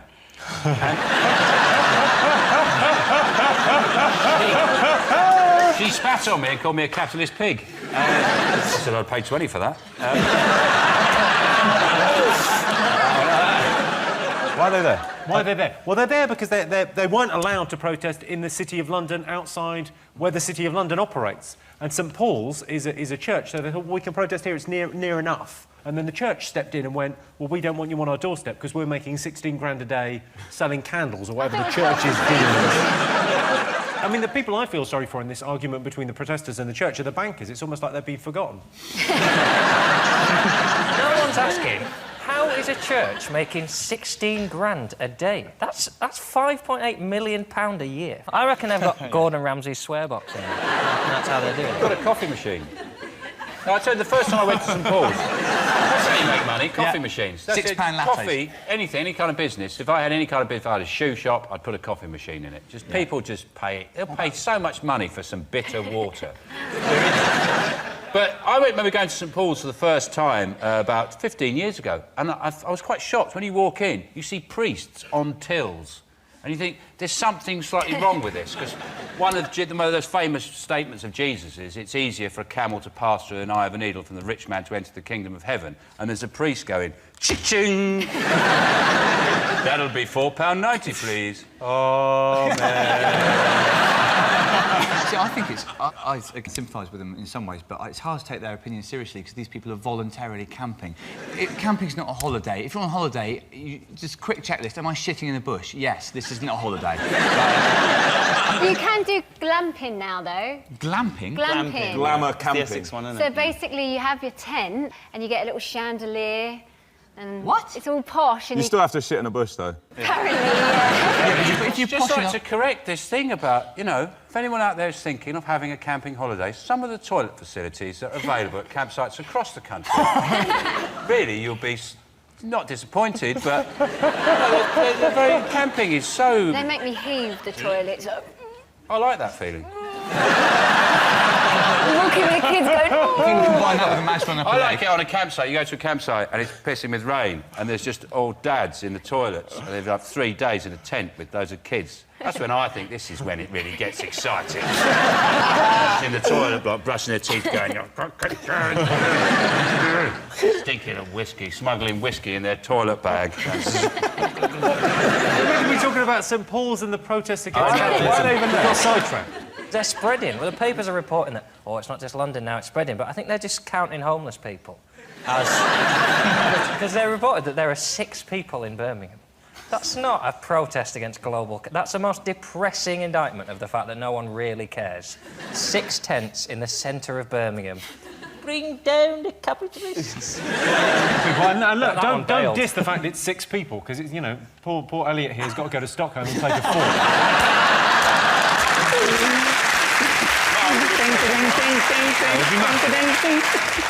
Let's have a look and see whether the protests at St Paul's are one of the most talked about things this week. Most talked about thing. Yes, protesters continued to camp outside St Paul's Cathedral. In response to the ongoing protests, Barclays closed its doors, Goldman Sachs gave all its profits to charity, and a flock of pigs swooped majestically across the city sky. Our next round is Pick of the Polls. Sean, Louise, Russell, pick a question.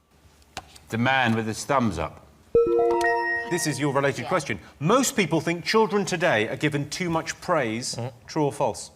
Children do get praised too much. For example, I mean, my kids, they get praised for, like, eating peas. And they eat some peas, and even they spit them out and go...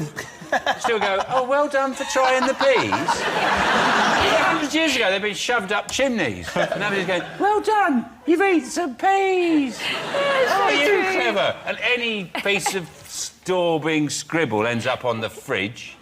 Anything, just be shit. You just go, what is that? What are you drawing, an amoeba? What the... Oh, Christ. It's a tiger or a house. I you don't know. And then it ends up on the fridge. In my day, it was either the Blue Peter Gallery or the bin. Yeah.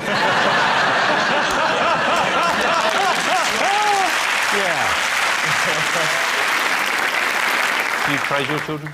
Yeah, I do. I encourage them because I want them to be confident, and I think children can really I don't know, they can take everything in like a sponge and then their confidence can go. So I think it's important to encourage kids.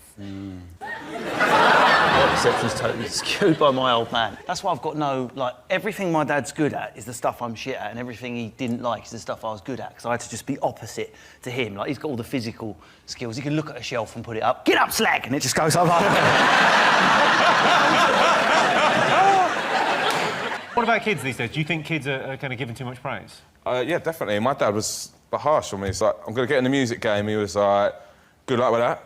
And he's like, come to me when you got a top 40. I was like, Dad, I'm number 19 in the charts. He's like, come to me when you got a top 10. I was like, Dad, I'm number 6. So Dad, come to me when you're number 1. I was like, Dad, I'm number 1. He's like, come to me when you sold out Sweden.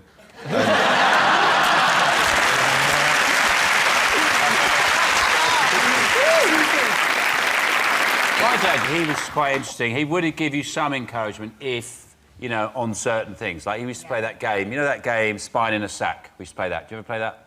Spine. Spine. You ever play that when you were a kid? Spine in a Sack. Spine in a sack. Spine in a Sack. It sounds more like What he'd do is he'd go out and get some roadkill. Well, he'd get a roadkill and he'd whip the spine out, get the old spine out, then he'd break up all the vertebrae, put it in a sack. Then he'd bounce it on our heads, right? And we'd have to guess what animal it was. Spine in a sack. Spine in a sack. Spine in a sack. I mean, you probably called it something different, back in a bag or something. Whatever, it's the same game. Are you guys winding me up? Is there really a game?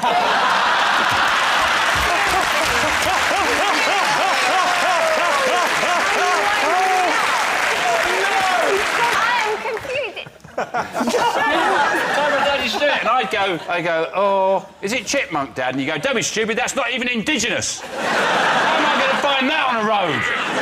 Harder, Sean, work harder!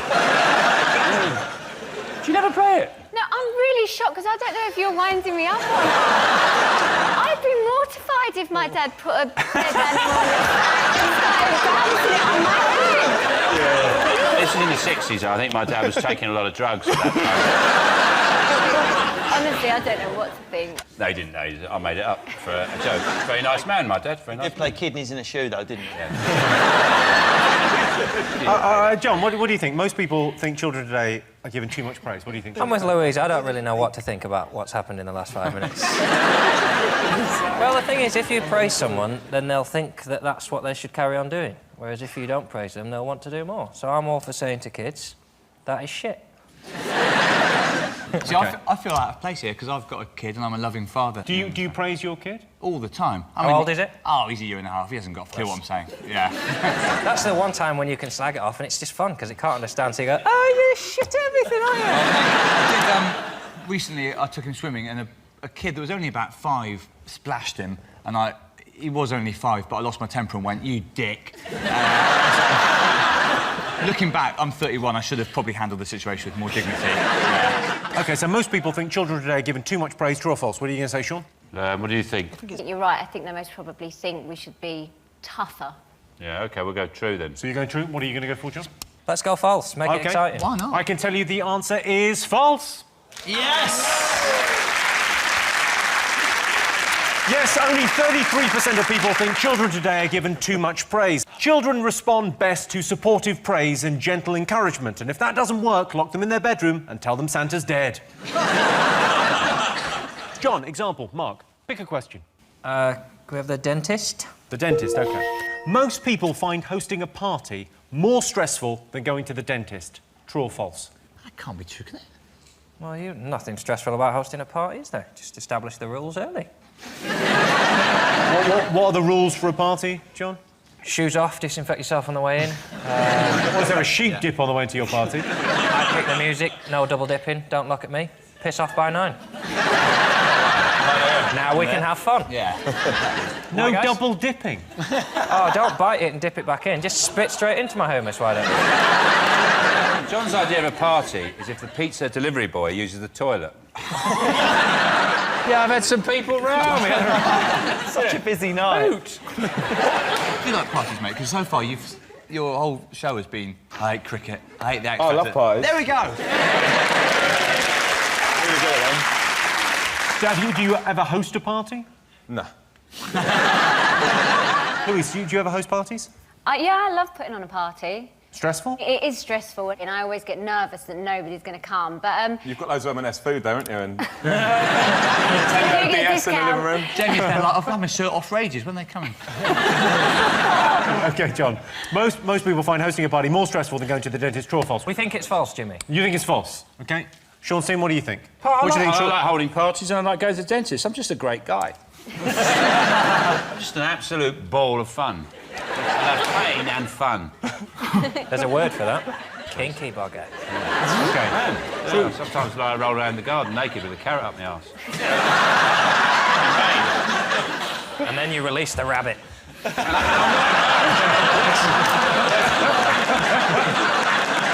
Are you saying true or false? We're saying it's true that a party has got to be more stressful than because it's days of anticipation, whereas the dentist is just stressful on the day. I can tell you, so you said false, you said true. I can tell you the answer is true. Of course it is. Yes.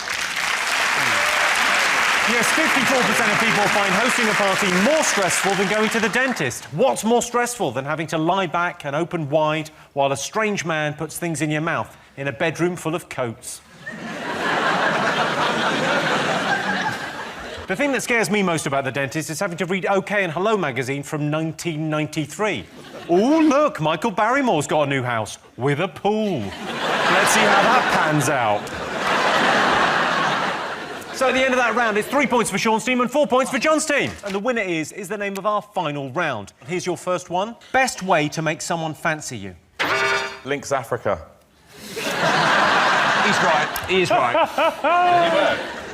It does, yeah. I've been using it since I was 14. What's the oldest man that's wearing links? Are you seriously still wearing links? No. What's wrong with links? We found him, he's here tonight. We found an adult male still going, yeah, ladies. The thing I like about links is it's very often 2 for a £5. There's nothing sexier than smelling like 2 for a £5. I think that's the answer to your question. Best way to make someone fancy you, a little bit of thrift. There's a thing called negging, which is apparently supposed to make someone fancy you, where you say something horrible to someone, so that they then justify themselves to you. So you go, oh, those shoes. So they go, oh, no, he doesn't like my shoes, I'll try and impress him. And some people accuse me of negging without realising that I'm just a dick. there always is treat them mean to keep them keen. That's what, like, growing up, my dad would always say to me, treat them mean, Lou, and keep them keen. Even if you really want to go on a date with them, you have to go, oh, no, I'm busy, Tuesday, can't do that. And then you hope they ask you again. If you really like someone and you say, oh, I can't do tonight, imagine how much you'd have to really love someone to say, get away from me, I never want to see you. If you ever ask me out on a date, John, again, I will have you killed. She was just trying to keep you so keen. Oh, that minx. Yeah. I think that a lot of people say that sense of humour is very, very attractive. And obviously that works for women. Women are attracted to men with a sense of humour. Obviously it doesn't work for men, because women aren't funny. There is not one single... Do you know the statistics of men who've been laughed into bed? 0. Sean, you were very, very close. Being funny. Yes, the best way to make someone fancy you is to make them laugh. What? It's easy to laugh her into bed. The difficult bit comes 20 minutes later, when you're trying to laugh her into a taxi home. In an experiment, scientists found that laughter raises serotonin levels, which increases a sense of well-being and a willingness to engage in sexual activity. These scientists also found that 3 lab chairs pushed together make a serviceable bed. They later discovered that funding for their department had been suspended, pending an official investigation. OK, next question. Most annoying habit. I got loads of these. People who breathe through their nose when they've got a cold and they've got a little snot flap. Oh. That is bad. That's bad. Clicking open and closed. How can you not hear that? People next door can hear that thing. Yeah. People who laugh at texts and then don't tell you. Oh, yeah. Oh, who was that? Don't matter. Yeah. And then people who, when you're in a bit of a bad mood, keep asking you what's wrong. There's nothing wrong. Seriously, what's wrong? There's nothing wrong, I'm just in a bad mood. What's wrong? It's you now. Just get out of my face. People who drink tea, that's an annoying habit. It's all the paraphernalia, the boiling of the kettles. We just cut that out, this country would be a lot more productive. But when someone comes round, you're always going to put the kettle on. I know. Everyone does that. Anyways, you should get on with what they've come round for. Go on, most annoying habit. It's the thing you do. I can't stand it. That thing you do like a little skip. You go, and then you go. What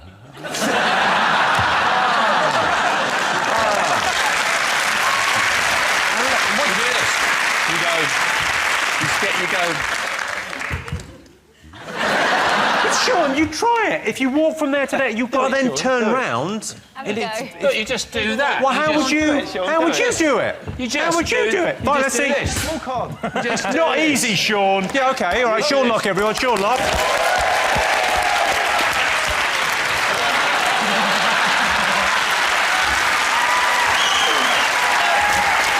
You don't do this. What is your problem?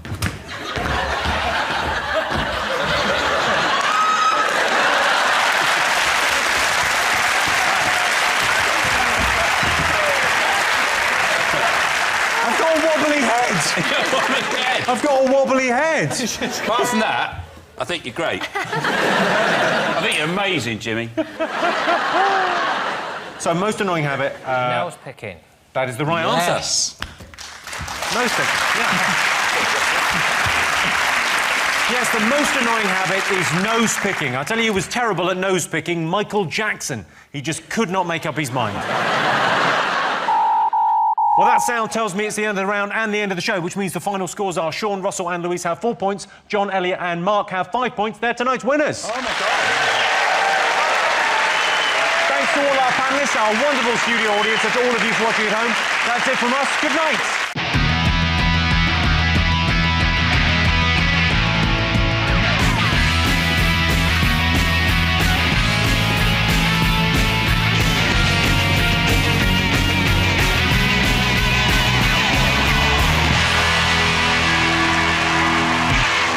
Tonight on 8 out of 10 Cats. Look ream, smell ream, be ream, it's Joey Essex. New kid on the block, it's Joe Lycett. And their team captain, Sean Locke. And facing them tonight, Vegas, baby, it's Johnny Vegas. The Queen of Hollyoaks, it's Jennifer Metcalf. And their team captain, John Richardson. Now, welcome your host, Jimmy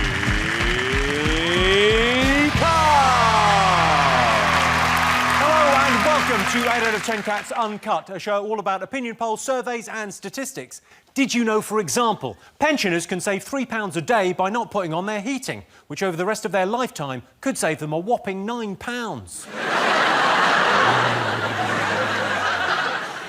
66% of men are superstitious. I have a few superstitions. I'm scared of cats, and I hate the numbers 8 and 10. But fortunately, it doesn't really affect my life.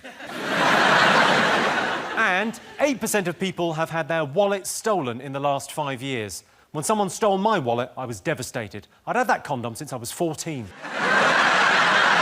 Right, let's get started.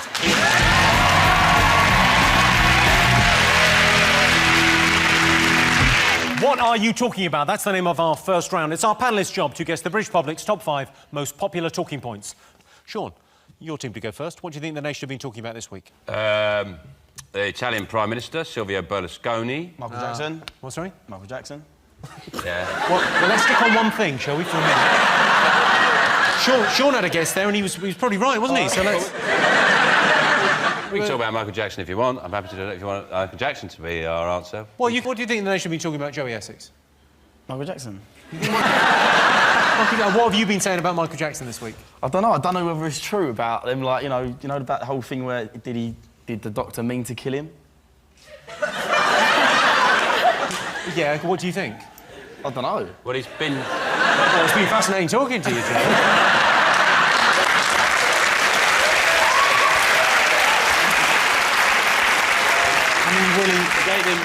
Well, the accusation was that he was negligent. You know, he gave him too much propofol. I don't know. I've had scrumpy that's stronger than that stuff. Michael Jackson got confused because he was used to doling out in children's portions. Yeah. Profixilix. Profixilix. Profixilix, the kids' one. Drowsy. Yeah.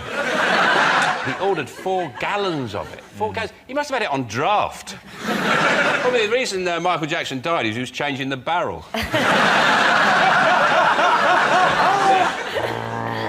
Lovely head on that. This doctor was getting paid £96,000 a month. Really? Yeah, to look after... And that alone, you would go, yeah, convict. Yeah. Clearly Do you something think he wrong still there. got paid? 'Cause he only lasted 10 days. You know, I mean, Gaza would have lasted longer as his doctor. I think if that doctor were getting nearly 100 grand a month, why didn't you get a year out of him? Yeah. That's what makes me think he didn't do it. There's a twisted logic there. Made It's almost a like that million. doctor was motivated to keep him alive. That's incredible. He's on £96,000 a month, and when they found Jackson, his first words were, "Does anyone know CPR?" Yeah. Yeah, you, hopefully. Isn't a question of guilt about whether he was really paying attention to Michael Jackson, and he'd given him the propofol, and then he went downstairs to another room, and he had a baby listener.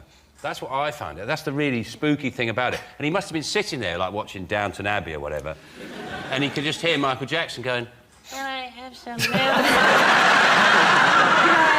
Can I have some more milk? and he'd be going, Michael, go to bed! If I have to come up there, you won't be going on that holiday to the O2.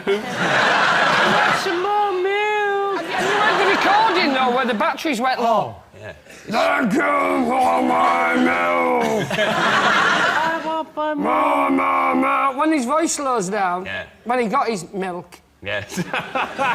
Look, there's a basic problem. My doctor's told me, stop equating medicine with milk. That's why you keep messing up your cups of tea. He said that Conrad Murray was his closest friend as well, which is a bit odd, isn't it? You can imagine Bubbles the monkey sat in a sanctuary going, he said I was his BFF. I've heard a rumour that he's actually still alive. Yeah, Joey. yeah. He's still... That's what I've heard. Is he still alive? He's on some random, like, desert island somewhere, just... Well, Yeah. He's on a random... That's not a rumour. That's a load of bollocks.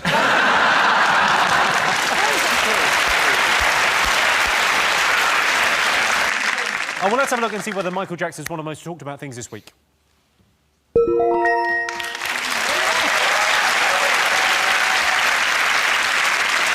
Yes, Dr. Conrad Murray has been found guilty of the manslaughter of Michael Jackson. The Jackson family told the prosecutor they'd not just lost a pop icon, but a son and a brother and a valuable source of income. OK, John Steen, what else have the nation been talking about this week? I don't know, I think maybe Berlusconi. Just get the impression it's been on the tip of people's tongue. Don't you wish you'd thought of that? Yeah. So go on, The Berlusconi. Italian pervert. Weird. Prime Minister, I think, Oh, is yeah. there. Good old Silvio. He's worth $9 billion, and he's in charge of a country which has the third biggest debt in the world. Well, that's no surprise. How can you explain to Silvio we're in bad debt? No, I'm not. No, you're not, but we are. No, I'm fine, yeah. But he's gone now, so it's all going to be fine. Dead. He's not dead. He's not dead, no, he's... I know you work in Hollyoaks and people tend to die. He's just lost his job. Oh, that's fine. I'd like to go to his retirement party, but that'd be a good night. There won't be a card. You won't have to sign a card. You have to sign the prostitute. The leaving prostitute. Got your list on it, Silvio. The bunga parties, yeah. Yeah. The sort of legendary sort of parties that you had with all these kind of young ladies of the night. Bunga. Have you heard about these, Joe? Yeah. So He's a president who was a bit out of control, wasn't he? He was totally out of control. Apparently, 30% or something he done with or something, and then the other one said again or something like that. Yeah, that's it. You're very much like a raconteur, like Peter Ustinov. The story is, he said, asking about whether Italian women want to sleep with him, he said 30% would say yes, and the other 70% would say, oh, not again. That was it. But your way was better, I think. Just some of the numbers sort of jumbled up. Is he good looking? He's a sexy 74-year-old. Is he good? We've got a still of him. I can show you a picture of him. Have a little look. That's all right. That's all right. You would? I like the guy in the background thinking, is he chatting to my wife? He looks really worried, like he's just lost his wife. Apparently it's 10 grand a night. Really? Would you do that for 10 For grand? me to be him? No. Yeah. You can't ask someone if they turn themselves into a prostitute. Would you do that? Would you prostitute yourself? I'd do it for 5. 5's fine. But his All right, whole four. defence- Four. I'll do it for four. I'll do it for the lift home.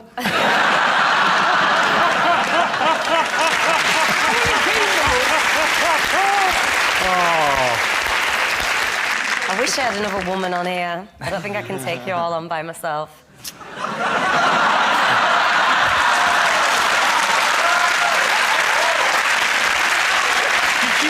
This isn't a bunga party. Did you just say that out loud? Am I sleeping now?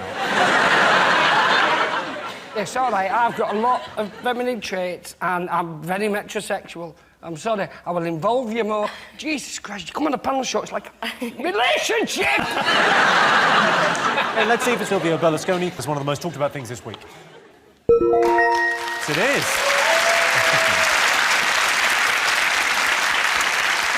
The Eurozone crisis has left Italian leader Silvio Berlusconi in an awkward position, attempting to maintain an erection while talking on the phone to Angela Merkel. OK, Sean Steen, what else are the nation be talking about this week? Well, there's the scandal of the passport controls.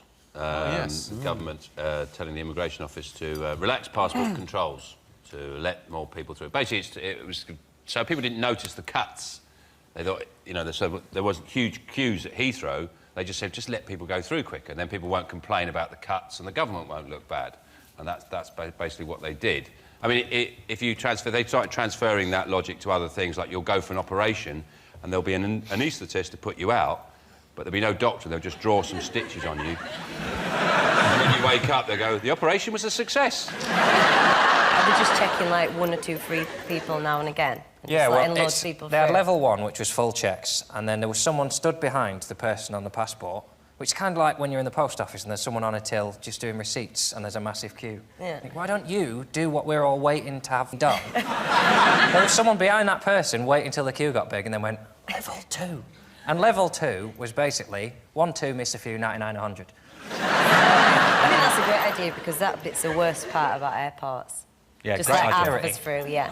What are chances? It was better when you took a little chance and you thought you were up in air thinking, ooh, what could happen here? I think what's interesting about this, though, is that when you know, if they've relaxed controls going into the country, still leaving the country is incredibly hard.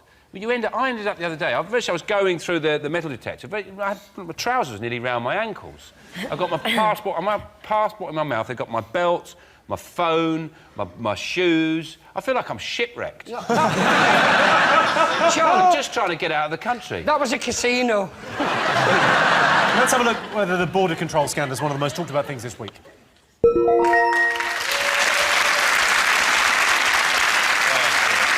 Yes, it's been revealed that the Home Office reduced passport checks at UK borders. There are too many lazy, work-shy and potentially violent criminals coming into this country, usually at Newcastle Airport after a 2-week holiday in Benidorm.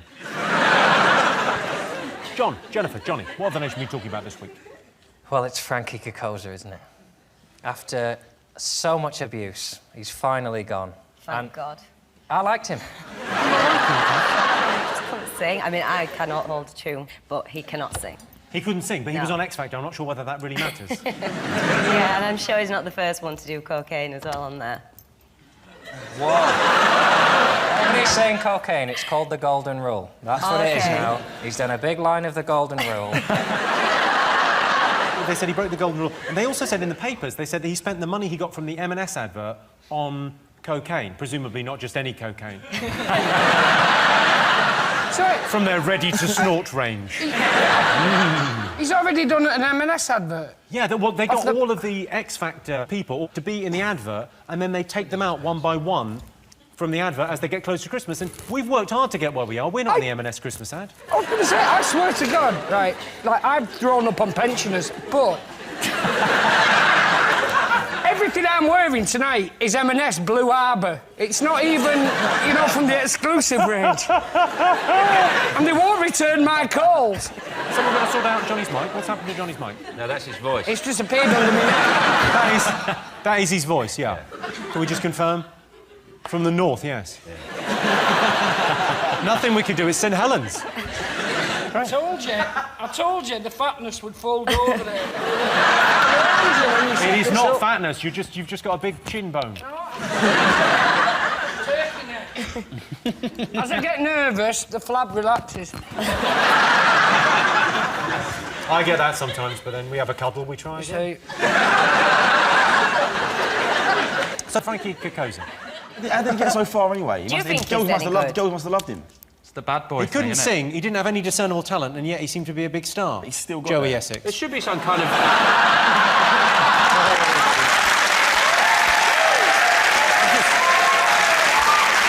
Let's have a look and see if the X Factor was one of those talked about things this week. Yes, indeed. The other big news in X Factor this week is that Johnny is out. No shit, Sherlock. And I love the cock.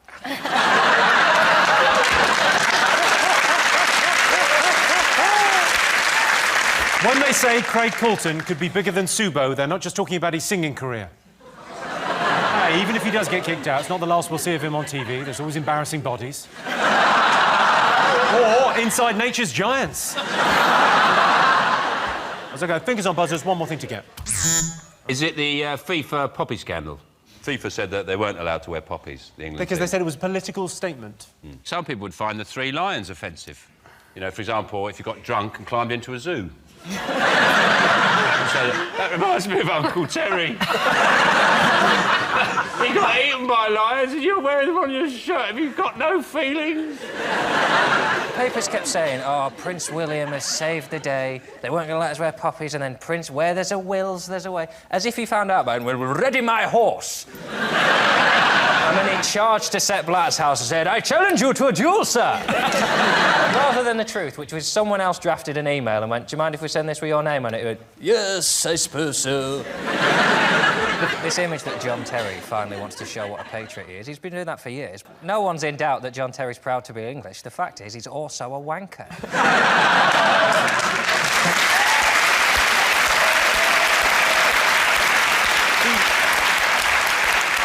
Jennifer, do you know any footballers? No, I don't really watch it. You don't really watch it? I knew one once. I read You knew one once? Who did you know once? Oh, don't talk about him. Hollyoaks was like... I always thought Hollyoaks was like a shopping channel for footballers. Hey,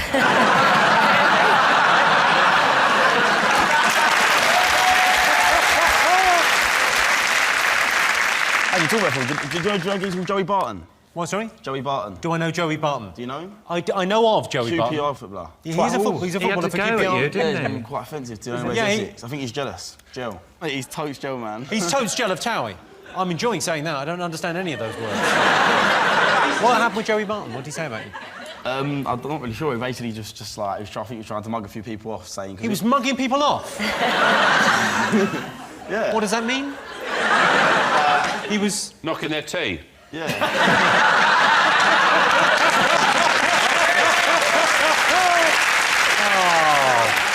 Basically, we went to a premiere, and I think he saw a few people there.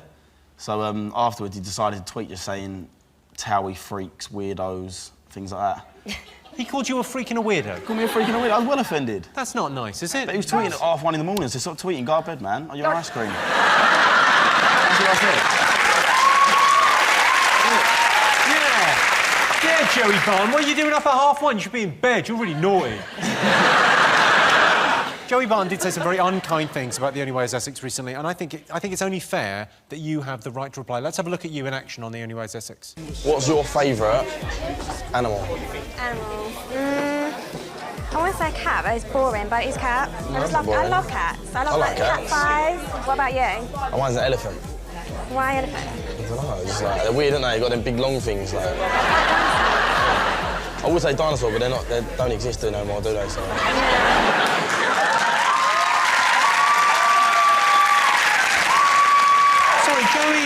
Joey Barton's seen that and he's calling you an idiot. You could have got on with Johnny? I couldn't get away with that. I get nervous in front of women. The banter just rolls off. I'm stuck for words. I can't even think of animals. My favourite animal is a train! It's not one of the greatest...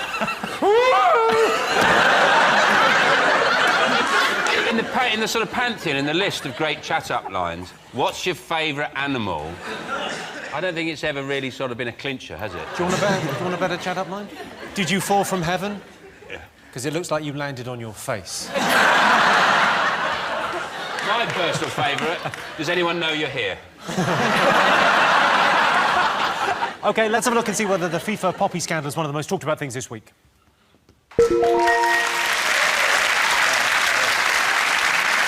Yes, this is the story that FIFA tried to ban poppies being worn by the England team. FIFA relented after Prince William wrote them a strongly worded letter. Oh, please let us wear poppies or I'll be really sad. I'm going bald and I married the wrong sister. So at the end of that round, Sean, Joe and Joey have 3 points. Johnny, Jennifer and John have 2 points. So our next round is Pick of the Polls. Sean, Joe, Joey, what do you like the look of? The waxing. Most men are too embarrassed to undergo beauty treatments. True or false? Well, you've undergone a few. Or is that a natural tan? This is natural. Oh. That's a natural tan, is it? I've had sunbeds, but I've quit sunbeds now. I don't have sunbeds no more, so... You've quit sunbeds? Quit. My God, you've made some sacrifices, haven't you? No. When did you quit sunbeds? Like last week. So, what's your daily regime, beauty-wise? What do you do, beauty-wise? Obviously, you know, I wake up, look at myself, and I think, Reem. But then I get... Then what? Then I get in the shower, do my hair afterwards. Bang, bang. What are you saying? Bang, bang. And who's over there? That's meant to be the mirror. Oh, I thought that was your carer.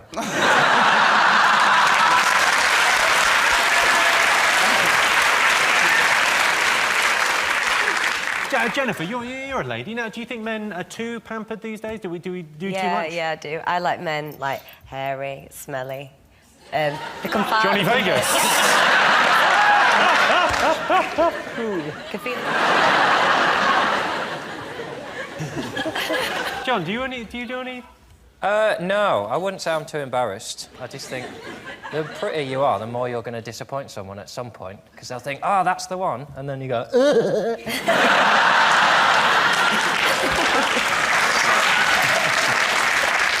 So you don't do anything, you don't do any I had beauty my treatments? first extraneous nostril hair this week.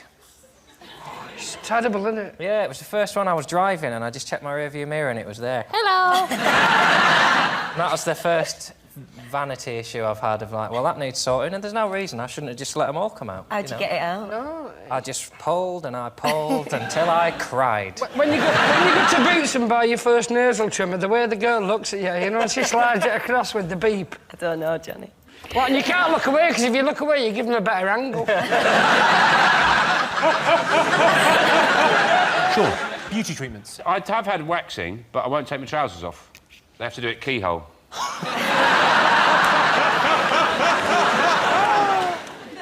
Joey, you take very good care of your hair, I've noticed. Yeah. Have a little look at this.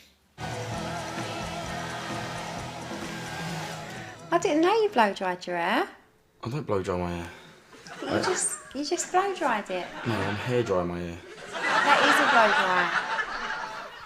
No, I blow dries when you go to a shop, innit? Like, if you go to a shop, you get your hair blow dried. You're a girl, you go to a salon. It's not. If you blow dry your hair, you blow dry your hair. It's the same, whether you do it or someone else does it. Yeah, but no, you got to put on... I'm so confused. Do you do that every day? Do you have to blow dry your hair every day? Yeah, but I don't... This is not a blow dryer. This is a hair dryer. Yeah, exactly the same thing.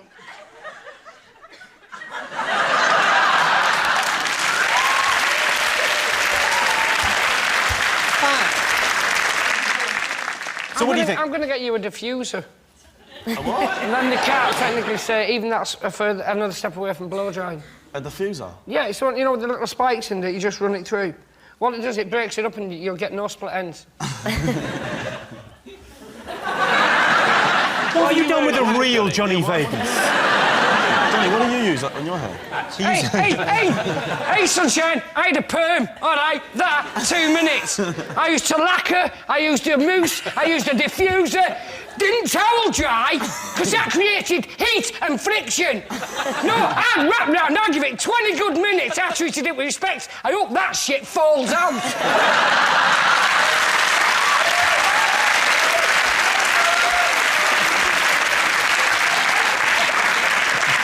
I didn't mean no offence to that, man. Yeah, well, you did. And you know what? Give out for that. Look after it. You don't know where you go while you're young. OK. So most men are too embarrassed to undergo beauty treatments. I'm going bald! Look at that. That's not that bad. No. I'm worse than that. Mind you, I think that's because I have very vivid dreams. I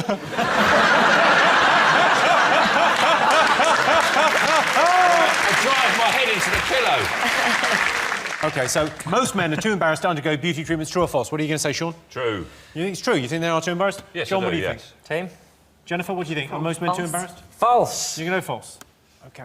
I can tell you the answer is false. Oh. You got it. Yes.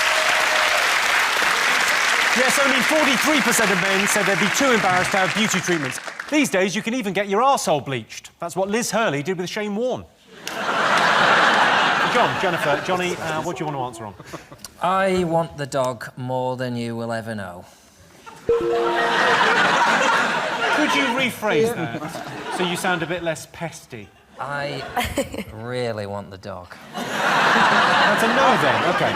Most people are more likely to help a stray animal than a stranger. True or false? Well, if you see, like, a dog with its head in a fence, you think, oh, poor dog. If you see a bloke with his head in a fence, what a dickhead. Somebody's got a valuable lesson to learn over a period of hours. I see that as an opportunity.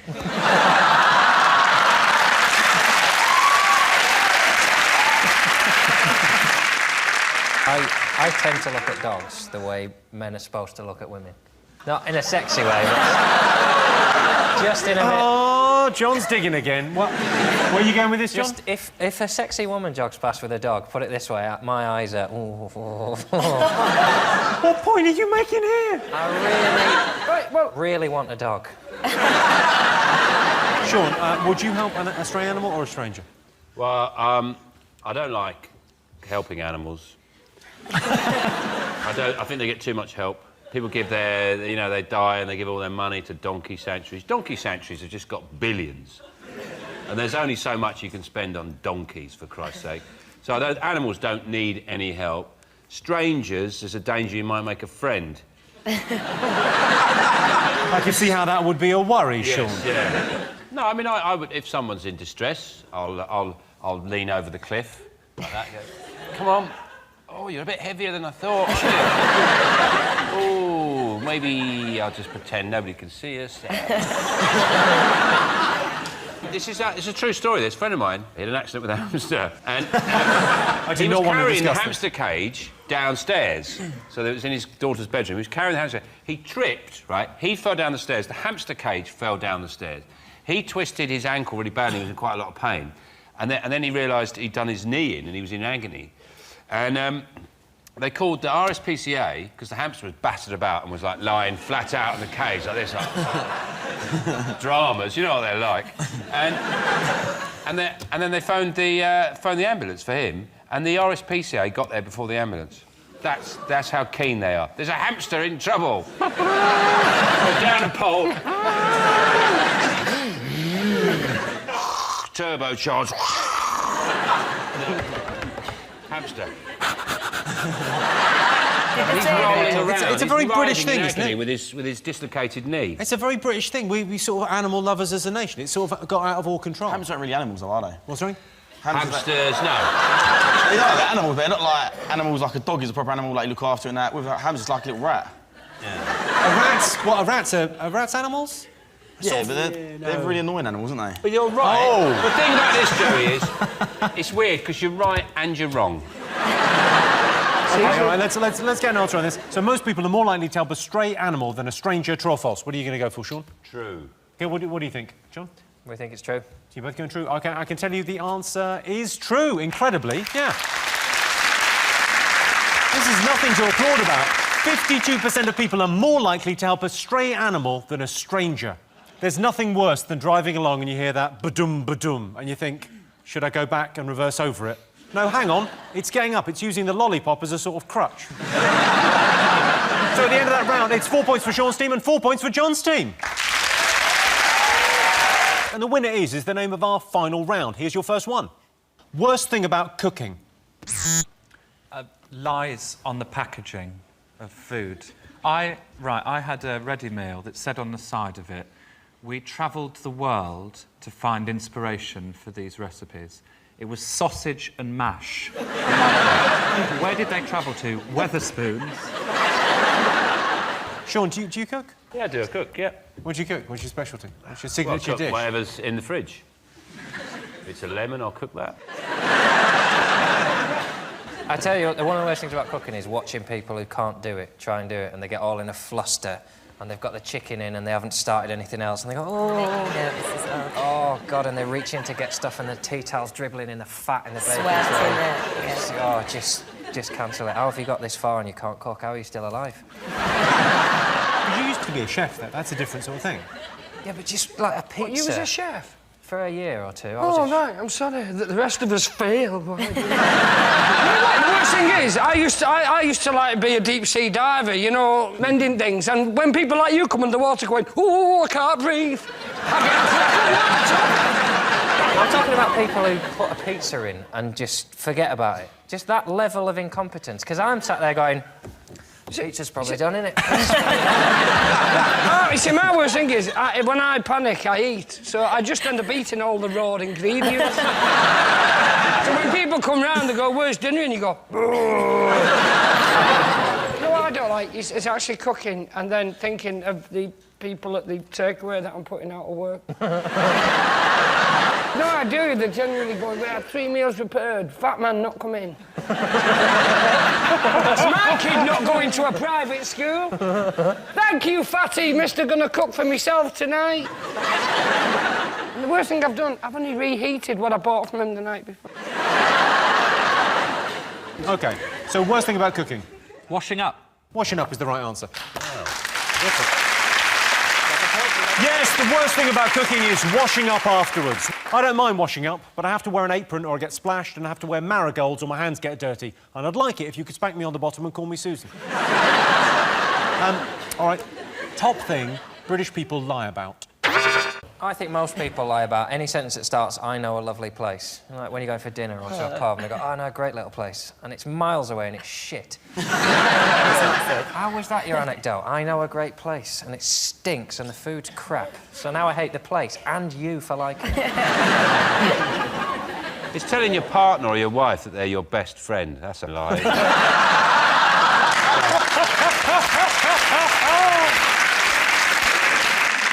That's a lie. That's such a lie, isn't it? Because if you don't go out for 14 pints with your wife, do you? You don't say to your wife, let's go and have 14 pints. Because you do with a best friend, don't you? Go, let's go and have 14 pints. Why 14? Funny number. I lie about drinking quite a lot. Like, I'll say, I only had 3 glasses of wine, and then I'll go, oh, no, I did have another 3 glasses of wine. And then I did kick a toddler in the face. It's a worry.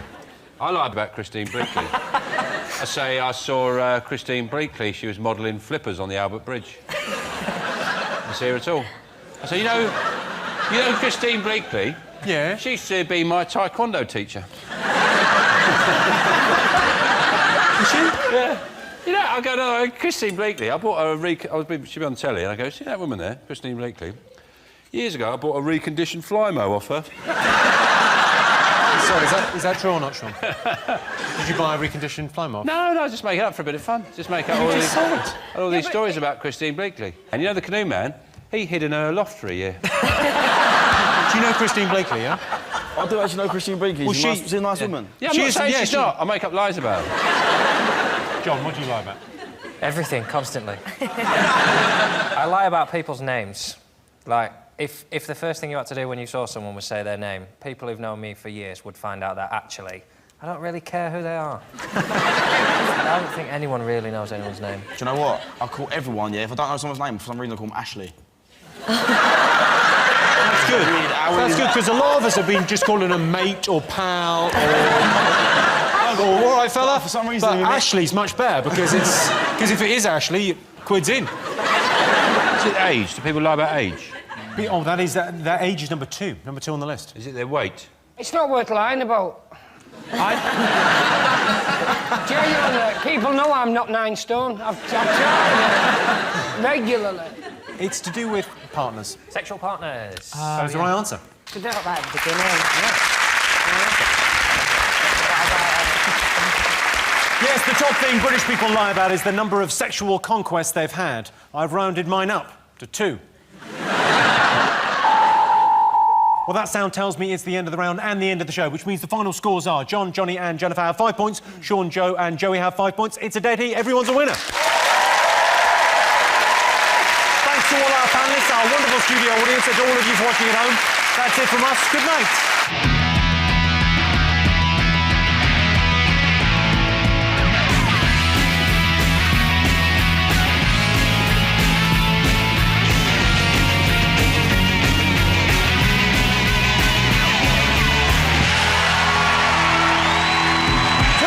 On 8 out of 10 cats, he's got the X Factor, it's Ollie Murs. North America's funniest, it's Russell Peters. And their team captain, John Richardson. And facing them tonight, Pussycat Doll, it's Kimberly Wyatt. Stand-up guy, it's Matthew Crosby. And their team captain, Sean Locke. Now, welcome your host, Jimmy Carr. Welcome to 8 out of 10 Cats Uncut, a show about opinion polls, surveys and statistics. Did you know, for example, 80% of all pictures on the internet are of naked women? Who knew? Men knew. 7% of Britons have got in trouble telling lies at work. In my experience, they get particularly upset when they find out you're not actually a doctor and that isn't actually a thermometer. And apparently the human heart creates enough pressure to squirt blood 30 foot. Isn't the type of thing you should write in a Valentine's card. Right, let's get started.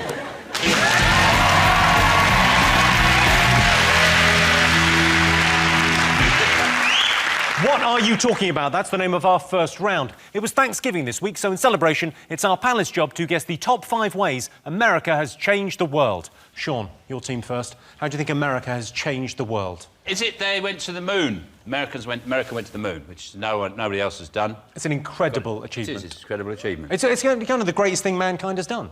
I don't know if I believe the whole moon thing. You don't believe we went to the moon? Definitely up there. I was doing a show in Houston last year, and I was about to get on the bus, and there was these 3 Indian kids waiting for a picture. And I was like, I go, yeah, let's take a picture. And she goes, you know, you're very popular in our university. And I'm like, oh, that's cool. He's allowed to do that voice. Well, that's how she sounded. If she didn't, I wouldn't, you know, I'd be like, well, you're very popular. But like, so I go, oh, cool. What are you taking? She goes, astrophysics. And I go, wow. So have we been to the moon? And she goes, they say we've been to the moon. And when I go, well, yeah, they said it, but have we been to the moon? She goes, they said we've been to the moon. I go, have we or have we not been to the moon? She goes, it's not physically possible to go to the moon as a human. Like, she said the radiation is so thick after you get to 700 miles above the Earth that our skin would fall off. Well, I think we've got to try it, and I nominate Ollie. Well, because you might not come back. Oh, you're too adorable. Look at his little face. But surely, Russell, there's been so many programmes exploding the conspiracy theories around it. Not all astrophysicists are sort of in the thrall of NASA and also, the CIA. the astrophysicist you met was getting a photo with you as you walked onto a bus. I think some of the finest astrophysicists aren't waiting by the bus.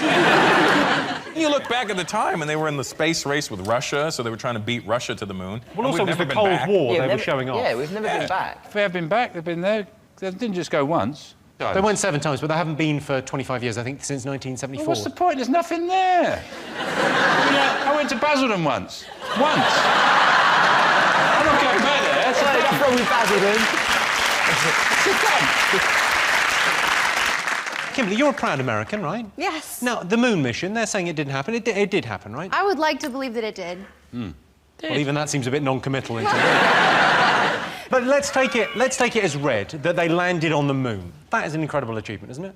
Yeah. Matthew, your thought? Yeah. Well, also you can now go up to space, can't you? There's sort of if members of the public are allowed to. Yeah, Richard Branson's Virgin Galactic, you can go up to sort of 0 gravity. Yeah, he says anyone can go up. Costs 200 grand, so literally anyone can go up. That's good news. So, yeah, maybe, you know, maybe we'll have, like, you know, civilians on the moon soon. It could happen. Yeah, but if Ryanair do it, you'll end up on Mars.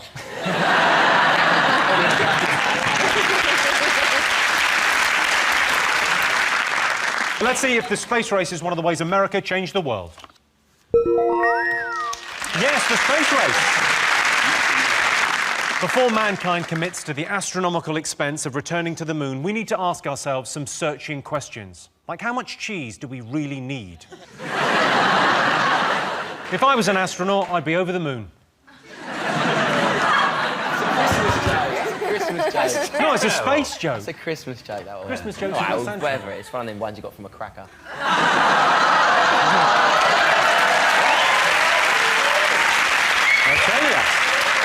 I tell you, you booked the guy that came second on X Factor, you expect some claws. You said you wished I went up to the thing and got my skin ripped off. Yeah. Earlier? Yeah. Yeah, Jimmy, you dick. He Trying to said. back you up. It's kind of a bit aggressive. I'll tell you what else America gave the world, the high five. They had that.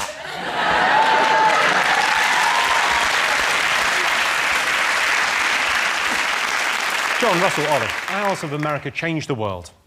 Hello. It's that, isn't it? It's when they go like that. Hello. Usually chicks do that. Yeah. Yeah, when you're talking to them. It just means yes, but they've thought, I ain't having that. No way. So now they go, hello? So much more fun. Women do it when you're talking, especially American women. You'll be talking to them, and you won't be paying attention, and they'll be talking. And then I went to the mall, and then hello, I was like at the mall. I'm like, oh, what happened? Because you've tuned out, so you hear hello, so you think this conversation started again.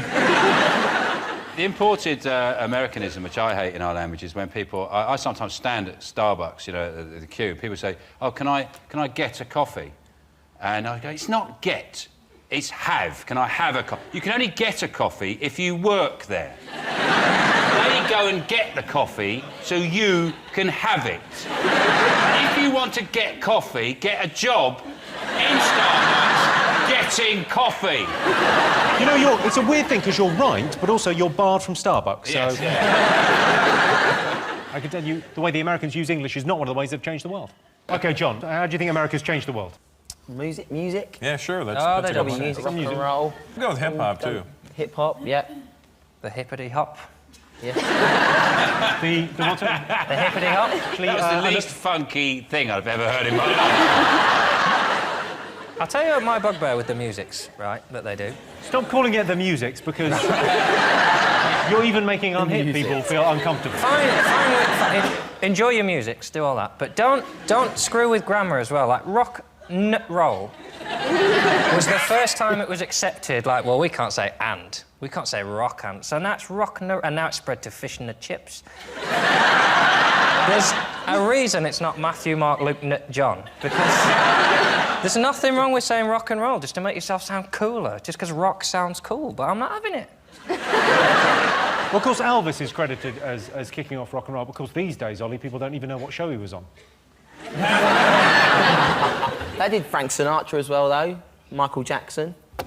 Michael Jackson. You said Michael Jackson was a big influence on you. King of pop, yeah. King of pop. I think he's influenced on any artist in this industry. Massive. Not just in this industry. He didn't say anything.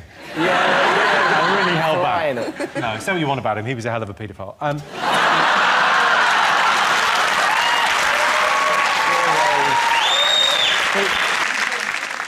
Who's the biggest influence on you, or the Pussycat Dolls? I mean, growing up as a dancer, Janet Jackson, Paula Abdul, Michael Jackson. Surely it's Madonna, isn't it, for female artists? Because she was the first one to do that thing. She had the headset on, first one to do that. They all do that now, don't they? The lady dancer, move around, and then they go... I don't know what that means. Like, wait till I get you home. Madonna, she's a very powerful influence, isn't she, on the ladies? I think Lady Gaga's trying to take her place, right? Definitely. Yeah. I like Lady Gaga. She's a good-looking fella. Way to come out of the closet. Way to come out of the closet now, Jimmy. Yeah. I think Lady Gaga's like, you know, again, it's sort of quite iconic. They're good at coming up with sort of iconic... Pussycat Dolls as well. Music's shit, though, isn't it? Her music's shit, isn't it? Are you kidding? You're kidding, right? Reason. Poker like, face. Ella Fitzgerald... She's bluffing with her muffin. Yeah. What more do you want from a song? the greatest singer of the last century, Ella Fitzgerald, right? She's such a good singer, she didn't feel the need at some point to think, should I cover myself in meat? Does the song need that? You know, there's a certain amount you have to do to, like, you're distracting people from the music because you've got a lobster on your head. Maybe they won't listen to this bit where I can't sing. They just look at the lobster going...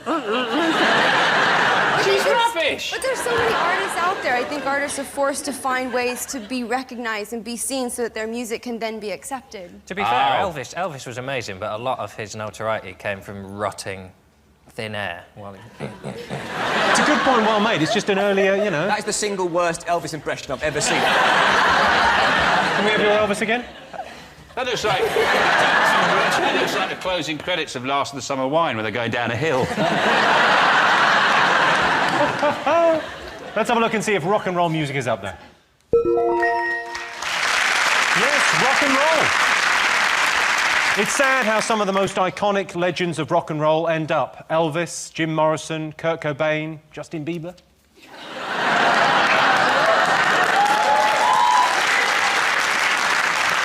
Rock and roll was born in 1955 with Bill Haley's Rock Around the Clock and was beaten to death in 2009 by Joe McElderry.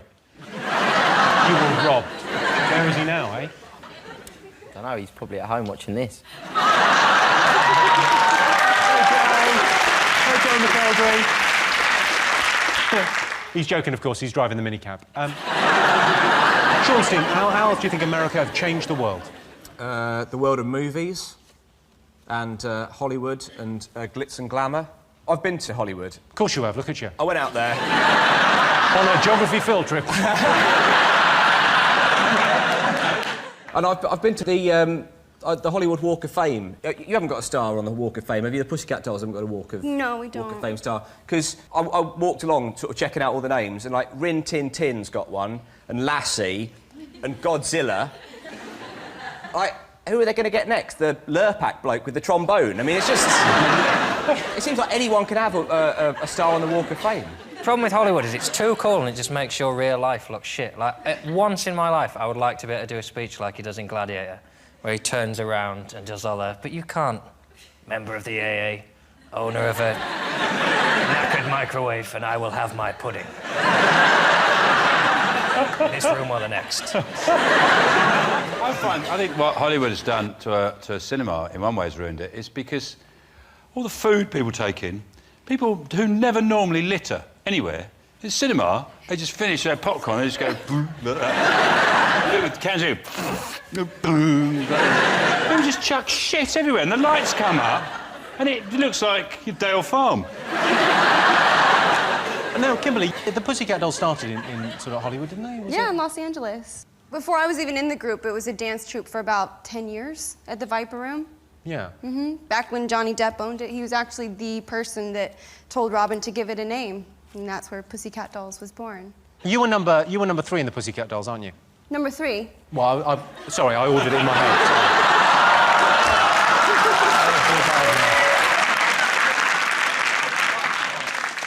Have you made any films out there, Russell? You're in Hollywood. I have. I've been a couple. You're in Source Code, I was in Source Code. Very cool. Oh, yeah, you were in Source Code. Thanks. You were in Source Code. Have you seen Source Code?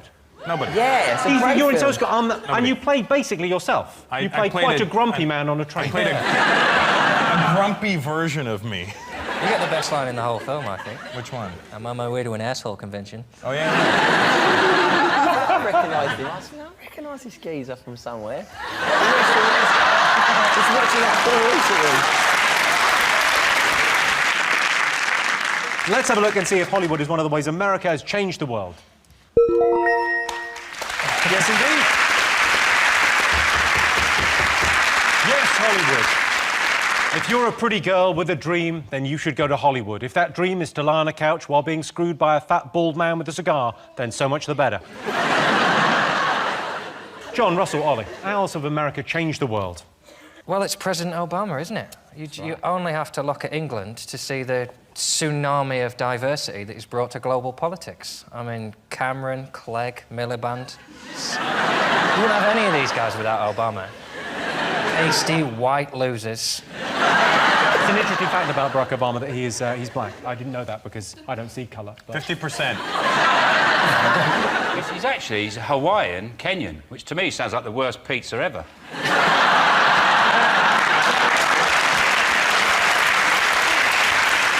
Did he have to prove his age by getting his certificate out or something? Did he have to prove his age? Or something like that? He had to prove he was American. His rather than age. the Republicans didn't go, you're not old enough to be president. I don't know. What... He had to have ID to get into the White House. That's what I heard. He had to prove he was an American because some of the very right-wing Americans said you're not really an American, so he showed them his birth certificate. But what they really want to see is his death certificate. Not me, it's them. I think what's interesting also is that he got elected on that slogan, yes, we can. And after 3 years, really, the answer has to be, no, we can't. He got elected on his reforms have gone through. Well, They haven't really changed anything. So he got elected on the basis that I'm not one of those Washington insiders. And then when he got there, he went, oh, so I can't get anything done. Yeah. I don't know anyone. The episode of Bob the Builder goes, can we build it? And they'll go, no. He'll get elected again, though, won't he? Because he was the guy that got Bin Laden killed, as far as everyone's concerned. But, like, Well. just before the next election, David Cameron coming on telly with the head of the Go Compare guy.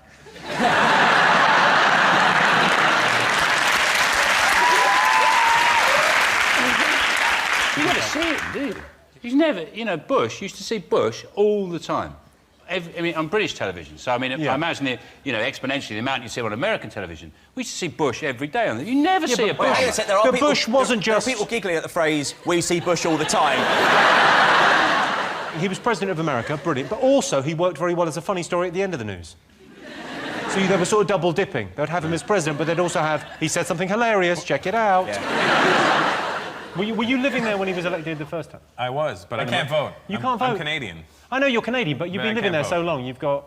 I've only been there 6 years. Even in Canada? I don't vote in Canada. It doesn't make a difference. We do whatever you guys do. Queen's on our money. We don't even have our own money, for God's sake. What have you got against our Queen? Nothing, but... Don't kick off again. Our money now. It's like, hey, who's this? Oh, it's theirs. We can take you back anytime we want. That's all I'm saying. I don't know if you mean because I'm Indian or Canadian at that point.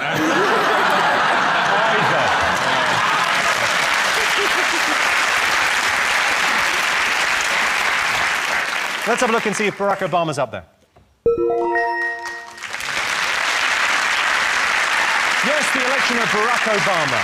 Barack Obama was awarded the Nobel Peace Prize in 2009. With wars in Iraq, Libya and Afghanistan, that's a bit like giving Best Kept Village to Dale Farm. OK, fingers on buzzers, one more thing to get. How else has America changed the world? So fast, isn't it? It's amazing. Should have been in the Wild West. If it was buzzers rather than guns. The food. The fast food. Quick food, fast food, straight, no messing around. Just fast. Straight through, got your food off, gone. Straight through, I think, describes it aptly. Yeah. Kimberly, you look as if you eat an awful lot of fast food, clearly. No to fast food. No to fast food. No to fast food. Organic and natural is the way to go. Stay in the produce aisle. But surely all vegetables are organic. No, but they're not. You really do have to look for the label that says organic. Yeah, Jimmy. No, it's true. I think all it means is Pesticides and organic, chemicals. but organic, technically, it means more expensive and muddy. You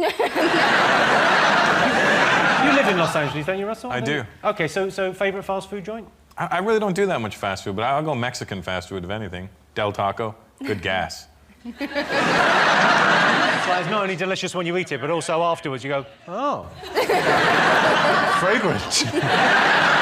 No smell, just gassy. Just gassy. Loud. It's loud. It's like a Mexican coming out of your ass, really, is what it is. And when it comes out, does it mow your lawn?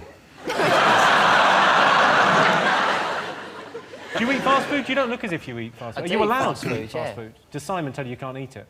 No.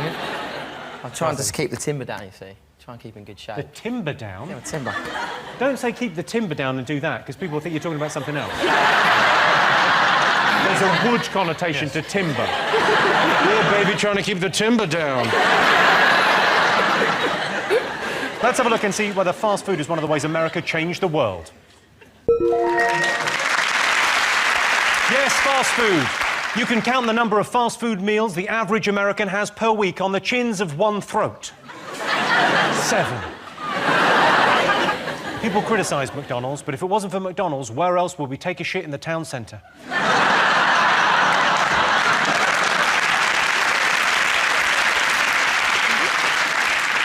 So those were the top ways America changed the world. But other things that didn't quite make our list. America gave us social networking. By the age of 23, computer programmer Mark Zuckerberg had created Facebook. And amazingly, within just 3 short years, he'd lost his virginity. Starting wars. America entered the Second World War 2 years late. Stung by the criticism, it's made sure it got in nice and early with every war since by starting them.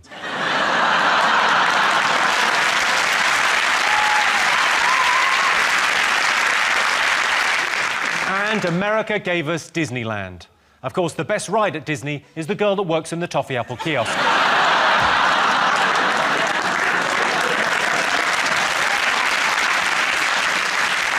At the end of that round, Sean, Matthew and Kimberly have 3 points. John, Ollie and Russell have 2 points. Our next round is Pick of the Polls.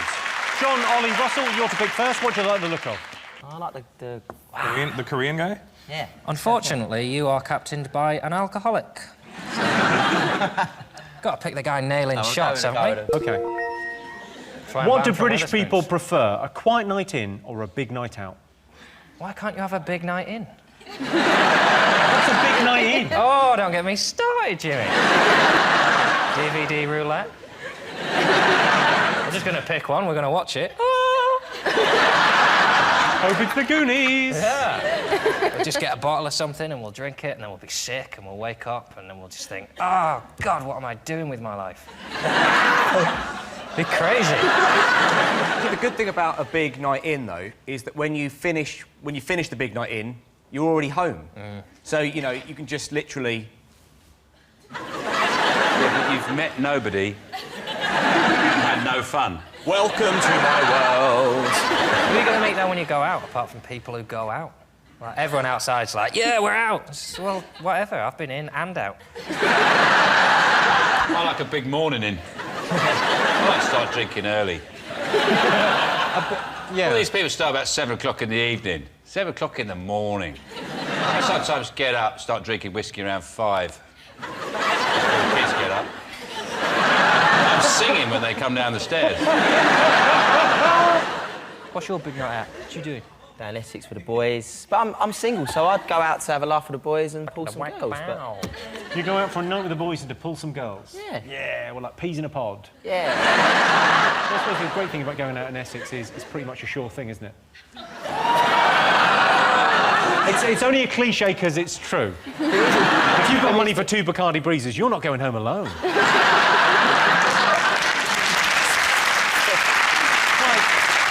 It's the same thing, actually, if you go to Dundee, it's not Bacardi Breezes, it's chips. No man has ever gone home on his own with chips in Dundee. They're still hot, come on.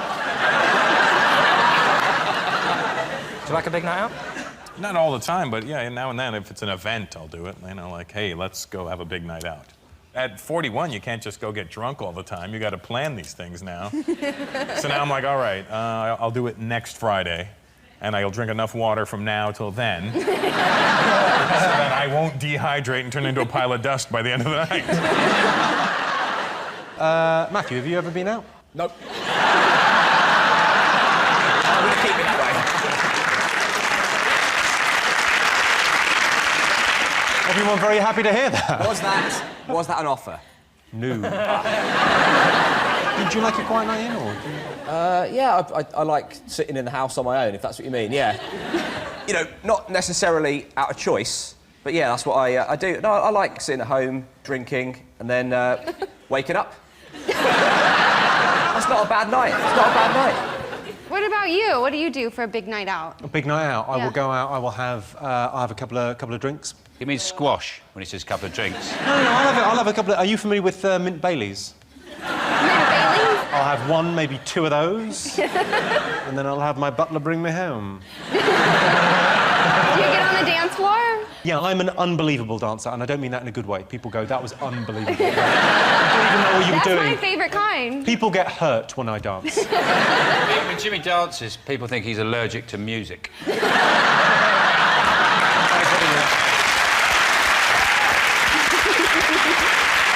John, what do you think the answer is? What do you think British people prefer, a quiet night in or a big night out? Well, I think it's got to be a quiet night in, hasn't it? No. No? Big night out? I think it's big night out. Big night out. I'll take it. We're going to say a big night out. OK, what are you going to say, Sean? Big night out. Big night out. Yeah, everyone likes a big night out. Well, not every night. If you're saying it's forever, then I'd go quiet night in, because I want to live. When is this? When is this night? I want a quiet night in if that's my life. Yeah. What do people prefer?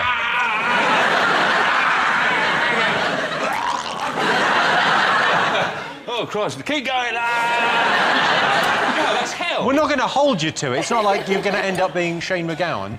So if it's just so random, you can pick one night randomly, it's Friday night, you're saying, I'd go out. OK, well, I can tell you that you're both wrong. I can tell you 72% of people prefer a quiet night in to a big night out. That's my people. That's you.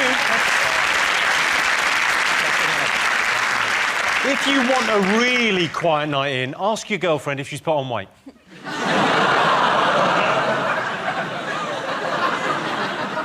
Sean Steen, what do you like the look of?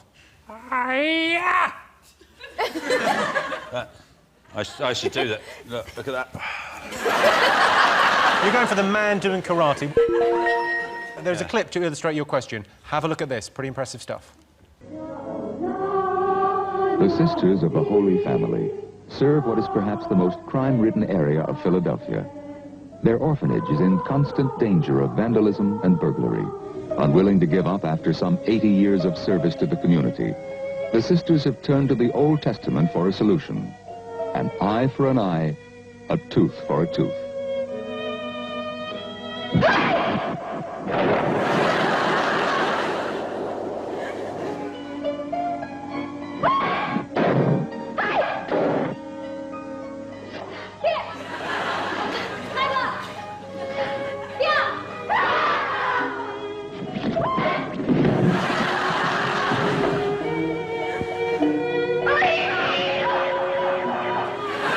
Skills are predominantly protective and defensive.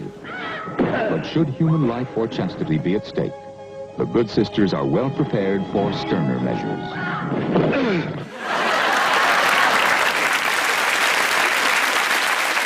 It's funny you think they'd use nunchucks. Nunchucks! Come on! OK, your related question. Most men would rather be good at martial arts than DIY. True or false? Well, why can't you have both? Just total all-round guy. Yeah, you can put up a shelf and then take it straight down. What's DIY? What is... Stop doing DIY and Kung Fu at the same time. Kimberly has a question. Kimberly. What is DIY? It's putting up shelves. You know, DIY, do it yourself. Like carpentry? Yes, carpentry. Yeah, carpentry. Joinery. You know, all kinds of things. Plumbing, you can do a bit of plumbing in it. Okay. What do you call that in America, then? Handyman. Handyman. Mm-hmm. Or Mexican.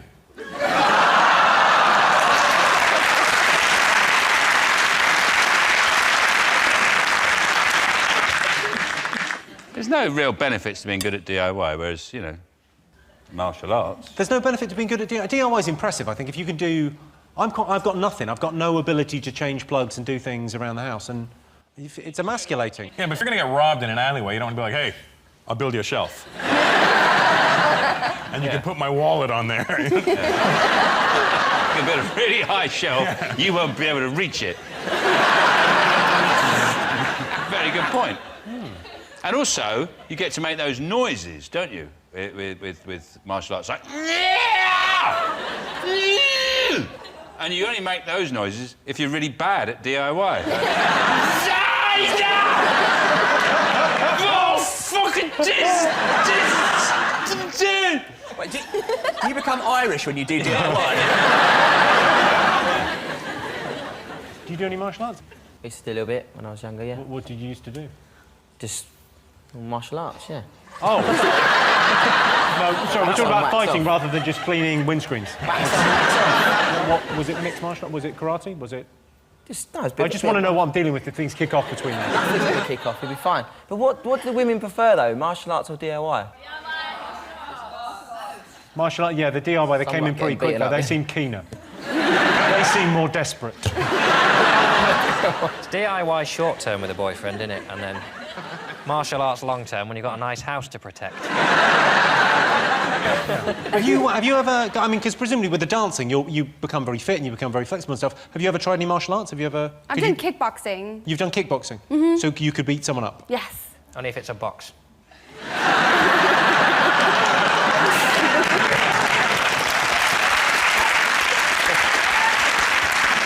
OK, so Seanstein, what are you going to go for? What do you think people would prefer? I think most men would rather be good at martial arts. OK, you're going martial arts. What do you think you're going to go for, John? Well, I think it's DIY, because you would save money then, wouldn't you? And people are tight, so... DIY. OK, I can tell you the answer is false. 62% of men would rather be good at DIY than martial arts. They're right.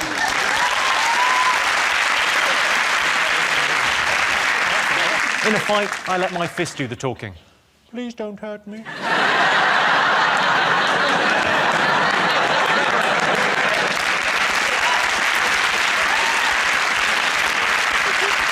at the end of that round, it's 3 points for Sean's team and 3 points for John's team. It's all to play for. And the winner is the name of our final round. Here is your question. Worst thing about shopping for clothes? Women. Oh. You don't like shopping with? No, when you go out with women, it's always a bit of a... I'm sure the other guys here will vouch for me. You're crazy. It's great. It's the best thing ever. They come out and they look at a different dress and you go, oh, my God, that's totally different, that outfit. And... you think, well, I don't know about that one, because I don't know... Try the first one on again. If you're lucky, you can see a little crack in the changing room, you can see somebody's knickers. That is the best. That's the best thing ever, but... You have to go out shopping a lot to get that. It's going to happen on every 10th trip, you're going to get that. Oh, but when it happens, a bit... Oh.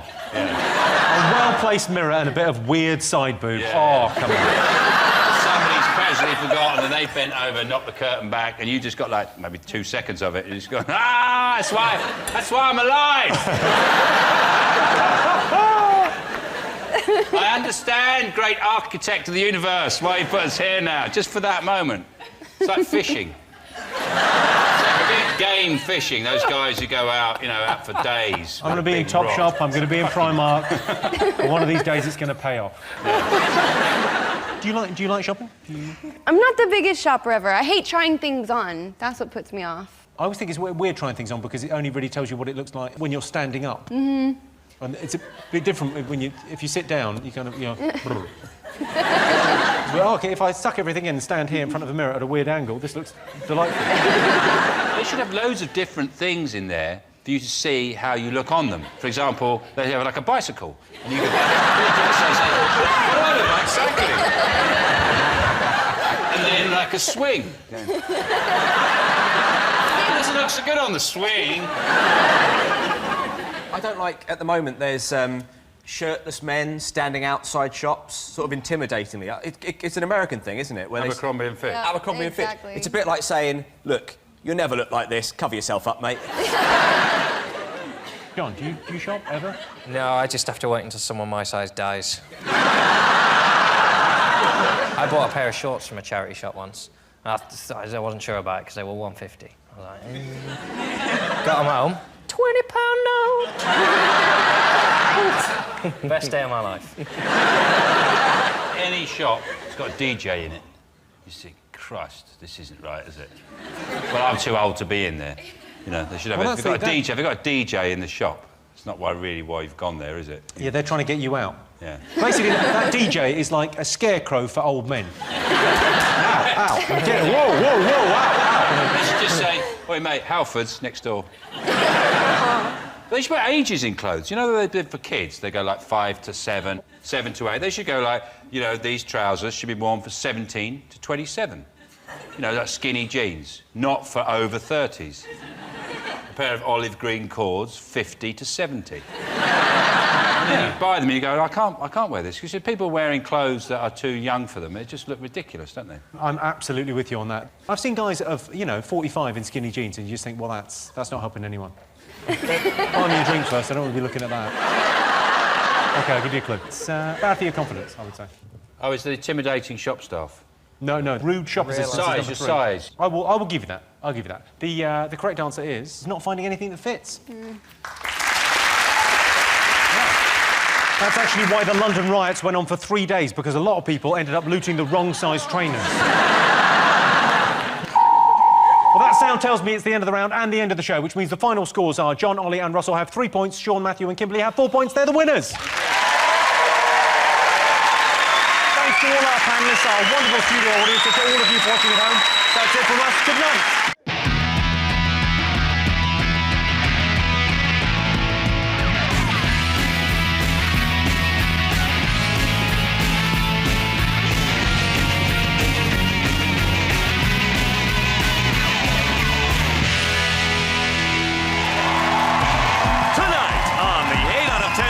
Christmas special.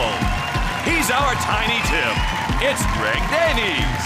You better watch out. It's Jedward. And their team captain, John Richardson. And facing them tonight, you won't believe your mince pies. It's Micky Flanagan. Santa Baby. It's Lisa Tarbuck. And their team captain, Sean Locke. And coming up later, some of this year's biggest panto stars, Mickey Graham, Arlene Phillips, Keith Harris and Orville, and Brian Bello. Now, welcome your host, Jimmy Carr.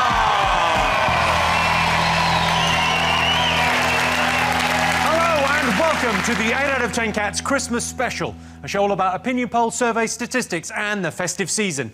Did you know, for example, the average person spends £33 on last-minute panic purchases? We've all done it. I've got your lip balm, Head & Shoulders, 2 nail files and some tampons. Merry Christmas, Grandad. Christmas trees take on average 7 years to mature. Oh, grow up, Christmas trees. Take that fairy off your head. Check out the Christmas tree on my head. OK, back talking. Yes, back to talking. And 21% of men cheat at the office Christmas party. I'm ashamed to admit last year I cheated at the Christmas party. Sat down before the music stopped. A little bit of fun boy, isn't it? Right, let's get started.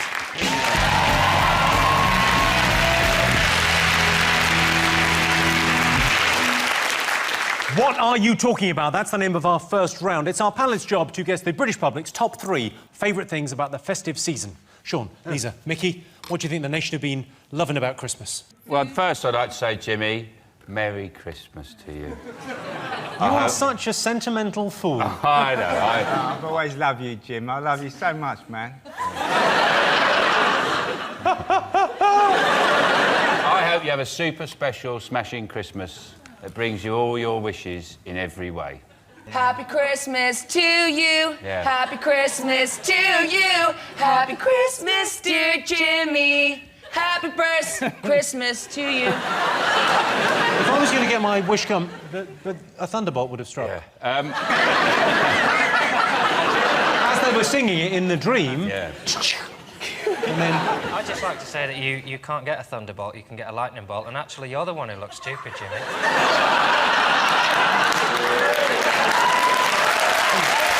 When you're right, you're right. OK, so what's the nation's favourite thing about the festive season? Sean, Lisa.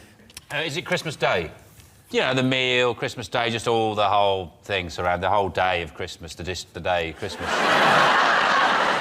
I like to get up, have the traditional Christmas, you know, the aubergines, grilled aubergines with the halloumi. Then you go for your Christmas haircut. Then you go and float your Christmas barge with all the traditional licorice, the sweets, the blue cheese. Push that out in the park. Then go and put the baked potatoes on. And then we always play that. Could you ever play Spud You Live? Spud You Live at Christmas? Oh, Spud You Live? Yeah, well, you get an atlas and you get your baked potato and you work out which country your baked potato resembles most. You never play that? It's good with Ireland, because Ireland looks quite baked potatoey. So you get an atlas, you get your potato. Open up, potato. And what do you do with the potato? You get your potato. Which You country? eat the potato while you're eating it. You have beans and everything. Beans? What do you do? Like, you have a potato, you open it up, you like eat Is it. this show going on, or has someone just fed me LSD?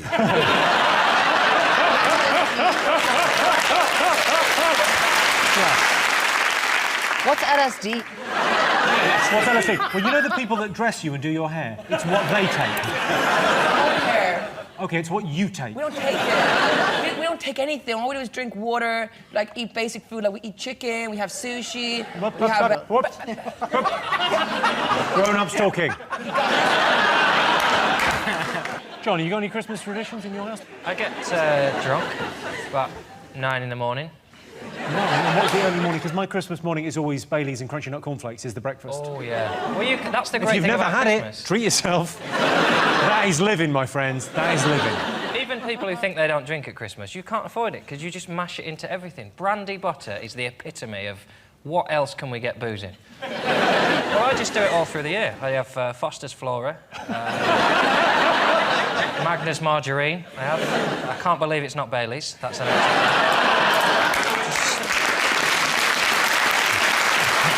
Nice. I love Christmas Day. Who do you spend Christmas with? So do I.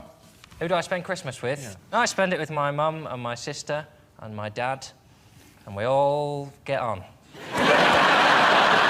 No, you said get on, but what I heard was get through it. Just about get through it. It's basically like the situation we're in now, that perhaps everyone doesn't get on, but you invited them. So...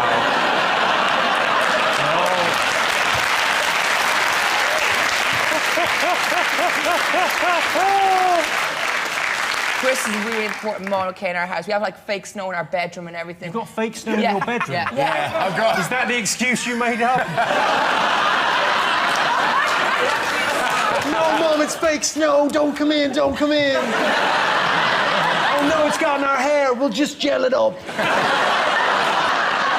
We get up at like 5 o'clock in the morning, okay, like really, really early, okay. We open all our presents. Last year, we forgot the crackers. Like, crackers are like the main thing. We forgot it, okay. We eat so much food, it's crazy. We eat so much chocolate, eat so much sweets, then we eat more sweets, and then we have the food, and then by the time we have actually the food, we're already full. And then after that, we watch movies.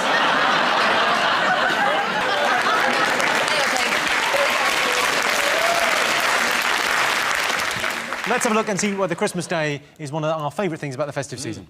Let's do that. Yes, we all love Christmas Day. Spare a thought for all the people who have to work on Christmas Day. Doctors, nurses, Santa, elves, reindeer, the Queen, James Bond, Doctor Who, Morecambe and Wise, the list goes on. Macaulay Culkin, like Macaulay Culkin has to always do this every single Christmas. Like that, you know, everyone loves watching Home Alone Christmas. Okay. John, Greg, Jedward. What else do you think people... They're very much focused on John and Greg. What else do you think people like about the festive season? Visit by Father Christmas? Santa, okay? Oh, Everyone presents. loves Santa. Yeah, presents. Presents. People like getting stuff, don't they? People do love getting stuff, yeah. I mean, I think everyone does, for instance. It was a little bit ruined for me, Jimmy, years ago, when I was about 12. When Father Christmas came into my room... Which is a long time ago. There's someone in the middle of talking, we don't talk over them. I'll take that on the chin for now, because I am a lot older than you. Double chin. It's OK. Technically, you also have a double chin. No, I don't. Just 2 little marks. I'll just make those little marks there. If we get up to 5, Uncle Greg will get horrible.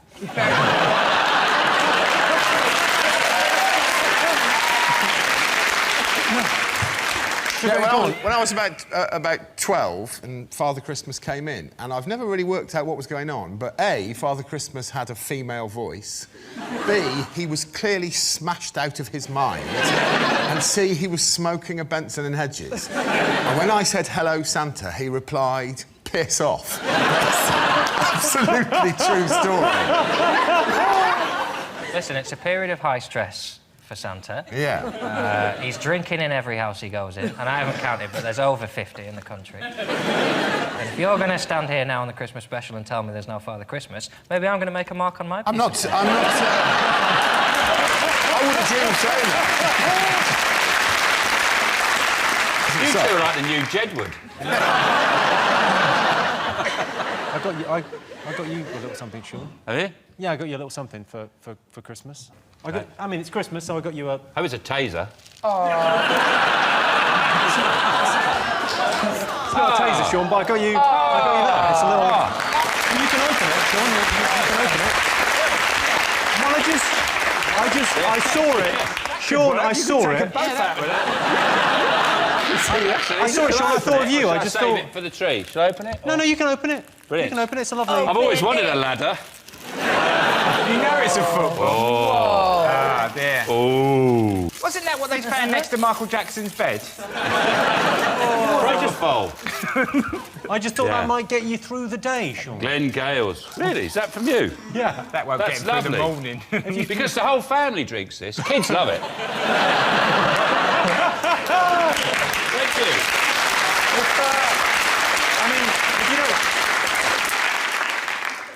Brilliant. No, Brilliant. I think you're going to need some of this over there. Right. Just pass it over here. Look at the future, look. Excuse me, hang on a sec, so nobody notices. You imagine a tramp walking along thinking, am I shrinking or something? What's Oh, John, I got you something as well. I got you this.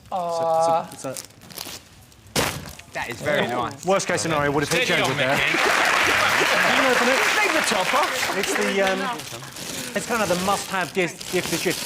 Guys, put the paper away. I'll help you on with it. It's basically it's like a slanket blanket, but it also gives you a hug. It's the hug. So get it here. So that blanket bit goes over your and that goes round. That's it, So John. put your hands down. That gives you a lovely hug. Because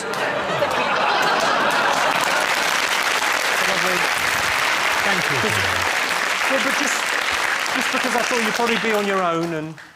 I've got one of those, but she's got like a head with her mouth already open. Okay, Jimmy, okay, I think your presents you gave them are amazing, okay? The question is, have you guys got him a present? Yeah. Yes, I have. I've got you. I don't know if you've heard of this. They're called airwaves. And I didn't wrap it. Thanks. And Sure, just like so there you go. There you go, mate. Sure, we'll think of something to do with that. There you go. Well, mate. I don't want to gazump Sean's gift, but I've actually paid for Jedward to live with you for a year.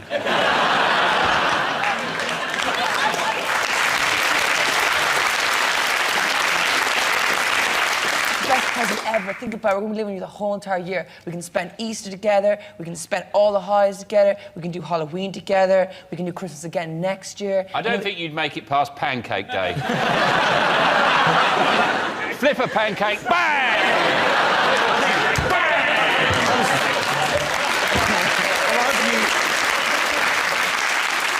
I asked my mum if I could have a Man United kit when I was a kid, and on Christmas Day I opened it and they bought me a Stoke City one by accident. And my mum said, and this is a quote, "What's the problem? It's red, isn't it?"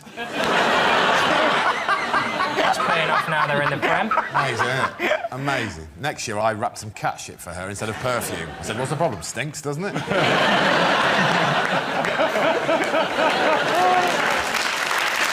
Last Christmas, my friend gave me a cat, and the cat was like eating cheese, and the cats don't like cheese, and then the rat ate the cheese as well. I was like, yo, that's okay. Give me that. Yeah. You get to a certain point, now, don't you? We're only on round You've seen one. the state of Louis Walsh these days. Louis Walsh gets through one of those a day. I can't believe it's round one and Lisa's already on the whiskey. It's purely good, medicinal. Just thinking, okay. It's lovely, isn't it? Most acceptable. Lovely present. Thank you for my lovely Thanks present, for your Jimmy. No problem at all. You're more than welcome. I'll have to. How long did it take your butler to find it? I don't know. I don't really take an interest. Is that what your life's like, though, Jimmy? Are you a sort of latter-day Bruce Wayne? Of course. You are, aren't you? Of course I am. Are you like Batman in disguise or something like that? You're like a superhero, like... I've just realised it's just you, John. You're the one who... Edward, you're actually quite quiet. He's actually not. I'm just chilling. It's because I'm the closest to Jimmy right now. I'm kind of like, hey, hey, hey, and he's kind of like... Why don't you swap? No one's going to notice. John? No, I think Edward's absolutely normal. what are you talking about? No, he's not. You don't want us to think You're he is, like- do you? Oh, my God, this poor boy!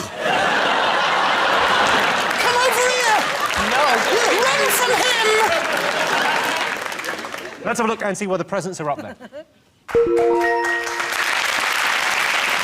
Yes, of course. Who doesn't love presents? I remember one Christmas when I was a kid coming down on Christmas morning to find an enormous box in the living room. What's in the box? I asked excitedly. My mum said, your nan's died. Right, fingers on buzzers. One more thing to get. Well, we should remember that the festive season isn't just about the best night of the year, Christmas Eve, it's also about the shittest night of the year, which is New Year's Eve. Party! Happy New Year 2012! Yay! When it is that day, that's going to be really cool. It's pretty much what I was going to say.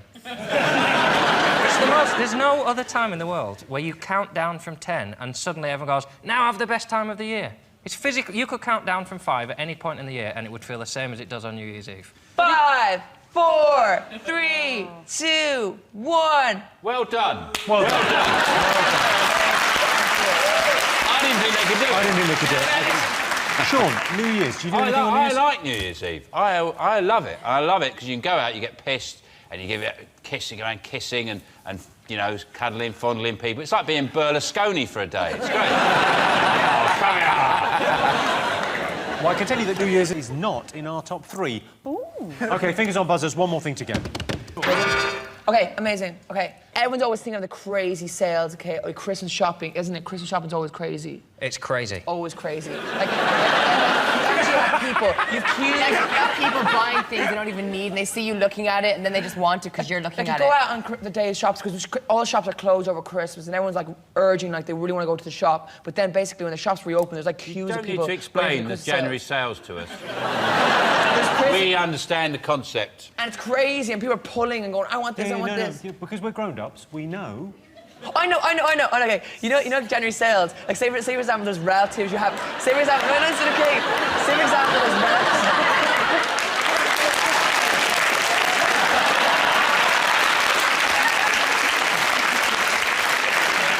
I know what you do, okay? You buy presents for relatives you haven't seen, and then pretend you got it before Christmas sales. Full price. Here you go, and then you get, sorry about that. I think I fainted there for a second.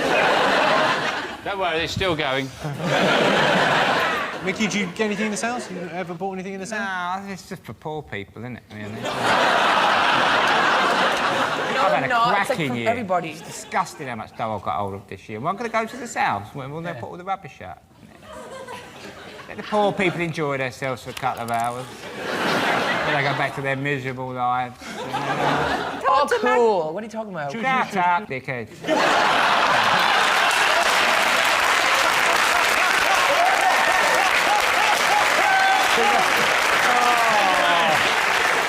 Give me that drink. Give me that drink. I'm losing it. Every man has a point, isn't it? It's like a Clint Eastwood deal. Every man has a point. We can't take anymore. I can't believe that, Jedward, you're driving men to drink. Jim, can I just... Imagine if you couldn't see them. No, I really need to apologise. It's Christmas. It's okay. Merry Christmas. Just let him And apologise. I shouldn't have said that. And I'm very Sonny seems to be that. This is turning into really good fun. Yeah. Merry Christmas, everybody! I'll tell you what this is. This is exactly like Christmas Day. If anyone said to sit, it'll be under there. So if anyone wants a little nip... OK, so January sales. January, sick and tired, you've been hanging on me. We'll be sad with your life, your January life. Is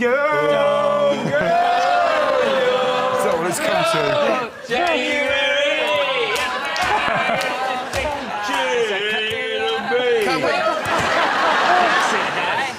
There must have been a part where you thought, I wonder if I should tip the whiskey out and put apple juice. No, it'd be fine. It'd be fine. Greg Johnson. Yeah. Probably look like a normal miniature.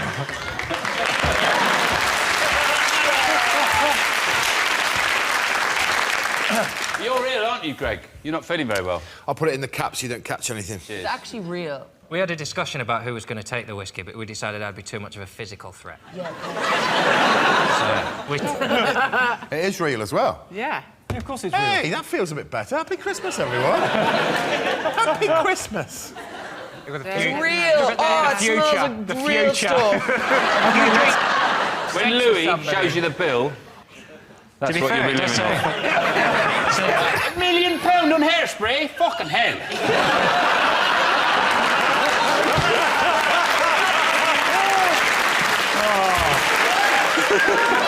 Let's try and hold this together. Oh, people are actually drunk. I kind of want to see how this pans out if Sean keeps drinking. You crack on, son. I love you. OK, all right, hang on. This is going to be the best Christmas ever! Let's all look and see if the January sales are one of our favourite things about the festive season. At the end of that round, Sean, Micky and Lisa have 1 point. John, Jedward and Greg have 2. Our next round is Pick of the Polls. John, Jedward, Greg, your turn first. Oh. It's gone. Where's my whiskey? I love the fact that you've genuinely had that whiskey taken off you by an official. Yes.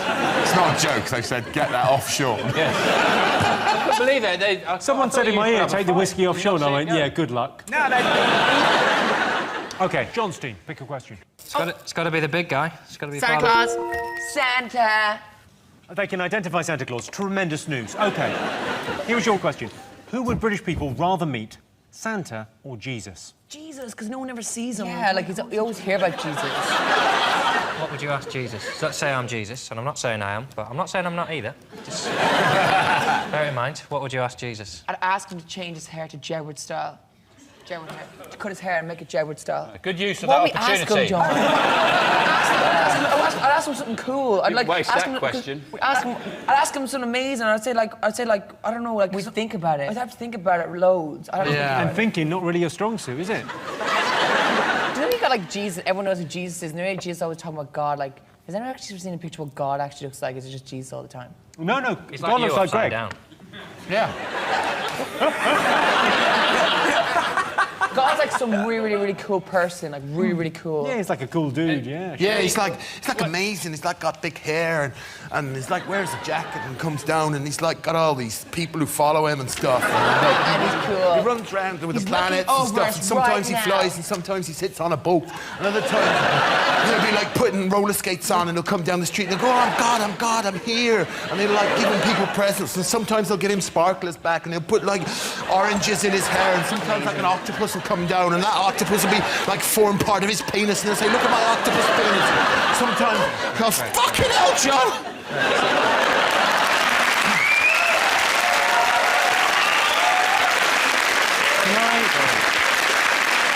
Can I just make the point that whatever Jed would have is catching? We all go Jedward from time to time. Greg, you're a lightweight. Yeah. You can't take them. I've done 6 hours of those two. Didn't even affect me. OK, here we go, everyone. Who would British people rather meet, Santa or Jesus? Who do you think? What do you think people said? You think Jesus? Yeah. You think they'd rather meet Jesus? OK, what are you going to go for, John? I would say Jesus got betrayed, Santa never did. So Santa's probably a better guy. Greg? Yes, I'll go with Santa as well, John.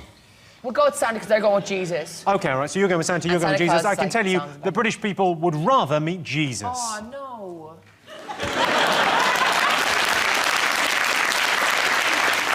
The tradition of Santa Claus varies in different parts of the country. For instance, in Liverpool, Santa Claus wears black, not red. Comes in the window, not down the chimney. And instead of leaving presents, he takes them.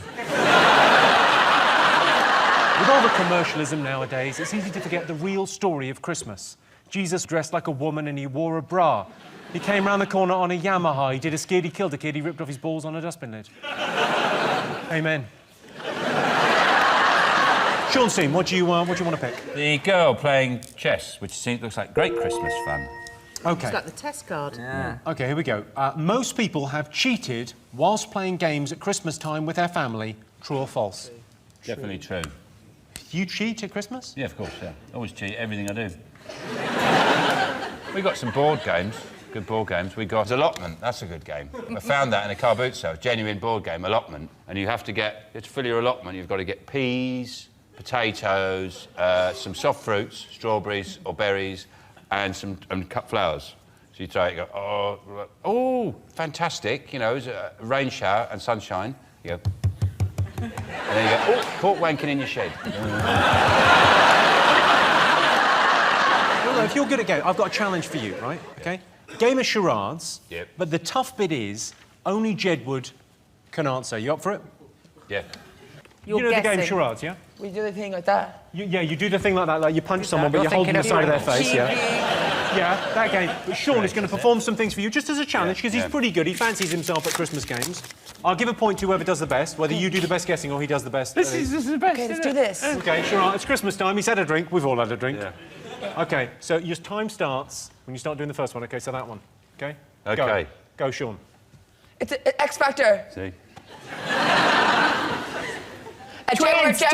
Twins, awesome, most amazing singers in the world. What you're like. No, crazy. you can't say anything. Double, fun. All right. Close mouth. Stop talking. Talkative. Don't talk. Not silent. Earring. Ear. Sounds like. Silent. Ear. Ass. It's saying it sounds like something. Sounds like. Ass. Sounds like bum. It's like pass. Next That one. Dumb and Dumber it was. Oh, yeah. Okay, all right. Okay, it's a Ferris wheel. Christmas tree. Oh no, tinsel. But there's theatre. It means it's a theatre production. Theatre, You can't theatre, speak! theatre. Come on, they're fucking idiots! Theatre. I've never played this game. Here we go. Wicked, Jersey Boys, Irish dancing, Yeah. river dance. Yes! Amazing. Okay. A book, reading a book, the Bible. No, don't start trying to guess which book. There's so many books. I know. Okay. Jedward book. 1, 2, 3, 4, 5. High five. 5 syllables. 5 words. Five words. 5 words. 5 words. 5 words. First word. First word. First word. T. Time. Okay, I'm shit at games. You're so close. It was the unbearable lightness of being.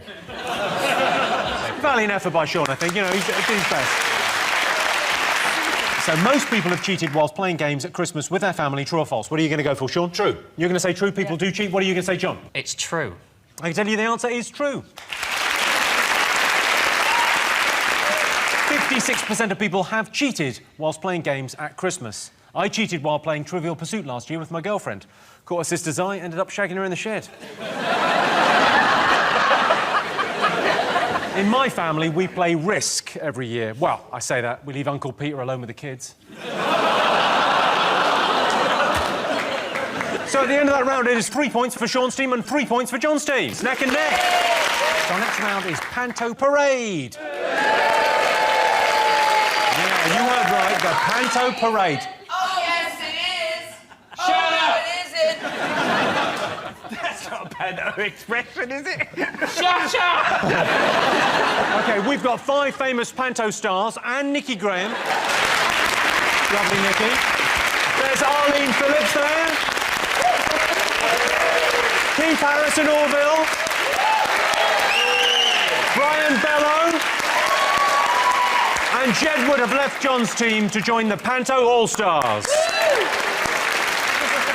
Keith Harrison Orville, it's lovely to have you here. I thought you died when you fell off your roof. Oh, yes. You look as if you've got a job in a hotel. Yeah, I feel like it. It's buttons, you see. That's the part we're playing. But whereabouts is the Panto on? Plymouth this year. Yeah. It's our 48th Panto. We've got to keep doing it till we get it right. Hello, Brian. How are you? You all right? Jimmy, I'm good, thank you. He's good. Go on, tell me, what's the costume? I'm playing Genie of the Bling in Aladdin, so I'm playing an Essex Genie. So I'm a different kind of genie. So I come out the lamp, I'm like, all right, girls, what's happening, yeah? What do you want? We want Thatcher's Lakeside? Want to go Blue Water?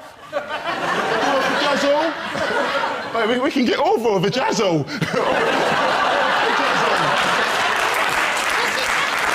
Yes, Let's definitely get Orville a vajazzle. What's a jazzle? A vajazzle. Yeah, what's a jazzle? Vajazzle. It's when diamonds, they get diamonds and they put it down. Yeah. Girls. Whoa. Yeah. Sorry. It's Orville. I was trying to educate him. He's not real. He's been knocked in the Arlene, you're looking wonderful.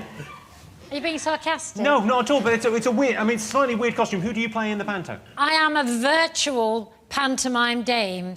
I just appear in the mirror. It took me a morning, and I'm on pantomime every show. You're not really doing pantomime then, are you? I'm appearing in pantomime. She's not appearing in pantomime. I have to be there every day for a whole month. She's done her thing already. You are not in pantomime, though. Brian, it's probably part of your community service, don't worry about it. Yeah, that looks like one of those things that vets put on animals to stop them licking themselves. It's a little uncomfortable, but when I... What's it next to Jedward? Yeah, no. They are the cutest boys, aren't they? Yeah. No. Not sure about the green. When you spent 45 minutes with them? No. Hey, Nikki, how are you? You all right? I'm fine, thanks. How are you? Nice to see you. You look very pretty, all dressed up as a princess. Oh, thank you. I'm not the princess, though. I'm the fairy godmother. You're the fairy godmother, of course you are. People are probably wondering in the audience when Nikki shot to fame. She didn't. They're probably also wondering about you. And if you carry on, I'll turn you into a frog. You know that's just a stick with glitter on it. Right, here's your first question. We asked the public, if you had to be snowed in over Christmas with just one person over there, which of these panto stars would you choose? The older people would say Arlene because they could enjoy the heating allowance. Arlene! I love that! I love it. And can you tell all the old people that don't need their heating allowance that we are donating our heating allowance this year to those that do? Oh, come on.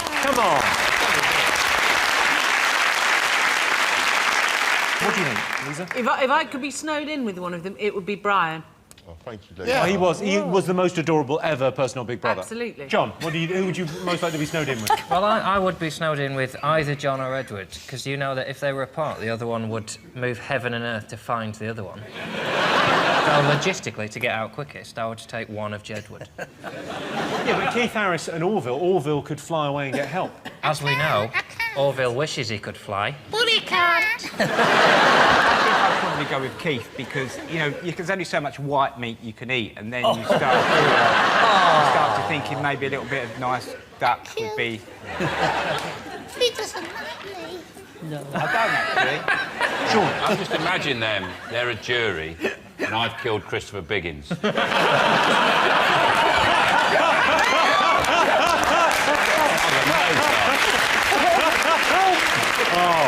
I think we'll go with Lisa's choice. What's Lisa's choice? Brian. You're going to go with Brian. Yeah, OK, so you're going to go with Brian. OK. John, who are you going to go with? What do you think, Greg? Keith Harris and Orville. I think I would go with Keith Harris and Orville, and I mean that purely grammatically. OK, well, I can tell you the person you'd most likely be snowed in with is Brian Bellow. Brian. People like you the most, yeah. The downside is you're snowed in with Brian Bellow. The upside is you're going to win an awful lot of games of Trivial Pursuit. We asked the public, which of these panto stars' letters to Santa would you most like to read? Who got the most votes? Well, I can't imagine Orville wants anything. I don't think... He does. We already know he wants to fly, John. Yeah, and I imagine he wants to have a grown man's hand taken out of his ass. When you do the Christmas turkey, Keith... Yes. Do you have to put Orville away while you're putting your hand into another bird?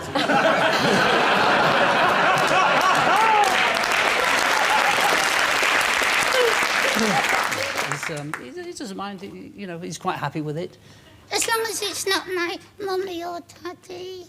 Yeah. Oh, my God, it actually made me feel sad. What's quite interesting about Keith and Orville is Orville has aged a lot better than you, hasn't he? Well, I thought he'd be moth-eaten. Well, he has polyfiller, you see, that's right. Yeah. Keith, has he always been green? He looks green. I was about to say he looks greener than I remember. He's always been green. Always. Yeah. Yeah. I don't know why that they have. But with toys, like vintage toys, they polish them up. And they repaint them like they do in Toy Story. I'm not a vintage toy. You are. You were born in the 80s. Oh. And the 80s. That makes us vintage. Micky, what are you going to put on your Christmas list? What do you want for Christmas? What do I want? Yeah, that's what I said. Go on, what do you want? What would you like for Christmas? An electric blanket, maybe another hot water bottle. Probably don't use them both at the same time. Just there's a danger of elocution. OK, Sean, I'm going to go for an answer. So whose Christmas list would the public most like to see? Well, I don't see any of them writing a letter to Santa because he doesn't do careers advice. But,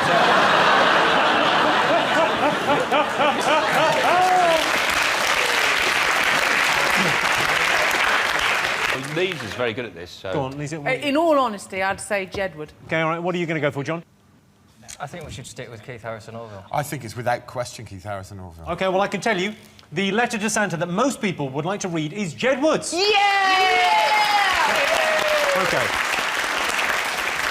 Santa obviously didn't get my letter last year because Jedward are still with us. So at the end of that round, Sean, Micky and Lisa have 5 points. John, Jedward and Greg have 3.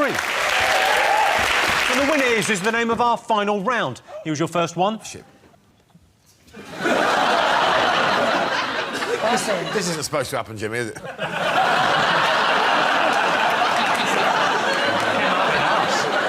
Hey, you can use that. He's broken his chair. This is like a proper Christmas now. I thought it felt strange. Sorry, carry on. OK, first question. Best way to ruin Christmas? Oh, it's remembering the real meaning of Christmas, isn't it? Anyone who says that just means have a shit one. Don't have presents, don't get drunk, just sit and think about a dead bloke. Or breaking tragic news to people by the gift labels on their Christmas presents. You know, like, for my adopted son at Christmas. That is genius, I think, as you go, well, I got Scale Electric, but also I'm adopted. Yeah. Lisa, has anyone ever ruined Christmas for you? Oh, yeah, loads. What did they do? Moodiness, really. Slamming doors. Not so much as slamming doors. It's quite hard to say, because I'm about to have Christmas with them. Well, maybe they'll buck up their ideas if they know they've been outed. For 4 years, I've tried to make someone buck their ideas up. Who is this person? I'm not telling you because I can't. Top japes, etc. I mean, a 1930s detective thing. But I got to know! I got to know who is it. I'll kill him, I'll tear him apart.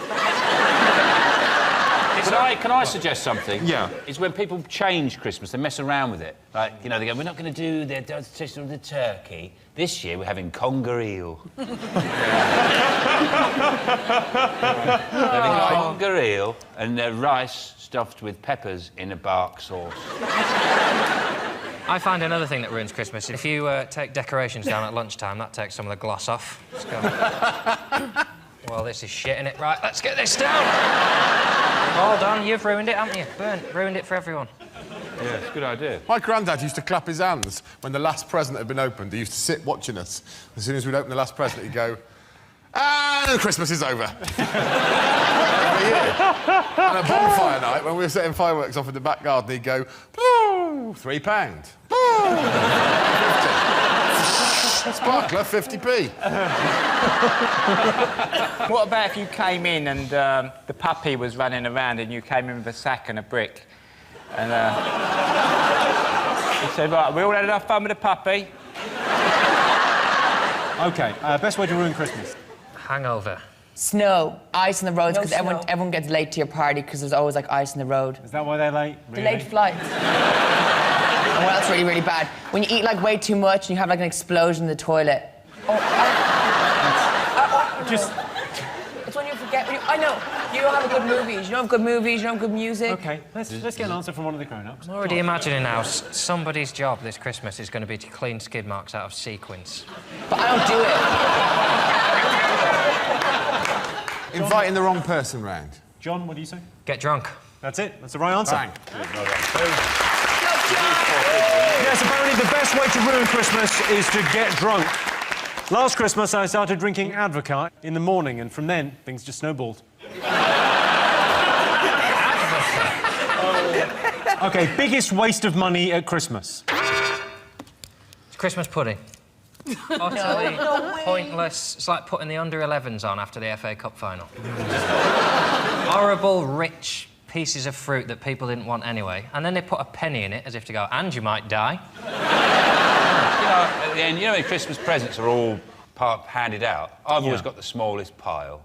You know, everyone goes, right, it's OK, the presents are out, and I look at my pile, and it's pathetic. I look like a little tramp's fire. I think I would rather be snowed in with all the Panto stars than buy you a present. I can't imagine anything more terrifying than watching you open a present and just thinking, I might die. I think most men my age are very difficult to buy presents for.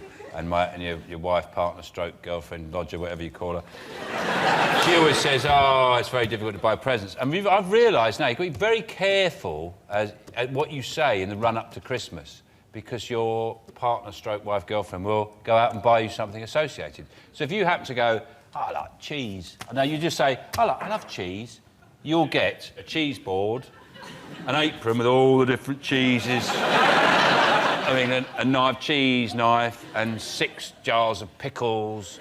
They go, oh, what are you? You said you like cheese. I go, yeah, I just happened to say I like cheese. And say I want like cheese world. One year I was watching a documentary about hummingbirds, and I go, they're amazing, aren't they? These hummingbirds, they're so beautiful. They're incredible. She got me a budgie and a can of Red Bull.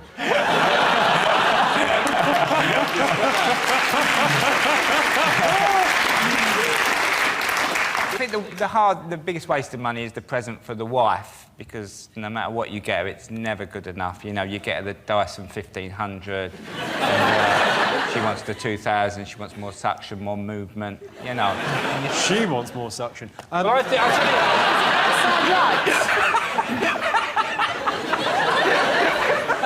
Come on, love, it's Christmas. So, biggest waste of money? The biggest waste of money at Christmas cake is when people get bath. You know, bath oils and bath things have a bath. And they always have bath stuff. You know when people get spa stuff for like Christmas, yes. like bath oils and bath. I know one never uses them. They always just get them. They never actually use them. Or like the bath. You know, always have a bath. Do you mean bath stuff? Yeah. Oh, because you said it 15 times.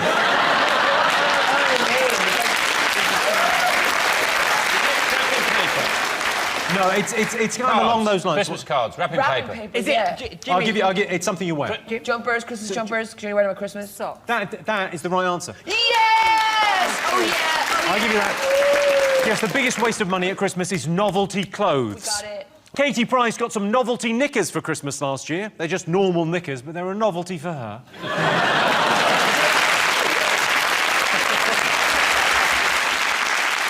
Guess what? I'm gonna say what? What? We got presents. Sean, okay, we got this for you because we knew that nobody's going to give you a Christmas present this year. At least you can have one from me and Edward. They're very good judges of character. Thank you. Well, it's lovely. What a lovely thing. Thanks. Merry Christmas. Come in for a hug. Yeah, thanks, yeah. Oh. I'll open that later. I'll open it later. Oh. Yes. We made them ourselves. You're joking. Only yesterday I bought a pair of these. You know what I'm going to do? I'm going to kick the shit out of Santa with these. We got another thing for John, okay? We got a Christmas present for you, okay? I know there's like always people that's always into Christmas music, Christmas, but this is the best album you're ever going to get. Check it out. And you can listen to this on repeat, okay? You can listen to it on repeat. I kind of am now, I suspect.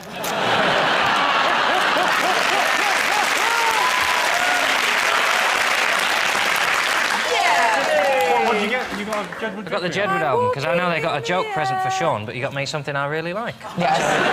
Just looking at the size here. 6 to 7. Oh, no, 6 to 7. That's the age of the kids who made them. That's the wrong age. We're like, that's the wrong age. No, back in that, in the third world, in Ireland. Okay. Present for you, Jimmy. Come here, that's very kind of you. Here it is. As you can see, we got a really colour red bag. Red's the colour of Christmas. Now, I hope you like it a lot. Yeah. Looks like a dead badger. We got you. Jedward hair. You got me Jedward hair. Put it on. All right, You look like a triplet. Sit down. Oh, wait. Shoot. See? Look good. You nailed it.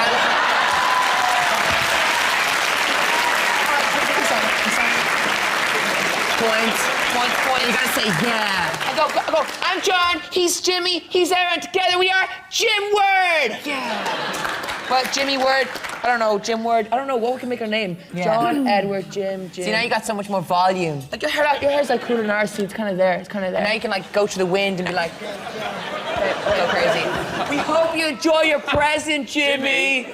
Jimmy, show everybody in profile, because it's much better in profile. I'm just going to pop that off. Mickey, I got you something for Christmas. There's forever to do. Oh, man. Yeah, I got I've you. always wanted to be a wanker. Merry Christmas, everybody. Merry Christmas, Sean. Merry Christmas, John. Merry Christmas. Well, that sound tells me it's the end of the round and the end of the show, and I can tell you that it's a draw. Everyone's a winner at Christmas. Thanks to all our panelists, our wonderful studio audience, and to all of you watching at home. That's it.